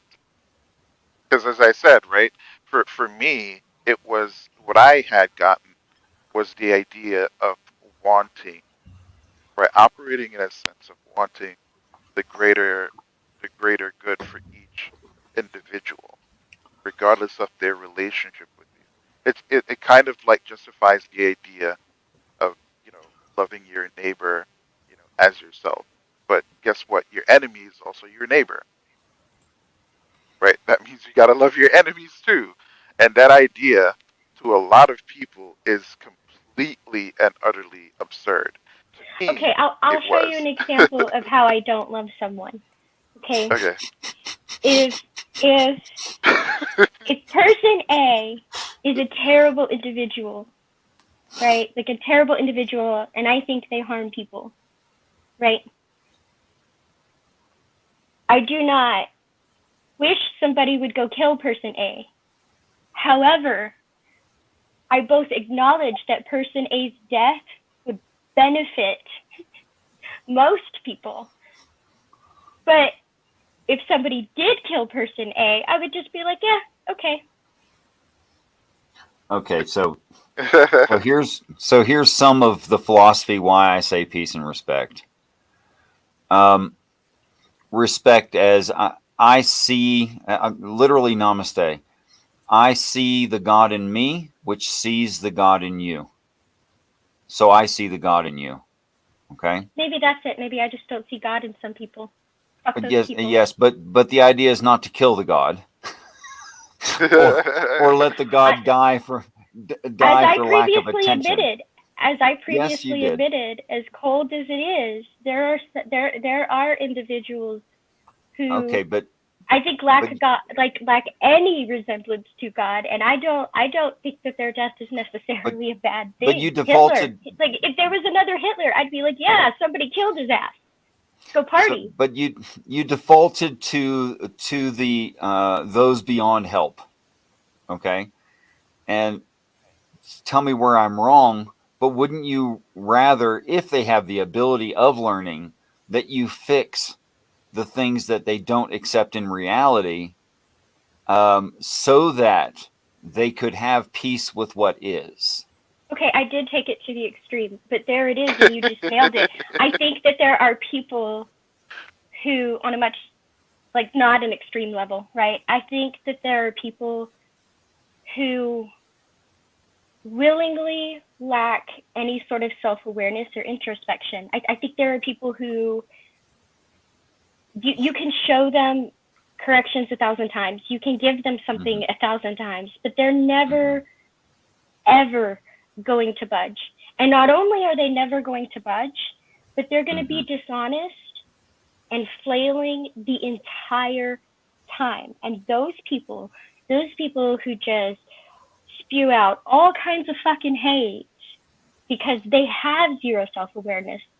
I don't feel any responsibility to teach you anything. I just Fair don't. enough. But you could just go ahead and say Calvinist. You don't have to beat around the bush like this. Well, actually, there are a couple people who are not Calvinists that I would throw in there. Still do that. So yeah, okay, all right. But what I'm saying is to love your neighbor as yourself is, I think, something like you should value truth and you should set out to learn what the truth is so that you can be well adjusted in the actual state of affairs. And you should share what you've learned and promote the idea of acceptance of truth amongst others. And if you successfully do that, they will be at peace having accepted the reality that is, instead of in turmoil trying to change the reality that is in ways they cannot accomplish. Flip side of the same coin, when I say something like that person is hopeless, I think that is temporarily true. And I think that should an alien invasion happen, there would be such a paradigm shift that they now might be open to things they were closed to before. Well, that I can understand, right? But like, I just think like, and I'm kind of that way too, right? It's like I've said before, my concept of a write-off. If I write you off, it's because I don't think you show any signs that you can improve. That doesn't mean that you can't improve or that I can't change my mind later. It just means that I have no desire to invest any energy in you at all.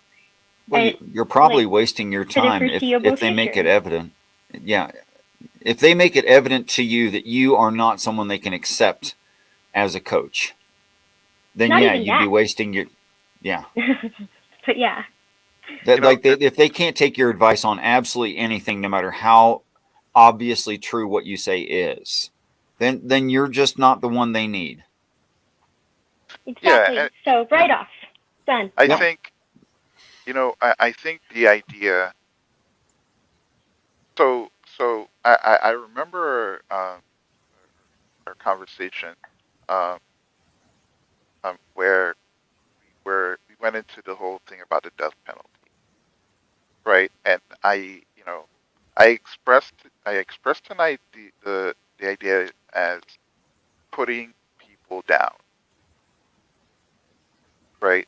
And I think when you take a life, the intent obviously matters, right? And there are people who do not have any interest whatsoever in any form of redemption, whether that is conscious or subconscious, right? So I think Pixie has a really good point that there are people who are just they are, and you know what? That's fine, right? Because at the end of the day, right, I think in realizing who you are, right, you probably will eventually understand that people will also eventually at some point see that and treat you for who you are. So if you are a person who has fallen into depravity and you go out and you extremely hate things, right, in the name of fulfilling that depravity, then other people will treat you as such. Because as far as they're concerned, you're a conscious, you are a self-conscious rabid being, right? Not care for the existence of others. So that's just my view on it. But that doesn't necessarily mean I do not want the greater good for that person. Because at the end of the day, right, ideally, right, a person not being in that state, right, would be a good thing. Yeah. Does that make sense? Write-off sounds harsh too. I didn't want to say yes, but you do make sense. But Sandy, I don't mean write-off like cut contact completely. If I'm doing that, I'm ghosting you, and I have no problem ghosting people either. I don't even fucking care. But if I consider you a write-off, it doesn't mean I don't interact with you. As a matter of fact, I think I had a conversation with somebody I consider a write-off the other day, right? It just means like I don't go to their channel and I don't stream, but if I did stream, I wouldn't let them on my panel. But if I run into them on another panel, I can still talk to them. Like, it's not like I'm not ghosting them. They're just a write-off. They're not somewhere to put any of my energy. I don't go to their Pixie, channel. I don't seek them out. I don't anything. have you considered any of the more Eastern philosophies? Not necessarily. I mean, there will always you'll always find religiosity in a lot of philosophy, of Eastern philosophy, right? But it doesn't Like necessarily. which philosophies are you talking about? So Like like maybe Taoism, you know, oh, so you were here for that conversation. oh boy. I have explored Taoism. My introduction to Taoism was actually very young. I started with the Tao of Pooh, believe it or not. Good book for anyone who can't, who has young ones that are trying to grasp it. But I think my problem, I shouldn't say my problem with that. Okay, it seems to, every text I've ever looked at has been, I've said this before, I've never seen God talking to man, I've seen man creating God. And in the philosophies that don't have deities, I see man, like, I guess, deifying themselves almost. But I've never seen a text that is divine. And the reason I can say that I don't believe I've ever seen a text that is divine is because there is not a single text, not a single one of them, that can say it has its hands clean or has it been manipulated to create horrors in this world, right? Not Hinduism, not Buddhism, not any of them. Hinduism has the caste system. Buddhism is used in places like Myanmar to create an extreme sort of complacency that people believe that they've earned whatever atrocities are happening through karma in another life, right? And it prevents them from doing anything to better their lives now. Christianity has the force and the Crusades and the brutality it was spread with, right? Like I've never seen a divine text. I've seen men do a lot of things with text. Wait, I see a logical fallacy in that, Pixie. It seems that you're necessarily adopting how the practitioners look at the practice and how they applied it. No, I'm not saying that. I'm saying that when I see the actions and then I look at the text, I can see how easily it came from the text and how little manipulation it took to get there. And therefore, I have a hard time believing that a divine being would leave such a fucking mess. Wait, what? Okay, in the idea of divine hiddenness, why do you think these things should be clear that we can't misinterpret them? This doesn't apply to your religion. This doesn't apply to your ideas because A, I haven't fully explored them, and B, they're not typical, right? They're just not. In any typical but it reading doesn't frame, you don't have to adopt what I think to be true. I'm just saying it doesn't make sense in reality to say something like we're stuck here by some higher being. I think divine hiddenness is a laughable excuse if you look at it in modern context, like in traditional context. If you look at it in a traditional religious context, I think divine hiddenness becomes nothing more than a laughable excuse, right? It's the reason all these people got to have knowledge that we don't get to have, and we just have to trust. And it's laughable, and it's just a moving of the goalpost, and it doesn't answer anything. Yeah, if you look at it that way, I totally agree with you. But what I'm saying is, in fact, I think I've lost track, and I'll be quiet. So I completely understand where Pixie's coming from, because I would say that I was in that state for quite some time. Love the microphone more, please. Maybe it's because I'm too far away. Hold on 1 second. No, don't get me wrong. I don't hold this against the believers. Let me first say that. And I don't hold it against the practitioners, right? Hello? Just like I don't hold people responsible for their fucked up governments. I just don't.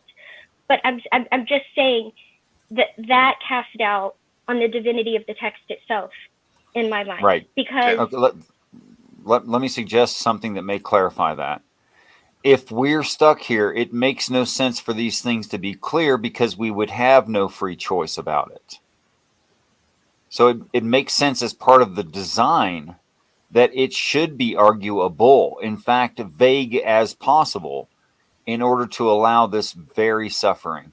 Or else there'd be no reason for us to be here at all. Well, like I said, I can't argue it against you because you don't take a traditional reading frame. But a traditional reading frame isn't that even that logical, right? Like, I'm here as some sort of test I'm supposed to pass. But he also knows whether I'm going to pass or not. So it's just, surprise, bitch, here's why I created you. Like, it's... You're expecting me to apply it to a reading frame that doesn't exist in outside of you. I don't know. So here, this is one of those situations where I think it's probably safe to say I feel comfortable in saying that, like, I completely understand someone's perspective, right? Because I do understand. For me, it's not necessarily about the divinity, right? I don't necessarily think the understanding the divinity is, or why the divinity does what, decides to convey whatever it's conveying in a non-perfect way. I don't think there is a perfect way to convey certain things, because come on, Jesus straight up told his, I didn't say there was, yeah, but there's not a perfect way to convey things, but that brings a whole bunch of other questions up, and I will ask them as soon as I address the freak in the comments. The freak, you have never heard me say that there is no God, and you've never heard me say that for a reason. I choose my words carefully. What I have said is, I am not convinced of any gods. I do not believe in any gods.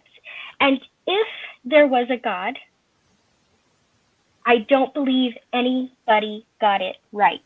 That is what you've heard me say. So, that being said, what opens up more questions is, if you can't convey it, why do some people get knowledge and other people don't?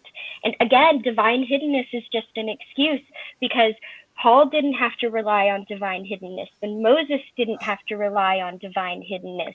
Why should I have to rely on divine hiddenness and be punished if I don't guess right? None of it makes any sense.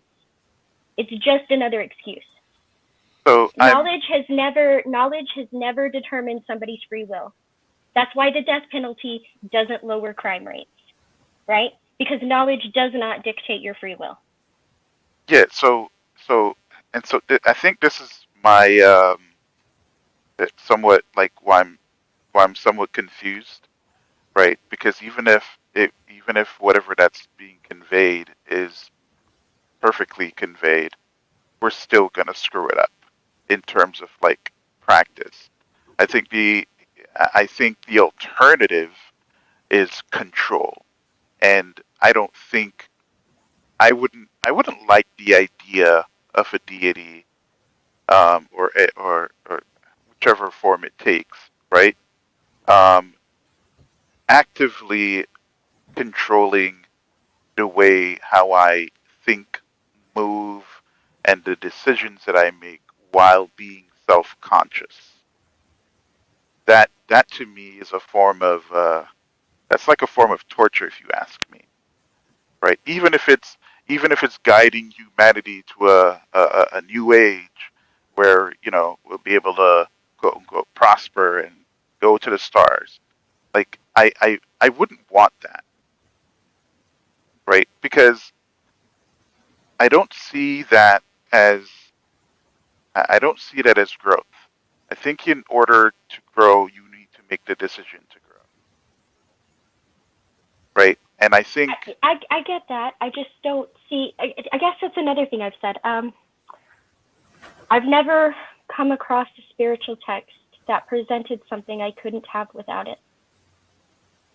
Yeah, and I think that's fine. I think every single concept you find in every single religious text you can attain those states without them. I don't necessarily think that just because, you know, the ideas of how you can improve as a human, I don't you I don't mean necessarily limited to the ideas of them, I guess. It's like I hear a lot of believers say things like, I had this hole that I couldn't fill, or something was missing and now I know what it was. Just things like that, right? And I've even had Christians appeal to me that way, which I found very strange. They're like, you know, that hole that you can't fill, you know, the thing that's missing, don't you feel like something's missing? And I don't. I don't. I No, that's I don't know what to say. It's like, I don't even that's know what you're fine. referring to. No, that's fine because, okay, I'm gonna be frank with you. For me, it wasn't that anything was missing. I just wanted to be better. Well, yeah, I was, I try to be a better me every day, and sometimes I fail, but I get up and I yeah. try again. But my idea of better, right, or even the idea of being good, right, even though I had a sense of what those things were, right, I think most people who have normal functioning brains have a sense of what those things are, right? I didn't feel as if I understood them well enough to be able to exercise goodness, for example, right? And so what for example Sikhism and and the teachings of Christ, right, is that, well, let's just stick to the Bible for instance, right?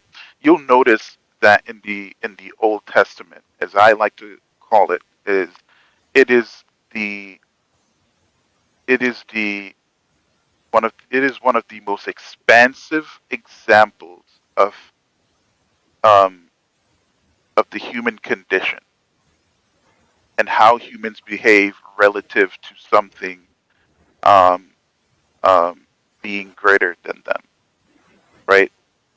It's kind of, you remember our conversation, you know, when you guys were basically grilling me, right? Where I came to the conclusion that, you know, I admitted that I came to the conclusion that God is amoral, and that was very uncomfortable for me. But I understand why a being like that would probably want to take an amoral approach to beings like us, right? But its interaction was, um, it kept learning and trying to adjust. It, like, for example, it revealed itself to humans in various ways, right? Sometimes violent, sometimes charitable, a bunch of different ways. But their behaviors didn't change. He gave them laws, really strict laws, very specific laws. Behavior didn't change, right? Um, and so, you know, they asked for kings. Behavior didn't change, right? It to me, what you ground your idea of of being better or being good is important. Now, to be fair, right, you might be of the state where where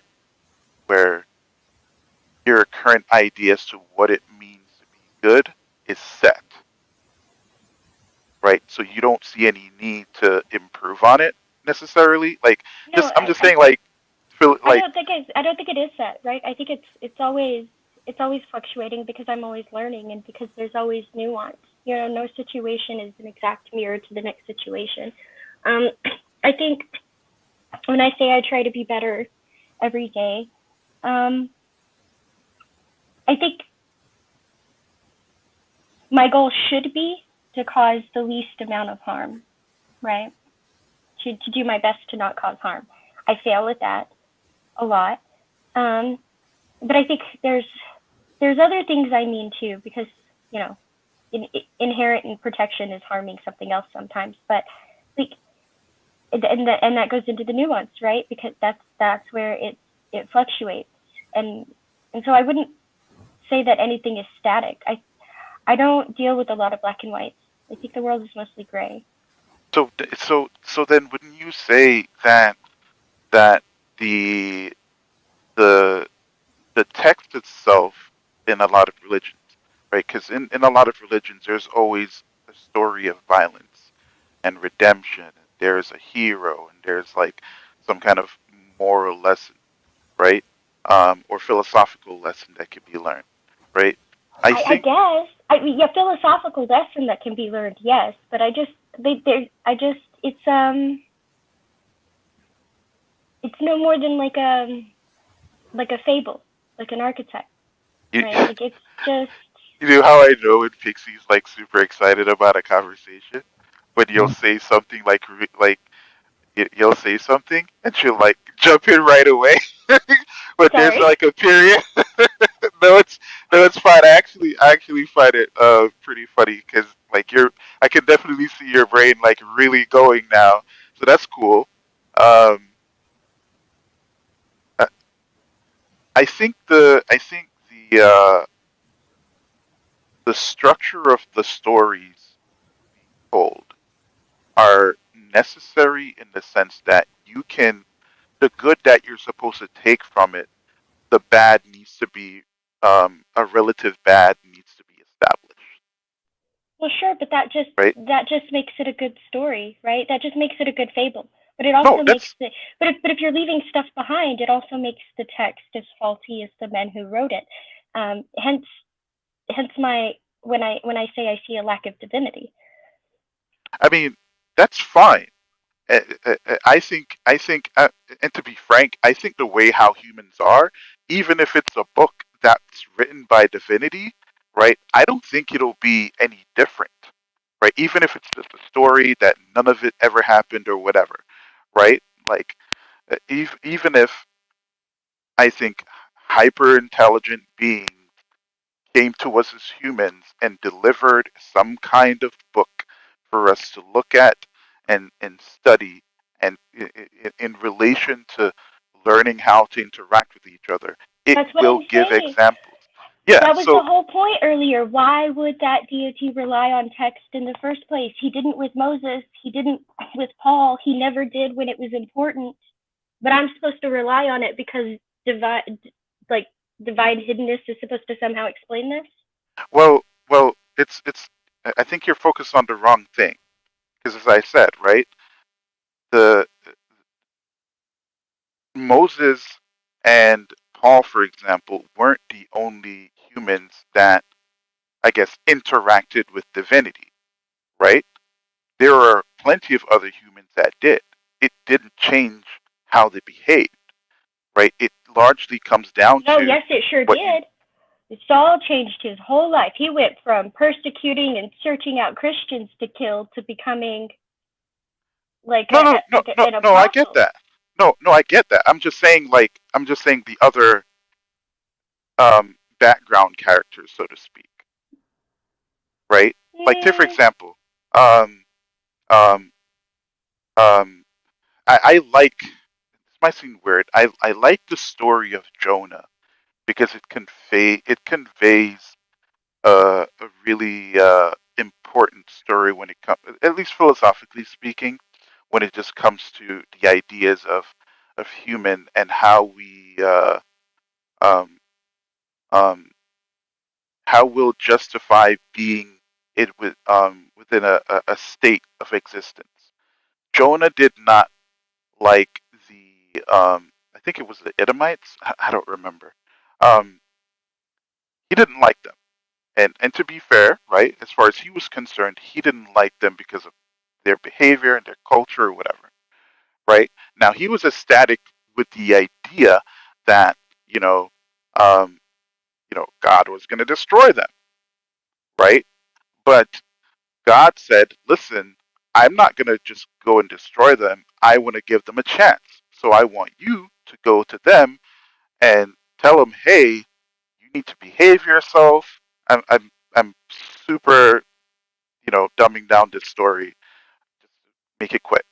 But he told him, hey, you need to go here and tell these people to behave themselves. If they don't, I'm going to destroy them. Jonah didn't like that idea. And if you can remember in the story, he actively tries his best to not, go and do what he's been told. And God kept putting him into positions to where, he needs to go and do what he's told. Now, he eventually did it, right? The Edomites didn't get destroyed, and Jonah was upset. He was extremely upset to the point where he no longer wanted to live. God tried to comfort him. He rejected that and straight up told God, "Let me die," because his idea of he is so stuck on maybe what he's experienced, right, and has his mind so made up that he could not move past the idea of the Edomites existing. And I don't so, think it was that at all. I think if we're going to derive morals from that, if I was trying to derive morals from that, I thought his "just let me die" was less of an identity crisis and more of a repentance, kind of like it's the idea, like, you may say that you can't stand this group of people, but go live with them for a year and do your best not to make any attachments and not to see them as human when you come out. Do your absolute best, because you're going to fail somewhere, right? I thought he was upset because he had gotten to a point where he saw them as people, as people he could help. And at that point, God had changed his mind. And maybe that's a point of perspective, because in my mind, that was another story of God being really cruel, right? Like, no, I won't destroy your enemy. Go preach to them. And then when you do, and you see that you're human, then I'll destroy them in front of you. Like, I guess that's just perspective, though. oh, okay. That's initially I wasn't sure what to necessarily take from that story. But again, right, it comes down to reading it with, I guess, different mind frames, right? And so, that's how I kind of came to the conclusion and understood that even a prophet of God, right, who has experienced God in a very visceral way, right? See, and That maybe that was my problem. Sorry, that continue. that intentionality that exists within him is so powerful, right? That the world that the ideal world that he wants to exist, understanding that it is not going to exist as while as far as he's concerned, right? He Okay, but didn't here's want my to be thing. in that world anymore. I guess, okay, the way I read the Bible is very strange, because I never read the Bible to justify God or to justify God's actions. If I'm I never looking did at either. if I'm looking at a deity, right, the only perspective I can look at it from is the human perspective. Yes. And so when I read the story of Job, I don't consider God's perspective. I'm considering Job. And I'm reading it from Job's perspective. When I read Jonah, I'm reading it from Jonah's perspective, right? And when I went through it that way, I don't I mean, I get it. I don't know that God is even consistent with the philosophy I get out of it. I mean, listen, I'm gonna be honest with you. I get Jonah, right? There are certain well, not are there were certain people. Some of them were even like family members that I just completely like reject the idea of any possibility of them being redeemable. And so therefore, as far as I was concerned, they probably shouldn't exist because of how vile I think they they are, right? And I'm not gonna lie, man. Um, some of those people have completely and utterly changed their lives to where, now, I've met a couple of them recently, and I was so filled with joy to how much they have changed as people, as individuals, that, like, I wanted to cry a man tear, you know, a man tear of, like, being proud and being happy, right? Oh, I wanted to cry a lot when I read the Bible, but I don't think it was from joy or anything associated with it. And I can understand there are some extremely sad stories in the Bible, but again, No, right? I think it's not the story. It's that, like I said earlier, the God itself seems to be in the typical Christian reading frame. The God itself seems to be wholly inconsistent with the philosophy being taught, and oftentimes ridiculously cruel. yeah. I I think I think again, I wouldn't argue against those things. Um, but I'm looking at it, like you just said, from a human perspective. And so that's what I try to focus on is the human perspective. What can I learn from these previous humans? Well, Well, for I some learned people, not to those be like God a lot. yeah, and I think I think I don't think we should be, or we should try to be necessarily. Well, I don't think that that's something that's commendable either, but apparently a lot of people do think those actions are commendable.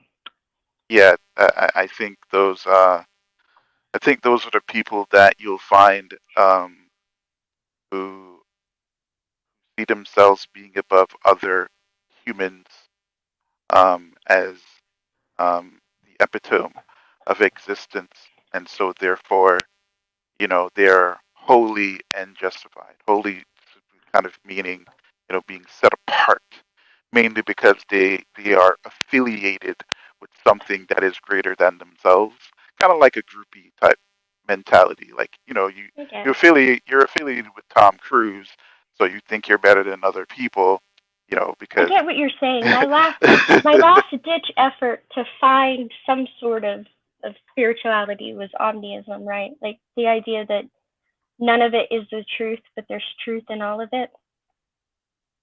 But I couldn't hold on to that either. I think this might sound weird coming from someone who actually, believes in the idea of spirits and stuff like that.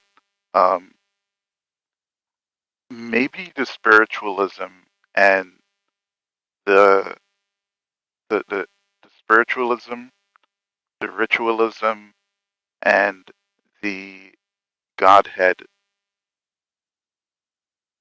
should probably ignore your reading of those things and focus more on the human aspect of it, because again, that's the only part that we can relate to. I can't relate to a deity, like some being who could literally snap his finger and create, bread to fall from the sky or some crazy shit like that, or to create fire tornadoes to guide people at night or whatever. Like, I can't relate to that. I can't relate to having, a sense of responsibility for a whole species, right? Like, I can't relate to those things. I can only relate to the humans on the mud ball, because I'm a human on a mud ball. In their defense, the Christians can't relate to it either, which is why they say ridiculous things. Yeah. That's true. Okay, that wasn't very good defense. And again, right? The idea of holiness, I think, that a lot of Christians try to aspire to is wrong. They're trying to aspire to a form of holiness that is that separates them from other humans. But it's like it's contradictory to me, because how can you want to separate yourself from other humans, but you want to save them? You can't save someone if you're separated from We had a similar conversation about this the other day. Like they were like we were Veckel, was it Veckel or Jill or I think it was Veckel said something about like they always say something like, oh well, you surround yourself with atheists or you surround yourself with non-believers, of course this and of course that, and I'm like, they converse with other believers as well, right? Or they'll say something like, I don't have to understand, or like something, they don't entertain atheist ideas, or they don't entertain doubts or something like that. It was weird. And I was just like, how could you not? Like if you were going to minister to these people, right? How do you form an argument if you haven't entertained their ideas? It doesn't. Yeah, and, Like it's crazy to me, right? Because I think the idea of I think as a Christian, I think what Christianity has to offer is a form of religious flexibility to step into other ideas and explore where other people are at, right? I think the idea of, treating people as you will treat yourself, once you're grounded in that, I think it allows you to maintain a certain sense of, I guess, intellectual or moral being while stepping into the world of another human who might not be of those same proclivities, right? Um, Now, obviously, this is not exclusive to Christianity, but it's good to have that type of grounding. The problem is that I'm seeing a lot of Christians who do not have that type of grounding, and so it not only makes it extremely difficult for them to step into other ideas and other people worlds, right? Because if you can't understand someone, as far as I'm concerned, I don't see how you can put them on a path to be saved in the first place. You can understand why someone, believe the things they believe, why they behave the way they behave, um, why they perceive things the way they do. I don't see any way how you could be of any help to them. It's kind of like your therapist. Your therapist is going to ask you a butt ton of questions, and it's because they're trying to find out where you're at, and they can't help you if they don't know where you're at. yeah, well, it's like, I guess I just find a lot of Christians just running around knocking down straw men, like trying to argue things they don't understand. They're like, oh, atheists believe we came from nothing, and I'm like, I don't even believe in a state of nothing. What the hell are you talking about? It's just or dumb they'll shit. be like, we didn't come from monkeys. Well, congratulations. I don't think we came from monkeys either. And you know what? If you understood anything about evolution, that's not the phrase that would come out of your mouth either. Exactly. I'm also going to need a conversion factor from metric to butt. Tons. Yeah. I just put that in the chat. It'll come up here in a second. Imperial or metric butt ton. That's what I'm curious. Yeah. But Pixie, do you get what I'm saying though? In terms of, I think an ideal is much better than, let's say, a religion. I think, like, for me, if someone looks at me and be like, "Hey, Bats, I don't consider you a Christian," I'm like, okay, I just mainly focus on how Jesus wants me to live as an individual, and I see that as a practice and a lifestyle, and so I do my best to maintain that state, right? And that state is not necessarily just grounded in my actions. I am not doing it for any form of like heavenly reward. As far as I'm concerned, if I'm wrong and I die and there is nothing, I'm fine with it. It is what it is. Because at the end of the day, my interactions with humans, despite whatever level of suffering I've experienced, I value those things. And I value those other humans as well. Right? So I think it would make a lot of sense approaching the Christ figure as an ideal versus a hero. I mean, I don't think that would take away from him being the Messiah and all of that stuff, right? But I'm somewhat deliberately stripping away those monikers for the sake of this conversation to kind of show the core as to why those other labels um, are justified. Does that make sense? Yes, I'm pondering, but it makes sense. Okay, I'm glad I could get you pondering. I don't know, is Hillary's or 420 the most high, or anyone else have any thoughts?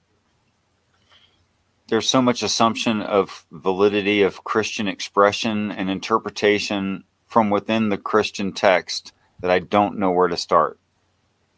Fair enough. Like, as soon as you say, Jonah would have rather the people perished. Wow, that just assumed Christianity. Yeah, I mean, fair enough. But again, I'm operating within the unadopted worldview that I have. Same way how if I'm having a conversation with you, right? But do you adopt it? Huh? But do you adopt it? I don't think you actually do. I mean, Christianity, right? Like, I would be fine if a Christian looks at me and be like, hey, Batman, you're not a Christian because, you don't espouse these specific Christian um, uh, practices, so to speak, that's associated with the religion. My main goal is Jesusism. That's if that makes sense. Like in terms of its utility, right? And so I'm perfectly fine if there is no, if I'm wrong and there's no heaven, and when I die or anything like that, there's like nothing. Mm-hmm. That, because as far as I'm concerned, that is my rest after existing. And I think everyone eventually needs to rest. Well, oddly enough, the Bible would agree with you that the dead know nothing. Yep. That you can't know something and be dead. I thought that was exclusive to Jon Snow, but I don't know who that is. Sorry, I don't get the reference. oh, really? Oh my goodness! All right. I'm sorry. But go ahead. Yeah, if that's going to be like a cultural thing, I have trouble caring. But sorry, I just do.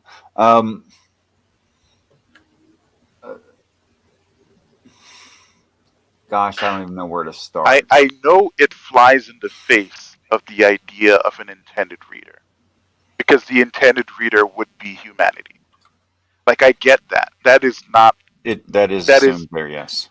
Yes, that is not lost on me. Because, like, even when I'm having this conversation with Pixie, I'm like, "Ooh, I know I'm doing some things to Richard right now," and he's like, probably like itchy. I can't say it doesn't tweak my melon because it does. It does. And again, right? See, the reason why I am so comfortable with sitting with you and having a conversation about approaches that I did not even remotely consider as to how to look at this book, right, is essentially because of the book itself, right? It's Yeah. what I got from it. And the only Yeah. way I'm able to get something from it is because I just approach its readings in multiple different reading frames. Okay, so have you ever, speaking of when you said that once earlier today, do you ever neglect the commas and periods and read it again? You ever done that? You know what's funny? There are points I didn't do it throughout the whole book, but there were some instances where I did do that, and it pretty much changed what was being conveyed to me. I Yeah. can't tell you like specifically now because obviously it's a large Right. book, but yeah, I did find that to be very interesting. It's so taken for granted that the punctuation is where it belongs. But some people with a more open mind say, well, is Jesus saying to the thief that you will be in heaven today? Or is Jesus saying to the thief, I'm saying something to you right now? Oh, by the way, I've never sat and read through the King James version. I read Genesis in the King James version, and I threw that Bible aside. That was actually my first time reading it. Having Every read other it time, originally from where?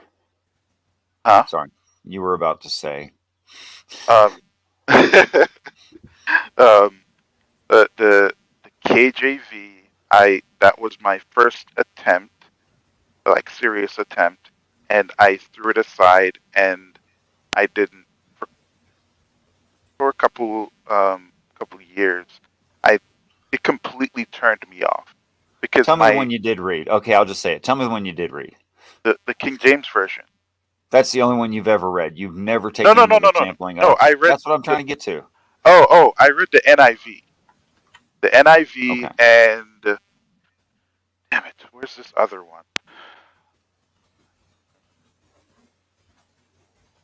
For two I read. It's okay. Let it go. Okay, let's move on for the sake of the conversation. Thank you. So Thank you very much. I was not influenced as much by the King James version. Right. I guess that's for my benefit because what you've been sharing, I was like, oh my goodness, this is like really bad, like really, really bad. It depends on what you mean by really bad. Okay, the poetry is really bad. The way how the structuring of the sentences are really bad. Maybe. It's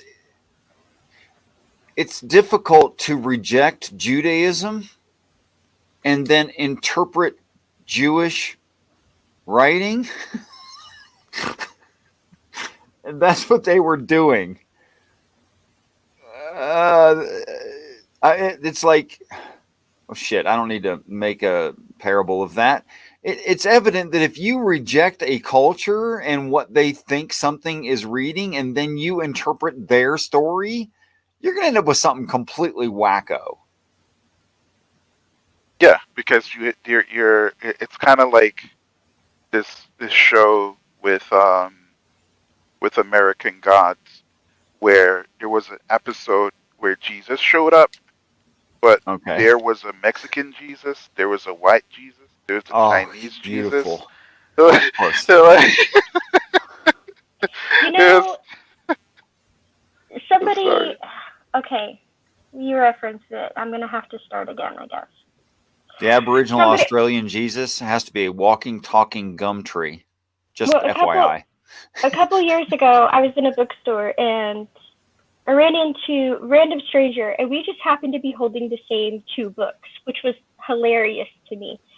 So we started comparing our reading list, and we had so much in common. And she's like, I want a third book, but I don't know which one to get. And I was like, you know what? I was just thinking the same thing. So I told her a book to get, and she told me a book to get. She told me to get American Gods.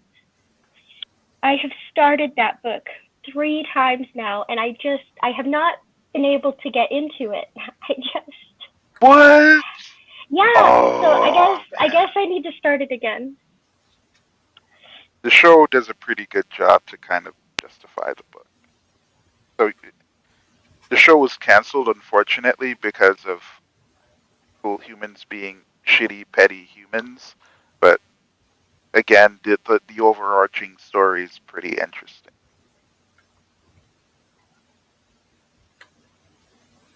There's a lot you can take from it. All right, I will start it again. Okay, American God. So it's obviously about basketball players and football players. No, the only story that comes to mind right now is about that. I guess you'd call her a succubus. I don't really know what the hell she is. Apparently, when she sleeps with you, her vagina eats you, though. She is an African deity. Mm-hmm. Somehow it doesn't sound sexy. Just me. No, it isn't described as sexy either, I promise. Yeah, it was described as that. However, there are. I think what turned me off from the show was that they I don't know. I guess it's just the way how they visualize certain things. Yeah. And there were certain cultural things that were kind of said in the show to kind of illustrate certain points. And it made people mad, yeah. It made other people mad. Let's just say the passion that was being demonstrated, for example, by Nancy, right? That's another African deity, right? Well, it's a collection. From what I understand, it's supposed to be like this collection of almost standalone short stories, but there's like a thread running through them all, basically. Yes. And it's supposed to be almost like a social critique, like things that we like value. Like it's like, but done with heavy symbolism. Oh yeah, because imagine the things you value the most physically manifesting. Like Richard, there is a god of the internet. There is a god of conspiracy, of like a physical conspiracies exist and the internet exists, so they already manifested. Well, when I say manifest, they personified. Thank you. That's the word I should have used. Like there are those like things, and the idea of worship, right? Like even the way how that is explored is really good. I think you would enjoy that book a lot, actually. Speaking of which, we need to adjust Uncle Sam's uniform to World Police uniform. Just saying. Yeah. We gotta adjust that idol to the current mindset. Think we should change the hat? Yeah. It should match the World Police uniform. Yeah, but if Uncle Sam showed up, it would totally freak me out, especially if he is like, 90 feet tall.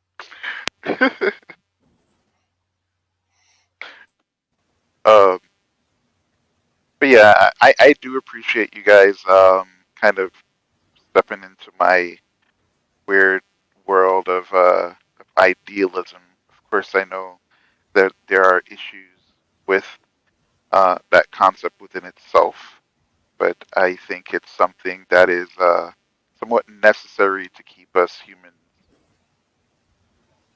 somewhat grounded and maintaining an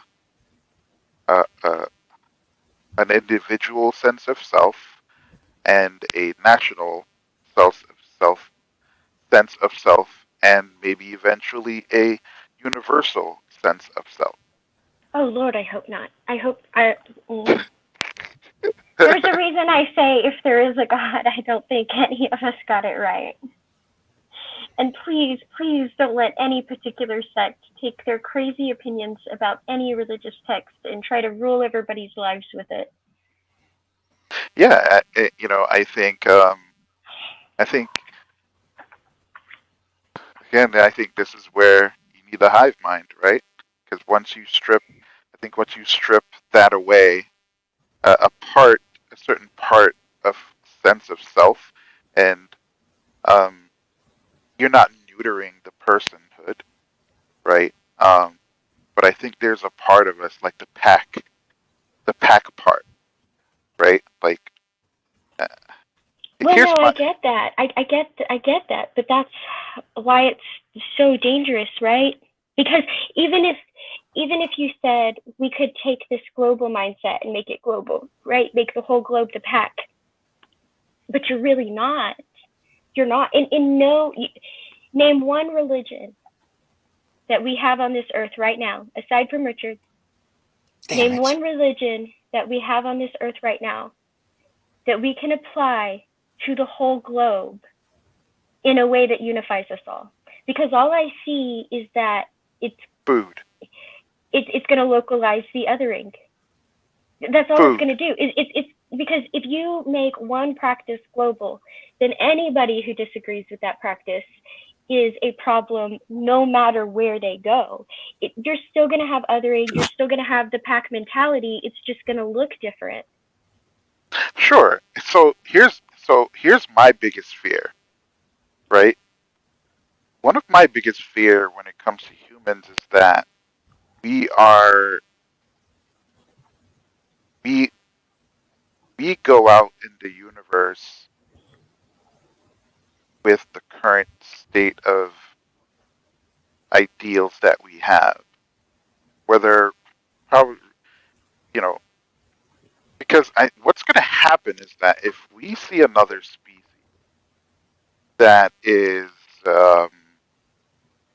somewhat self-conscious and sentient like us, right? We are going to do horrible things to them because our sense of being separate from them is going to cause us to treat them less than, right? And so for me, the idea, there are certain Eastern ideas of being one with the universe. I think I think those ideas are beautiful and somewhat necessary, because if you don't see yourself as being one with the universe, you can't look at other things and appreciate them the same way that you would appreciate yourself. Even though, I guess, maybe on the intellectual scale or sentient scale, they might be quote unquote lesser than you. The fact of the matter is that you're pretty much the same. You're pretty much made up the same elements, right? So I don't know. We have to find a way. I don't know if that can be done physically, philosophically, maybe spiritually. I don't know. To strip away the idea of a pack, like this barrier that separates us from everything else. There's two philosophies. One by Nikola Tesla, actually, but I'll get to that one after the first one. There's a philosophy that says, the only time the human race will ever see ourselves as a whole, as one pack, is if we're faced by an external threat that has decided for us we are all the same. And even then, that would only last as long as the threat remained present, right? Because once the threat was taken care of, we would begin dividing ourselves again. Now, Nikola Tesla said that, taking this in mind, right, like we'll always find a reason to attack, pretty much. He said that he used to believe that relying in better and better weapons, like something like a nuclear weapon, this ultimate threat, would be what forced other countries to keep peace, but he realized how foolish that was. And that the only way to put an end to war was to create an ultimate defense mechanism, right? So you didn't have to attack, but it would take care of whoever was trying to attack you and making attack pointless. And that until we had some sort of shield like this for every sovereign place, there would continue to be war. So I don't think it's a matter of adopting philosophy. Like there seems to be something like very ingrained that would require a leap in evolution to shake. I think the concept of the Tao is pretty interesting. And to be fair, like the Tao is not like really this deity that lords over existence and stuff like that. They can look at it as being the way, right? And the idea that one would derive from that is that you are moving in accordance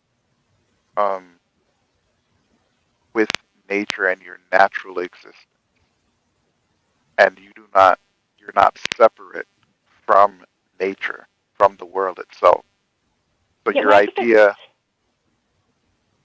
your idea of a sense of self shouldn't necessarily even be a thing, right? It should only exist as far as the physical sense that, okay, you're over there, I'm over here. But in terms of separate from you, right, I'm really not. And I'm moving in such a way that that is wholly natural to us as humans. And if you try to move away from that, you'll deviate from the Tao. Right.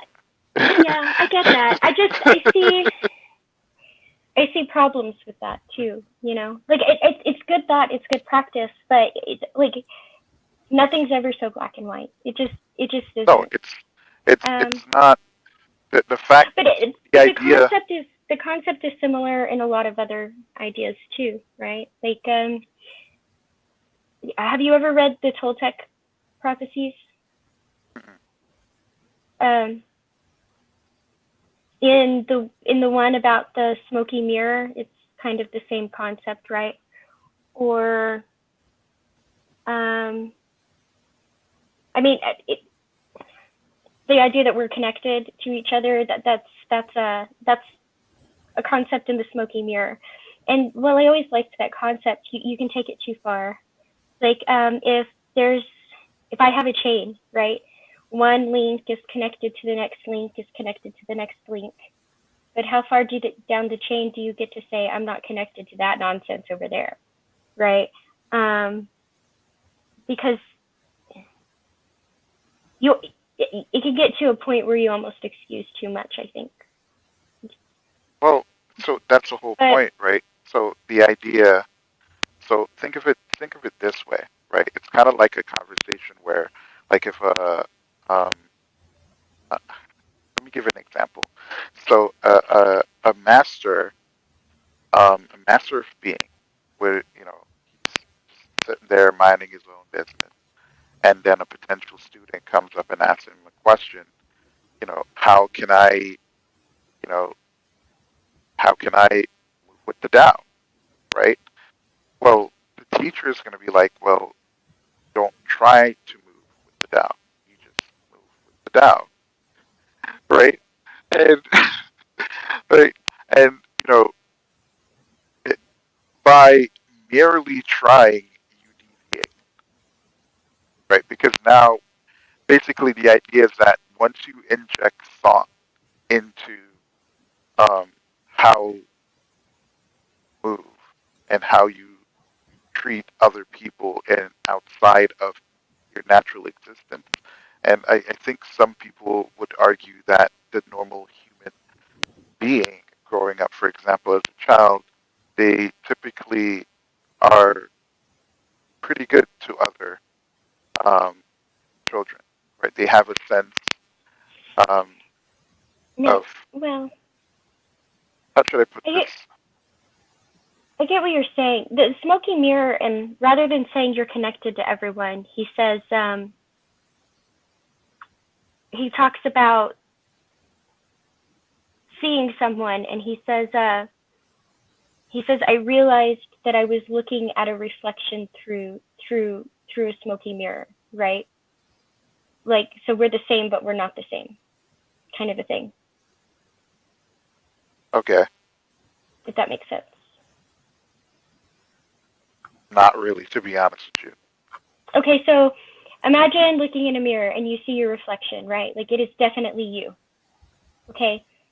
But if somebody turns the hot water on and the mirror starts to steam over, it's not completely steamed, right? But it starts to steam over and there's steam in the air. You see your reflection, but it's kind of distorted, right? And if you didn't know that you were looking at yourself, there might come a point somewhere in there where you could mistake it for somebody else, right? Oh, I see. So it's a reflection of us, but it's also not us, kind of a thing. And so he refers to like and that, like, so we're connected but we're separate. Like you're my reflect, like all of you are a reflection of me and I'm a reflection of all of you, like, kind of a thing. Yeah. Oh, I see what you're saying. That's interesting. Yeah, God being the light that shines through a chandelier, and we're all the different prisms of the chandelier is one way of looking at reality also. As long as you espouse that each prism is different. Yes. Refracting the light in different ways. Right. Batman, every time, I know this is complete sarcasm, but I'm so tempted. Every time someone says, how should I put this? What runs through my mind is perfectly for me. You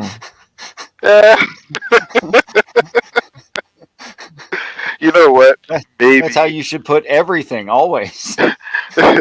Maybe we'll get there. Eventually, we'll get to where we'll be able to convey things to each other so perfectly that there will be no misunderstandings or mistranslations or I desire the hive mind. As far as connected to nature, that's everywhere, even in what they jokingly refer to as the Native American Ten Commandments. It's the Native American Creed, but it has a lot of I guess it's like things to live by, I guess you'd say, like honor thy father and mother, like enjoy life's journey but leave no tracks, just things like that. And you can break it down into 10. And a lot of it is very nature-based. And so even science, though, is starting to show that we really are connected to nature. Like they say, studies have shown that your mental health is better if you are in nature, or if you like take time to be in nature or vacation in nature, or even something as simple as gardening. And they said this is particularly the case with women so far, which I think is interesting. Yeah. I mean, like most of my life, I have grown up in cities. And, my my only reason for wanting to be like, pretty, wealthy is to be able to like obviously take care of all of the basic needs, not just for myself, but also for my family, but also be able to like purchase a home pretty much like in the middle of nowhere where I can, probably like raise animals and make kids furniture to like donate them to schools and stuff like that.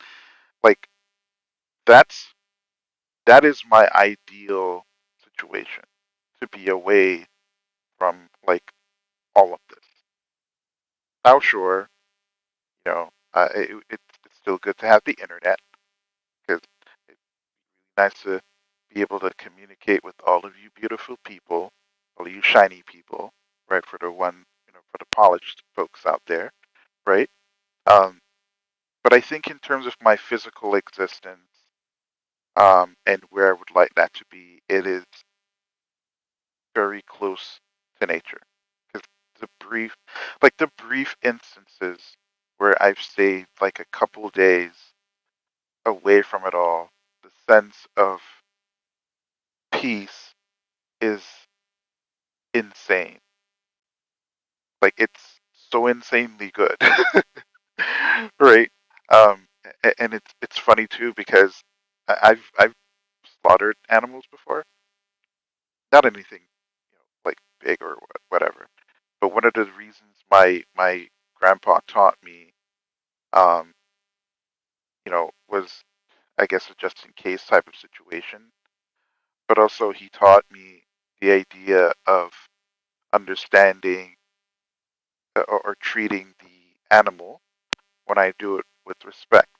So he would pray, and Christian, he was a Christian man. He would pray and thank God for the animal, and he would thank the animal for its meat. Yeah, it's just natives too. We do a very similar thing. You like show respect. You honor the animal sacrifice. Yep. Yeah. Yeah, I don't know. That stuff is like, I don't know, it's weird coming from a city boy, Gothamite, pretty much. But I that's what I always wanted. That is my ideal existence, like at least physically speaking. I'm always happiest outside exploring something. But I still get restless. I don't like being in one place too long. Maybe that's your inner explorer. I guess. I'm really looking forward to going back to the jungle in Cozumel, though. That was so much There fun. you go. Richard, you coming with us? Cozumel is so pretty. Where? Going where? We're going back to the jungle. We're gonna be one with nature. We're gonna right. We're gonna Welcome to the jungle. We got fun and games. I can't. I don't know.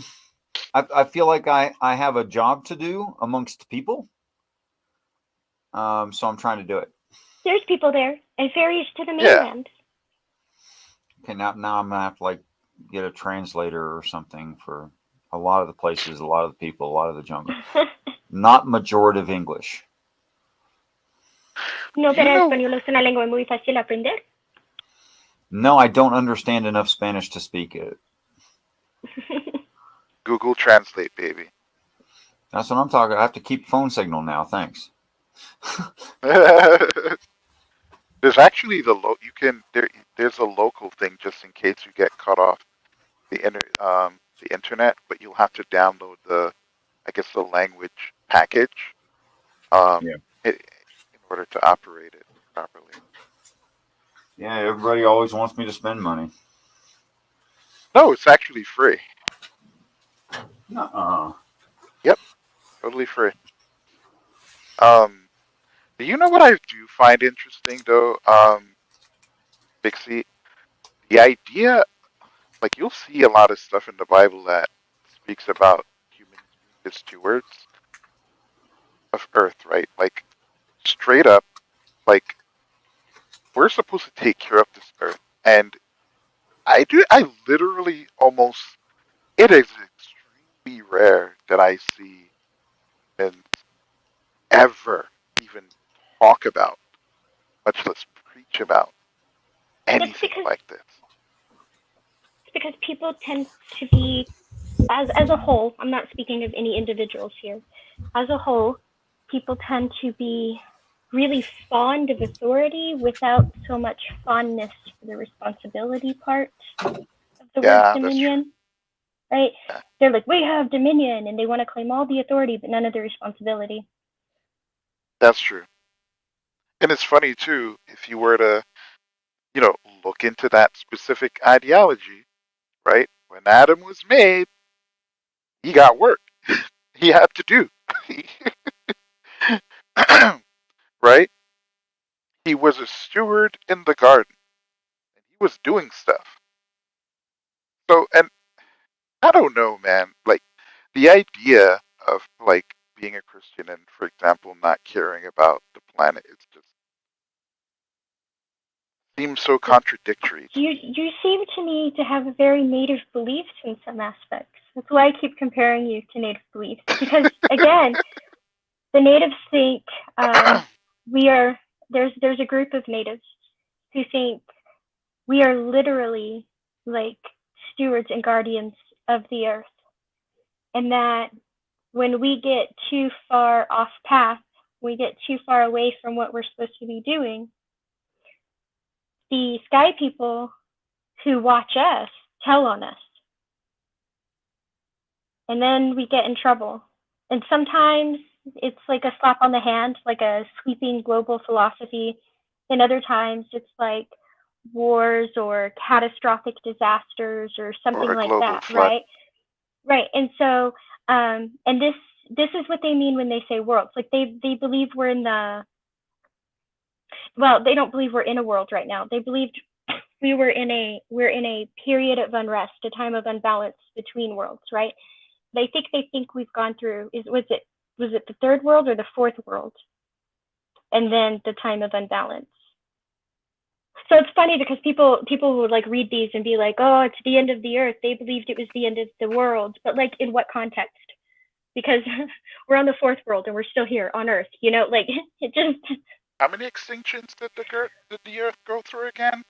Right. But they don't believe it. But that's not what they mean when they say it. You know what I'm saying? I know. It's like, but it's so funny when yeah.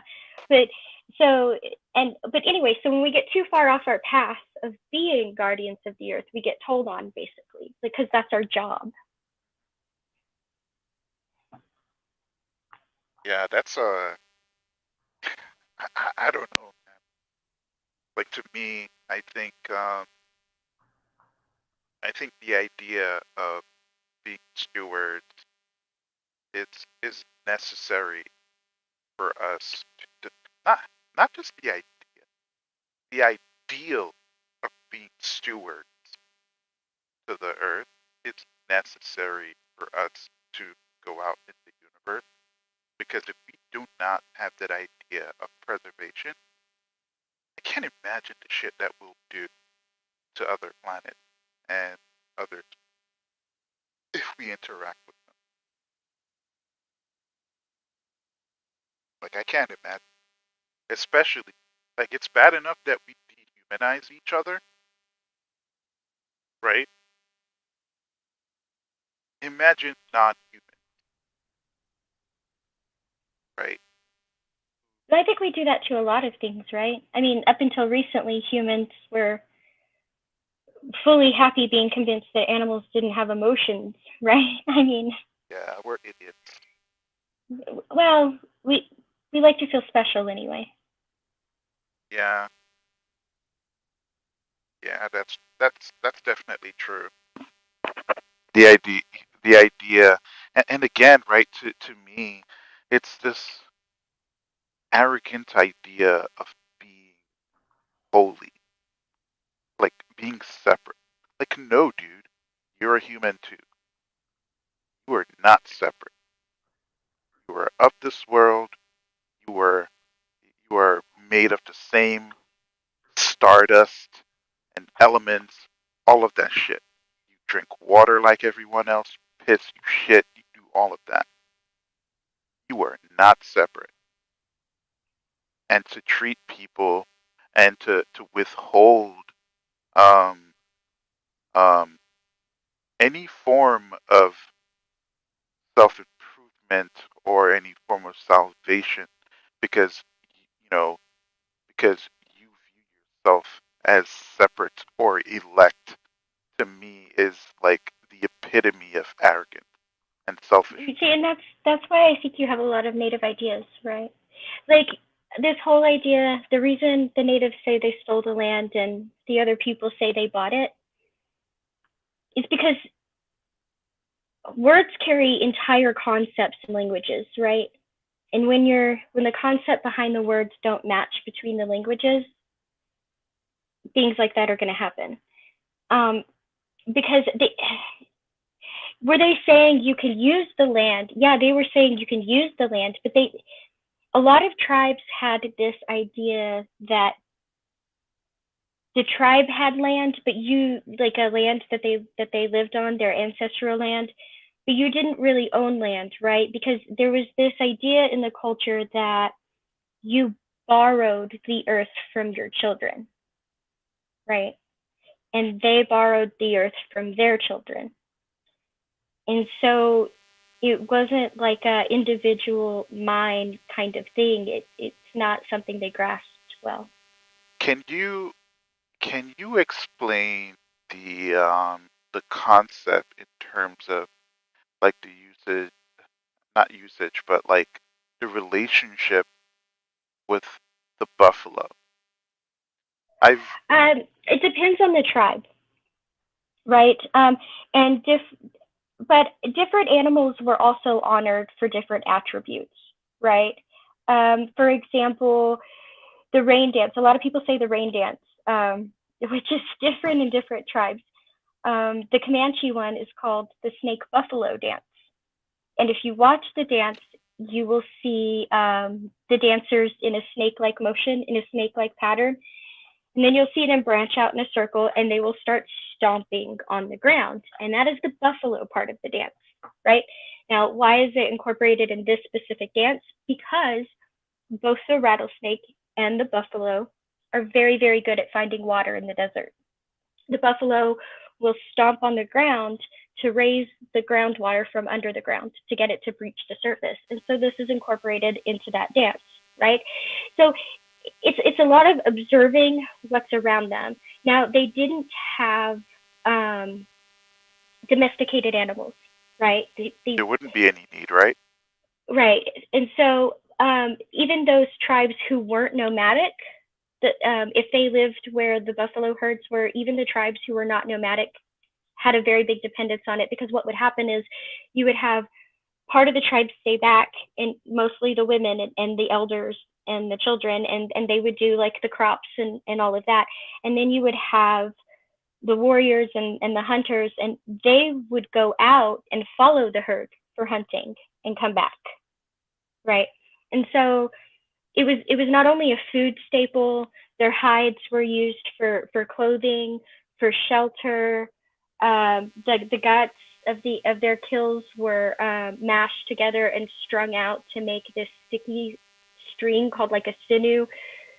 Because the bison had these long hairs on their tongue, some tribes also made like hairbrushes and things out of their tongues because of the bristles. Because of the bristles. Right. The bones were used in jewelry. And buffalo bone is black. So when you see the black and white long beads on native jewelry, white is usually deer, the black usually comes from bison, but those are bones. Like it was just it was very central to their life, right?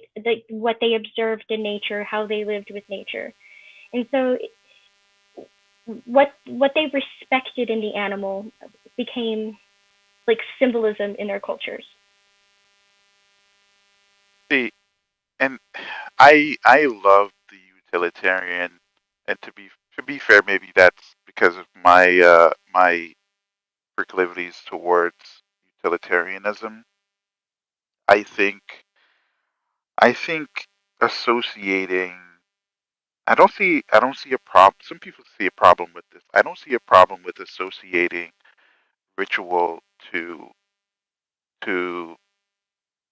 um to what is your natural practice, right? Because I think that's a way to convey and pass down knowledge and reverence towards the land, the animals, and all of that exists around you, others that exist around you. See, it's like what I appreciate about it, like native art, especially older native art, more so than contemporary, is that everything meant something. Every symbol meant something. Every colors have meanings behind them, right? It's why you have the medicine wheel. The Cherokee medicine wheel is always the same colors. It's black, yellow, red, and white, right? Because those colors mean something. And so, and sometimes it's counterintuitive to an outsider, right? Like you can look at a bear and be like, oh, that's a symbol of strength. But it's weird for people to look at a hummingbird and see that as a symbol of strength. But in some tribes, the hummingbird is the symbol of strength. It's a symbol of strength. Yeah. Yes. And you would think, why is that? Well, again, because they were very aware and they were very keen on observing the nature around them. And hummingbirds can be quite territorial. And there comes a point where if you are too close to their nest, they do not care if you are a bear, they are going to try to attack you, right? Mm-hmm. And so it's the idea, like it's like the bravery behind it is the strength, not the actual physical strength. Yeah, that's interesting. Because it's funny too, because the idea of the unfortunately bravery a lot of the times is typically associated with the capacity to exercise or to do something physical, right? And so there are many people who are very brave, um, who don't get the credit that they deserve, mainly because again the other because of the generalization that's associated with bravery that you have to do something physical or exercise some kind of power, right?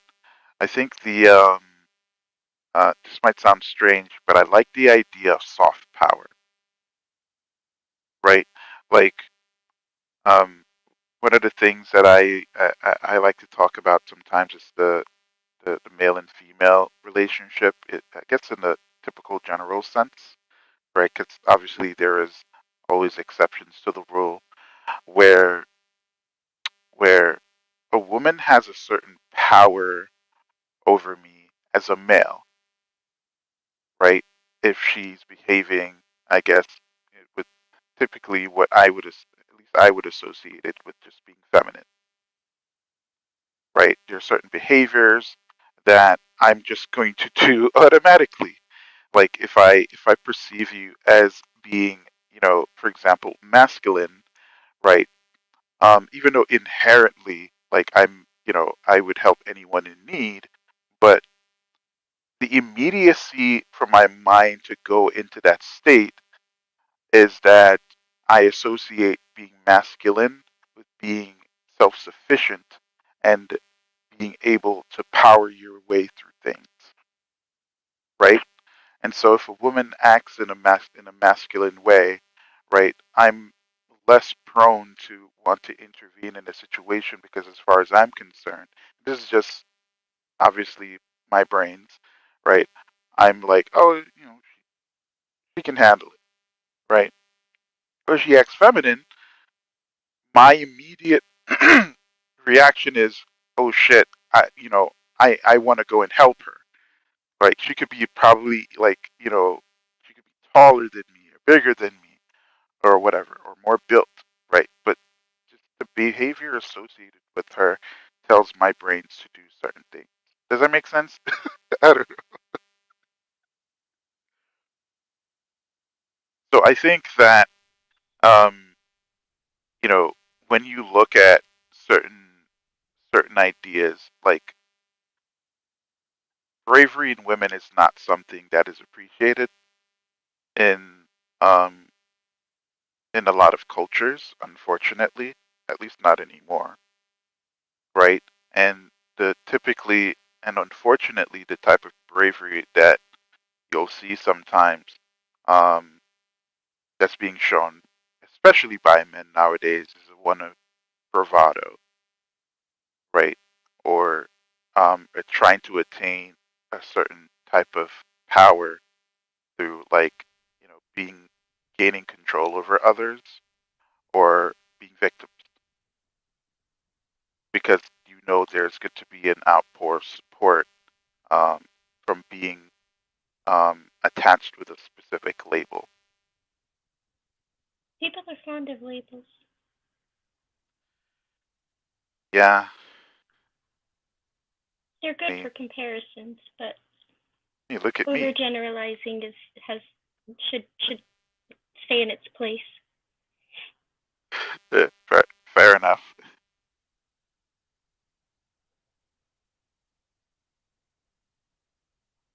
The cornerstone that the builders rejected. What's the idea behind that? I just noticed that Delirious. It's a Masonic idea. They use Oh. cornerstone that the builders rejected. Ah, interesting.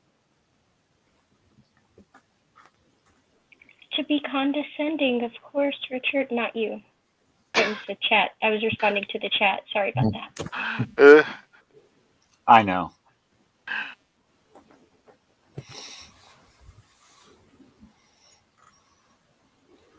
Oh man, I have barely been paying attention to the side chat this whole time.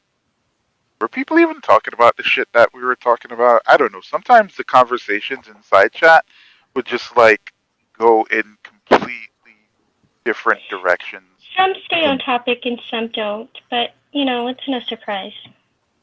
But I said, the reason I said to be condescending, of course, is because Richard typed, why would you misspell the Quran on purpose? And I said to be condescending, of course. Yeah, I can see that taking place. We express hate in many different ways.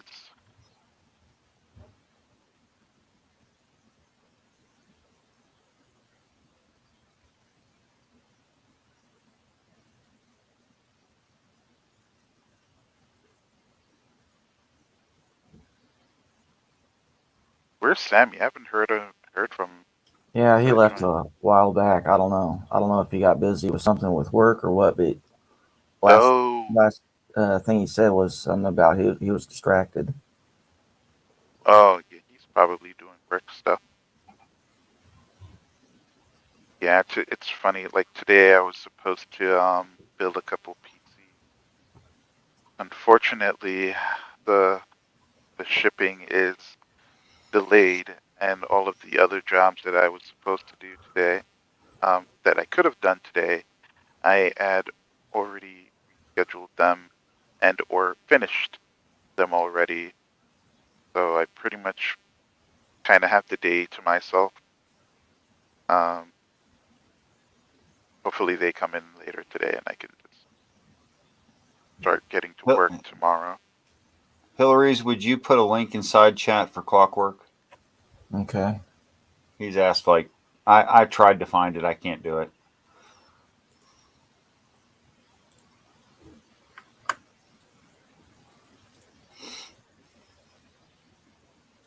He's asked a couple different times. Have I met this Clockwork person before? I don't know. You ever heard somebody is talking like this? For real? That's Clockwork Rex. Clockwork Rex. Yeah. Interesting. It's a pretty interesting combination of words. I wonder what's the reasoning behind it or the explanation. Perhaps when he comes in, he might tell you.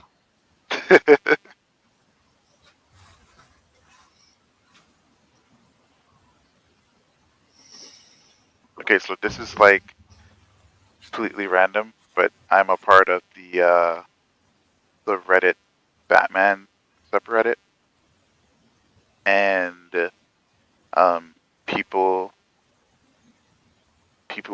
I have sometimes mostly whenever I'm bored and I don't feel creative or anything like that, I would eventually go in and address a lot of interesting ideas that people would have about Batman, like the idea that Batman is not a hero.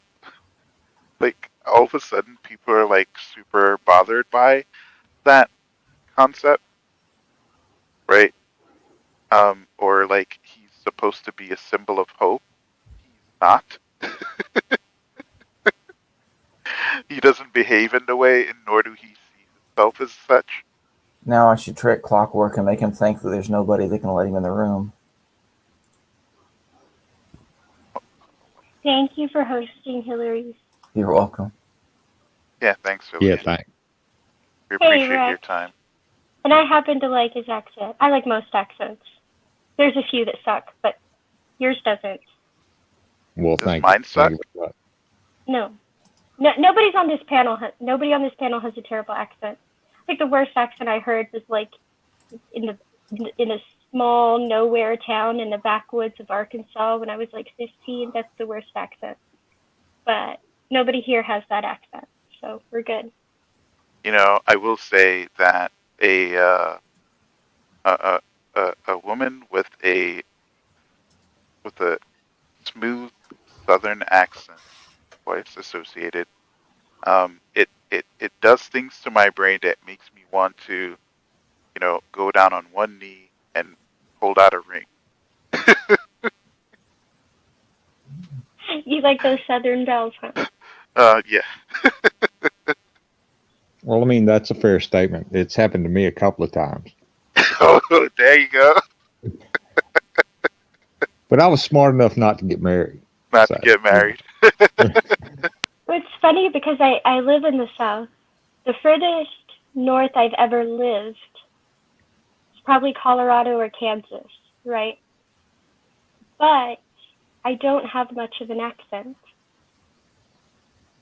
That's interesting. Well, yeah, I kind of lost my accent when I was in the Army. But when I moved back to Virginia, it came right back. It was like riding a bike or whatever, however you want to put it. I don't know. I don't know why. Maybe it's because I grew up hearing like different languages and different accents. I don't know. But my sister is the like she has a pretty Texan accent.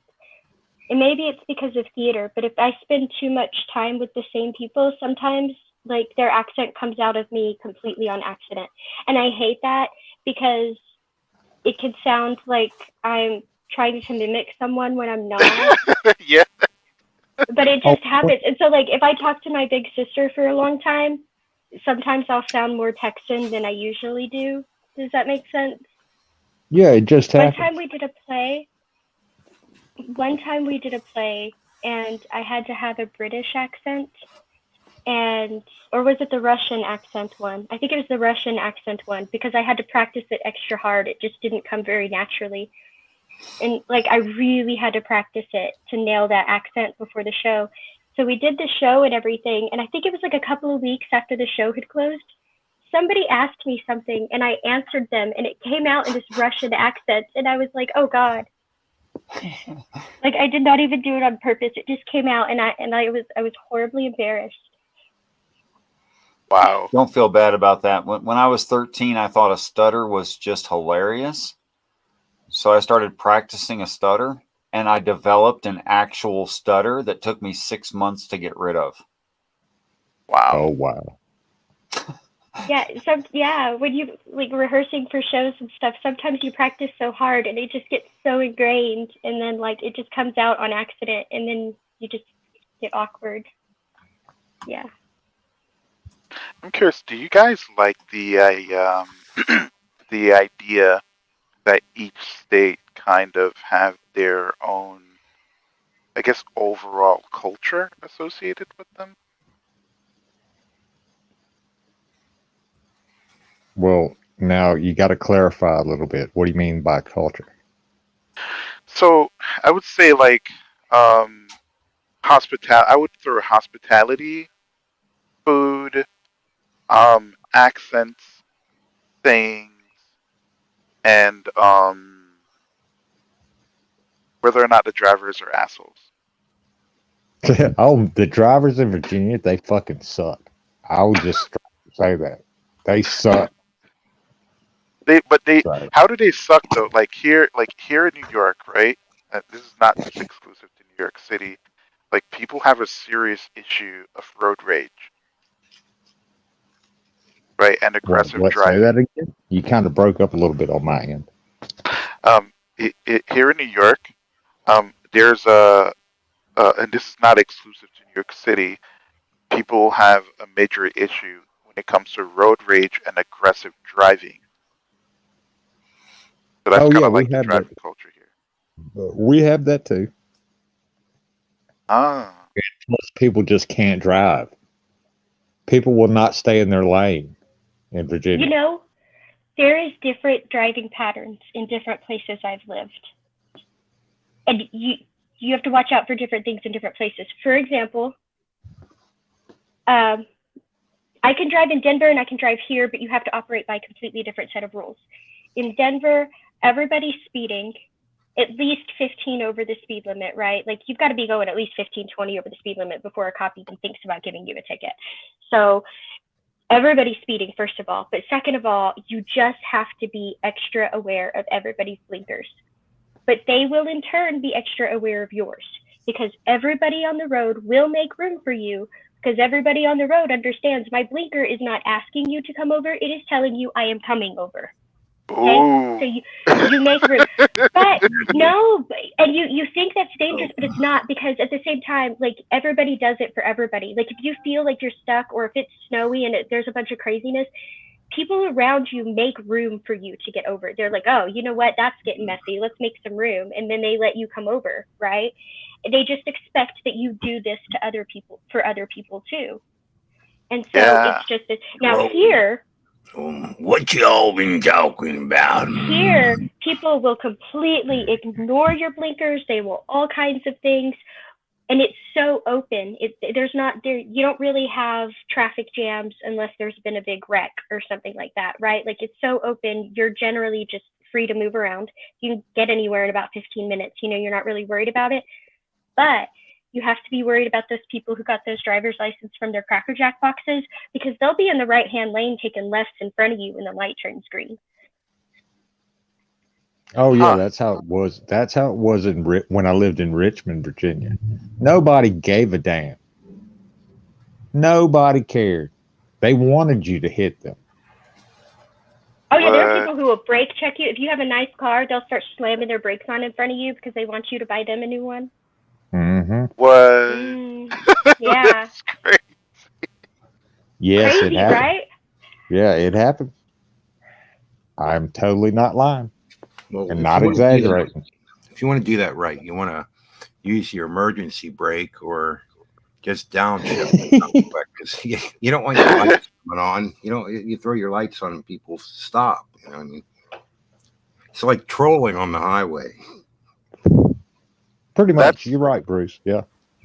That's interesting. So what about like hospitality? Like when you guys travel, like, okay, so to be fair, right? Like a little bit of background. So I'm not a naturally born American. I was born and raised in Jamaica up until the point where I was a teenager, right? And then I eventually emigrated to the United States because my mom lived here, right? And so I've experienced America, obviously initially speaking from the outside perspective, and now I'm doing it from the inside perspective. And now I notice certain things um, consciously and subconsciously. Like a lot of states tend to have like these different cultures, right? So that's the context of the conversation, Bruce, just in case that wasn't something that you had picked, you had seen. So we were just kind of talking about like the driving culture in states, right? Where I was kind of saying like in New York, drivers are like really aggressive and prone to road rage, like a lot. Um, and it's funny because here, when you put on your turn signal, you're basically asking for permission to to move over, right? You're not telling the person. Yeah, and you're nor- not telling anybody. You're asking.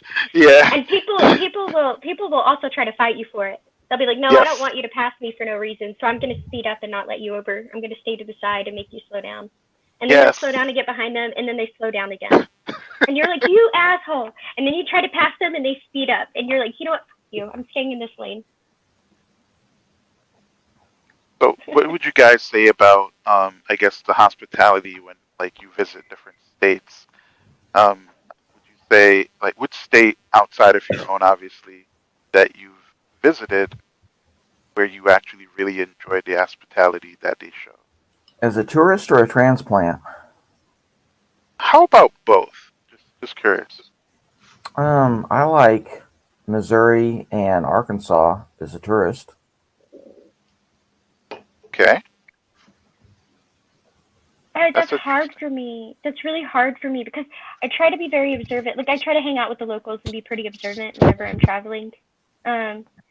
So it's hard for me because I don't know. Like Tennessee was gorgeous, and the people were nice, right? Like everybody was polite, but it was one of those like insincere things. And it was weird. And there was a lot of stuff, like I just wouldn't live there. Where'd you say, Tennessee? Hmm. Yeah, they're kind of like that. They're like, you're not around from here, are you? So Yeah, they're like sugar sweet, but like in an obvious fake way. And so like, yeah, they're very hospitable, but it's like, it's weird on top of it. Well, yeah, I try to be. Well, I mean, I live in the Appalachian Mountains of Virginia now, and I try to be hospitable to people, both neighbors and strangers and family.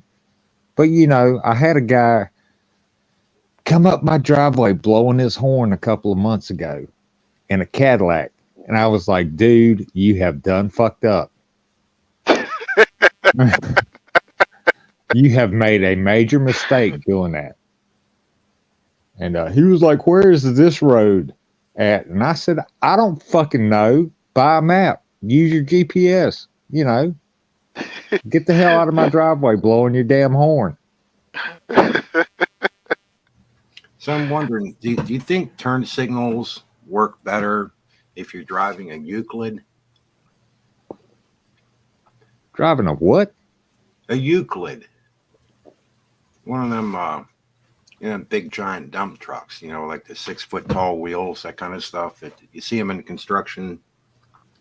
Oh, okay. Like I know what you're moving earth and stuff around. Well, I mean, I don't know about that because you pretty much see a dump truck coming. But if you're on a motorcycle, people don't pay attention to you. No, you could be invisible. Well, I would say it depends on where I'm at. There are places where I would 100% agree with that, and it's just because of honestly, I would say older places. The older the town is, the more important I think your blinkers are, especially for bigger vehicles. And here's why. Older town construction was not necessarily made for automobiles or for big populations, and so they tend to have narrower roads or more narrow lanes. In this instance, it is very difficult for a bigger vehicle to make especially a right-hand turn from the right-hand lane. So it is, while somebody in the right-hand lane, a typical driver in the right-hand lane may go straight or may go forward, it's really not that big of an issue when you're behind them. But it's really, really important to know that the big vehicle, not in the right-hand lane, still needs to turn right onto that narrow road. Yeah, I just know that if you were driving a Euclid, people would be out of your way and stuff. But just a thought on the motorcycle thing, see what you guys think. I think that people may not see you and such. You know, I realize they can get lost in a blind spot, what have you. But I think a lot of it is to do with, say, you're just driving. You know, you're not really thinking about everything. And so you go to pull out on the highway, and you're kind of iffy about, say, your car is kind of doggy, you know, and you floor it and not much happens, you know. But anyhow, so you're thinking whether you can blend into traffic or not real well coming out off a yield, you know. And so if you look back and you see, say, that giant dump truck or a Greyhound bus or whatever coming versus a Volkswagen Bug or something, I think mentally we just think different. You know, we maybe take the chance in front of the Bug to get out there. And or if it's a big bus or something, I think, you know what I mean? Even though maybe you're not consciously thinking that out, I think that's just how we are. And that's why I think people pull out in front of motorcycles. I don't think it's necessary really deliberate. I think they just do it. You know, they're not even thinking. They're not afraid, I guess. Or they just Weird. overlook it. Their mind is used to seeing cars, and it's almost like a blind spot. Well, it's kind of, but even from the 70s, most people, not all, but would turn their light on. You know, it's like you always had your headlight on. Most people on a motorcycle. If See, I think I'm more skittish around people with motorcycles because I'm not afraid of being hurt. I'm just afraid of hurting somebody. Right. Right. But that's my point. But I think that people subconsciously just don't. They're driving an autopilot. Like, how often do you drive somewhere, especially near home, and you think, was that a red light or a green light? You don't even remember, man. You just got there, you know. And so that's the way I think a lot of people drive. I just don't think they pay. That's why when you're on a motorcycle, you should always be paying attention, probably with one hand on the brake, you know. Yes. Oh my God, all the time. Look, I had this red car, this candy apple red car, and I get that it was small. I get that it was a Honda Civic Coupe. I get that, but it was candy apple fucking red. Anyway, I didn't even know that they put was that in the script. No, never mind. So here's why the color What is color important. car you want? Well, I like that color. That one there. Here's why the color is important. Because candy apple is bright red. Here's why the color is important. That poor car, the number of times I had to repair that damn thing. My friend was the worst alarm system ever. I figured that out. So we're driving, and I'm driving him to pick up his car on my way home because it's right down the street from our work. And we're passing this grocery store, and there's somebody on the street by that grocery store, but I'm not thinking anything of it because they have a stop sign, and there's an entire lane between me and that road, right? I'm in the far lane. I'm not worried about it. And my friend goes, I don't think she's gonna stop. Wham! And I was like, what? And this lady said, I did not see you. Now, this happened not only 2 more times, but the third time it happened, I am literally honking my horn in the middle of the road while an F-350 climbs the hood of my car, which is the time that it got totaled, right? And he says, I didn't see you there. Now, I understand that my coupe is a small car, but again, it's candy apple fucking red. Was this a Sunset? No. You like driving a Miata? No, I told it was a Honda Civic Coupe. It was a small car, but it was bright fucking red. Yeah, and unless it's sunset, like when everything looks red, I don't know how they could have missed it. May I? Can I make a suggestion for the panel if you guys are okay?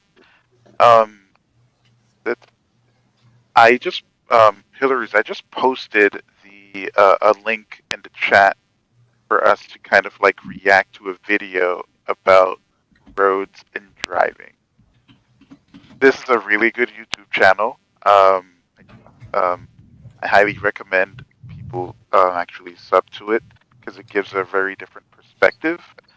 But if you guys are okay with it, would you guys mind just kind of, go along the journey and just kind of comment on roads and driving and stuff like that? I'm only posting it because I think it's actually interesting and educational. That's good, Bruce. Just shut your eyes and floor it. Yeah. Hey, man. Use the force, man. I don't know, Hillary's. Can you pull it up for us? I can, but I hate to put it up for somebody else's channel in case it's copyright strike. In with Oh, that's true. It's crazy. Oh, so yeah. Well, you know what I mean, found we most can go check ironic it out. about? You know what Yeah. I found most ironic about everybody hitting that red car? Is because before I bought it, everybody told me, don't get that car. Red is so visible. All the cops will notice you over everybody else. Yeah. Well, And I was like, great, I will be seen. No, apparently that is the color that makes you invisible. Yeah, I wanted to make the joke earlier that I found that blinkers work best on an old beat-up pickup truck, and they work horribly on any sort of sports car. Yeah. People are afraid of anything that might bust them up and smash into them or something. I don't know. Just the fact if it's old and beat up, you don't really care much if you hit somebody, but if you got a really nice, expensive car, you know, you're going to be super protective. So they're counting on you to protect them. Well, that and the material it's made out of, right? For the longest time, I had this like a 93 Honda. And that thing was a beast. I mean, you want to talk about little repairs. But anyway, like the great thing about it was that it was old, because I got hit by a brand new truck, and like he was all freaking out, and I was like, I'm fine. And the problem was like because his was what, like fiberglass or whatever, like Yeah. fucked up his bumper. But I was driving a steel-bodied car, and he didn't do shit to me. Yeah. Well, yeah, that's the difference between a Corvette and what do you call them? A Buick. Buicks are made out of steel. Corvettes are made out of fiberglass. Well, yeah, they will crack up and stuff, but new Do you ones. call them plastic cars back then? Yeah, Well, pretty much. Corvettes are pretty cool, though, I think. Well, I mean, they look cool, but if you give them a little fender bender, that's all fucked up, and you're gonna have to take it to the shop and like $3,000 to get it repaired. Well, yeah, Or what- fiberglass work is tough, but then, of course, if you have a DeLorean made out of stainless steel, oh, yeah, that's a real pain too. Yeah. I don't know, tough stuff. So when would you guys would suggest like the Corvette lost its muscle car title? What? Like what year? Wait a minute. Have you seen what they're doing now? They're actually building cars doing 200 miles per hour mid-engine. You can go buy right off the floor. That's for real. Yeah, but like doing that. More important question: what's your favorite Corvette? They're all favorite. My brother had a 66. It was like near mint, man. It was super nice. What's that? The Shelby Cobra? No, that's a Mustang. Never mind. That's a My bad. Mustang. Yeah. The 57 and 58s with those big whoopy sides. You know, they looked really cool. And I kind of like the '63 Stingray yeah, that's a nice car. with the split windows. Yep. I was thinking that. Yeah. Mm-hmm. Yep. Yeah, the muscly and stuff. I think, you know, like with the old I couldn't drive one though. pipes and stuff, they were wild, you know. I could never drive one though. No. No, I have short people problems, and that hood is way too long. Yeah. Yeah. You know, I never got the idea of like why people would put their seats so far back when they're driving, to the point where like I'm 6'2", and I've sat in some drivers, like actual driver's seat, and it's so low to where like they can barely see over the hood. What you're saying? Why do they have the hood so long? You mean? And you're sitting back so far? No, the seat, like the seat is like it's put down and leaned almost all the way back. In what? In a Corvette, you mean? Just in cars in general. Oh! I see what you're saying. Yeah, I mean, I have no idea. On sports, like I said, I have short people problems. My problem is it's hard for me to find a car where I could comfortably reach both pedals, but I don't have to scoot the seat so far forward that I'm T-Rexing it. You know? And so I have short people problems.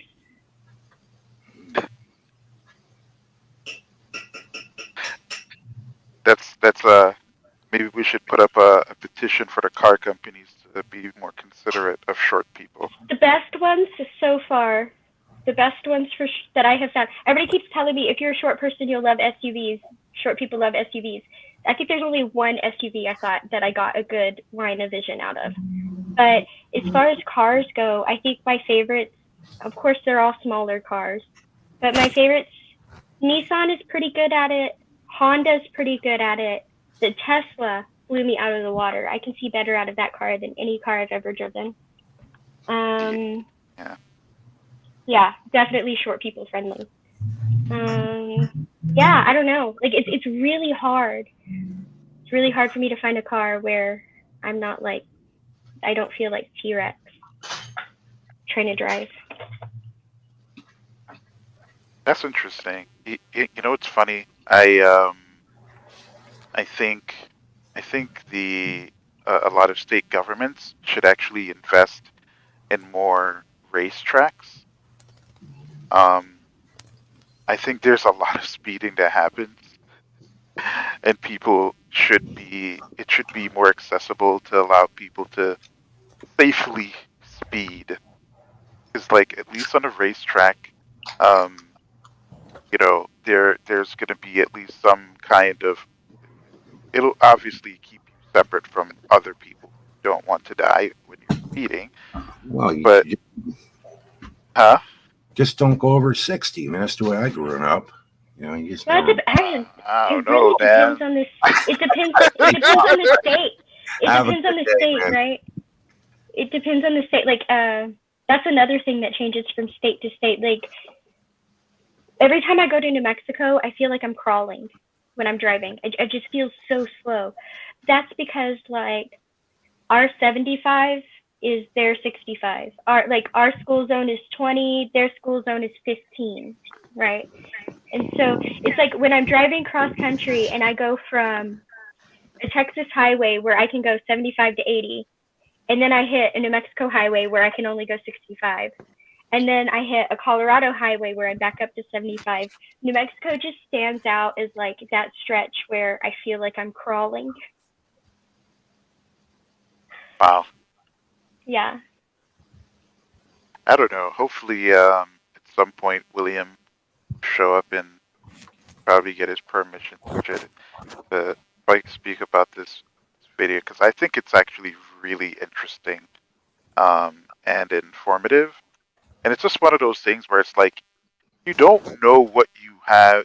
Sometimes you don't know whether what you have is good until you've seen other shit, right? I am guessing William's asleep. I don't know, but he hasn't been in here since I've been in here, so that's my guess. And I'm guessing Hillary's is holding down the fort begrudgingly almost, but doing a wonderful job at it. I don't know, begrudgingly. Is that true, Willie? Not quite, Hillary. but maybe just a little. Maybe just a little of he would have left at certain times where he's not running the show. I don't know, man. Maybe Hillary's playing Warhammer or some shit. I don't know. Well, I am That's playing true. the game, but yeah, I would either be streaming See, something so you else should or end it and stream on your channel then. nah. Or maybe I could. You could. What would we be talking about? I'm just gonna do it, and then it'll be open panel. Let me set everything up, and then I'll give you all invites. Okay. Cool. Well, Will left earlier because he had to have him a nap before he went to work, so he's probably at work right now. See, look, my guesses were pretty good today. Yep. There you go. Pixie the prophet. I can't be a prophet. None of that was future oriented. It is.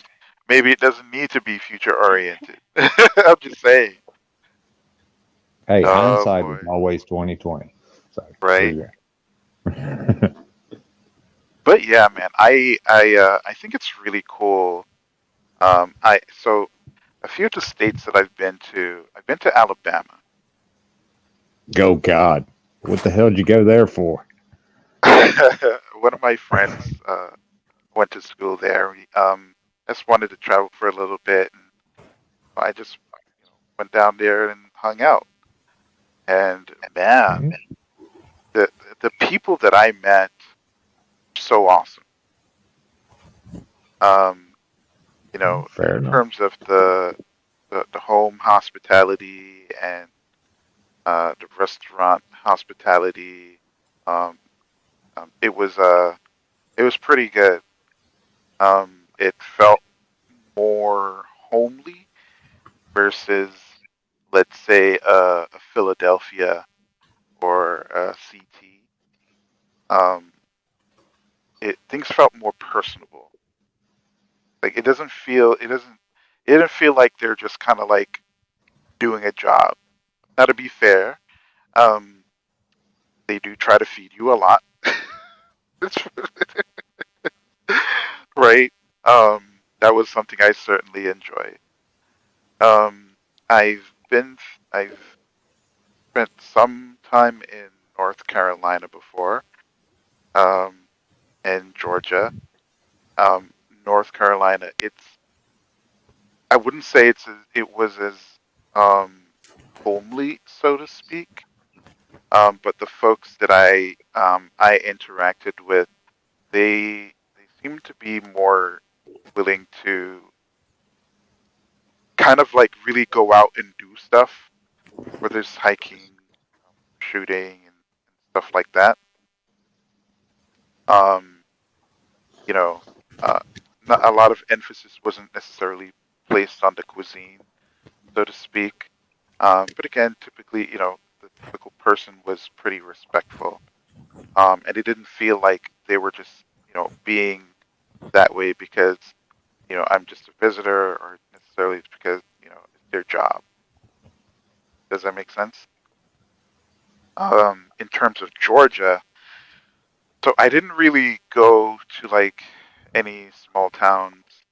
Um, I kind of stuck around the fringes of Atlanta, and I've been to a few of the clubs, and let me say they're spectacular. The women, at least. Not sure I Okay. would live there. I put the link in public and private chat, so it's up if y'all Okay. want to move over. All right, let me do that now. See y'all there in a few minutes. Okay.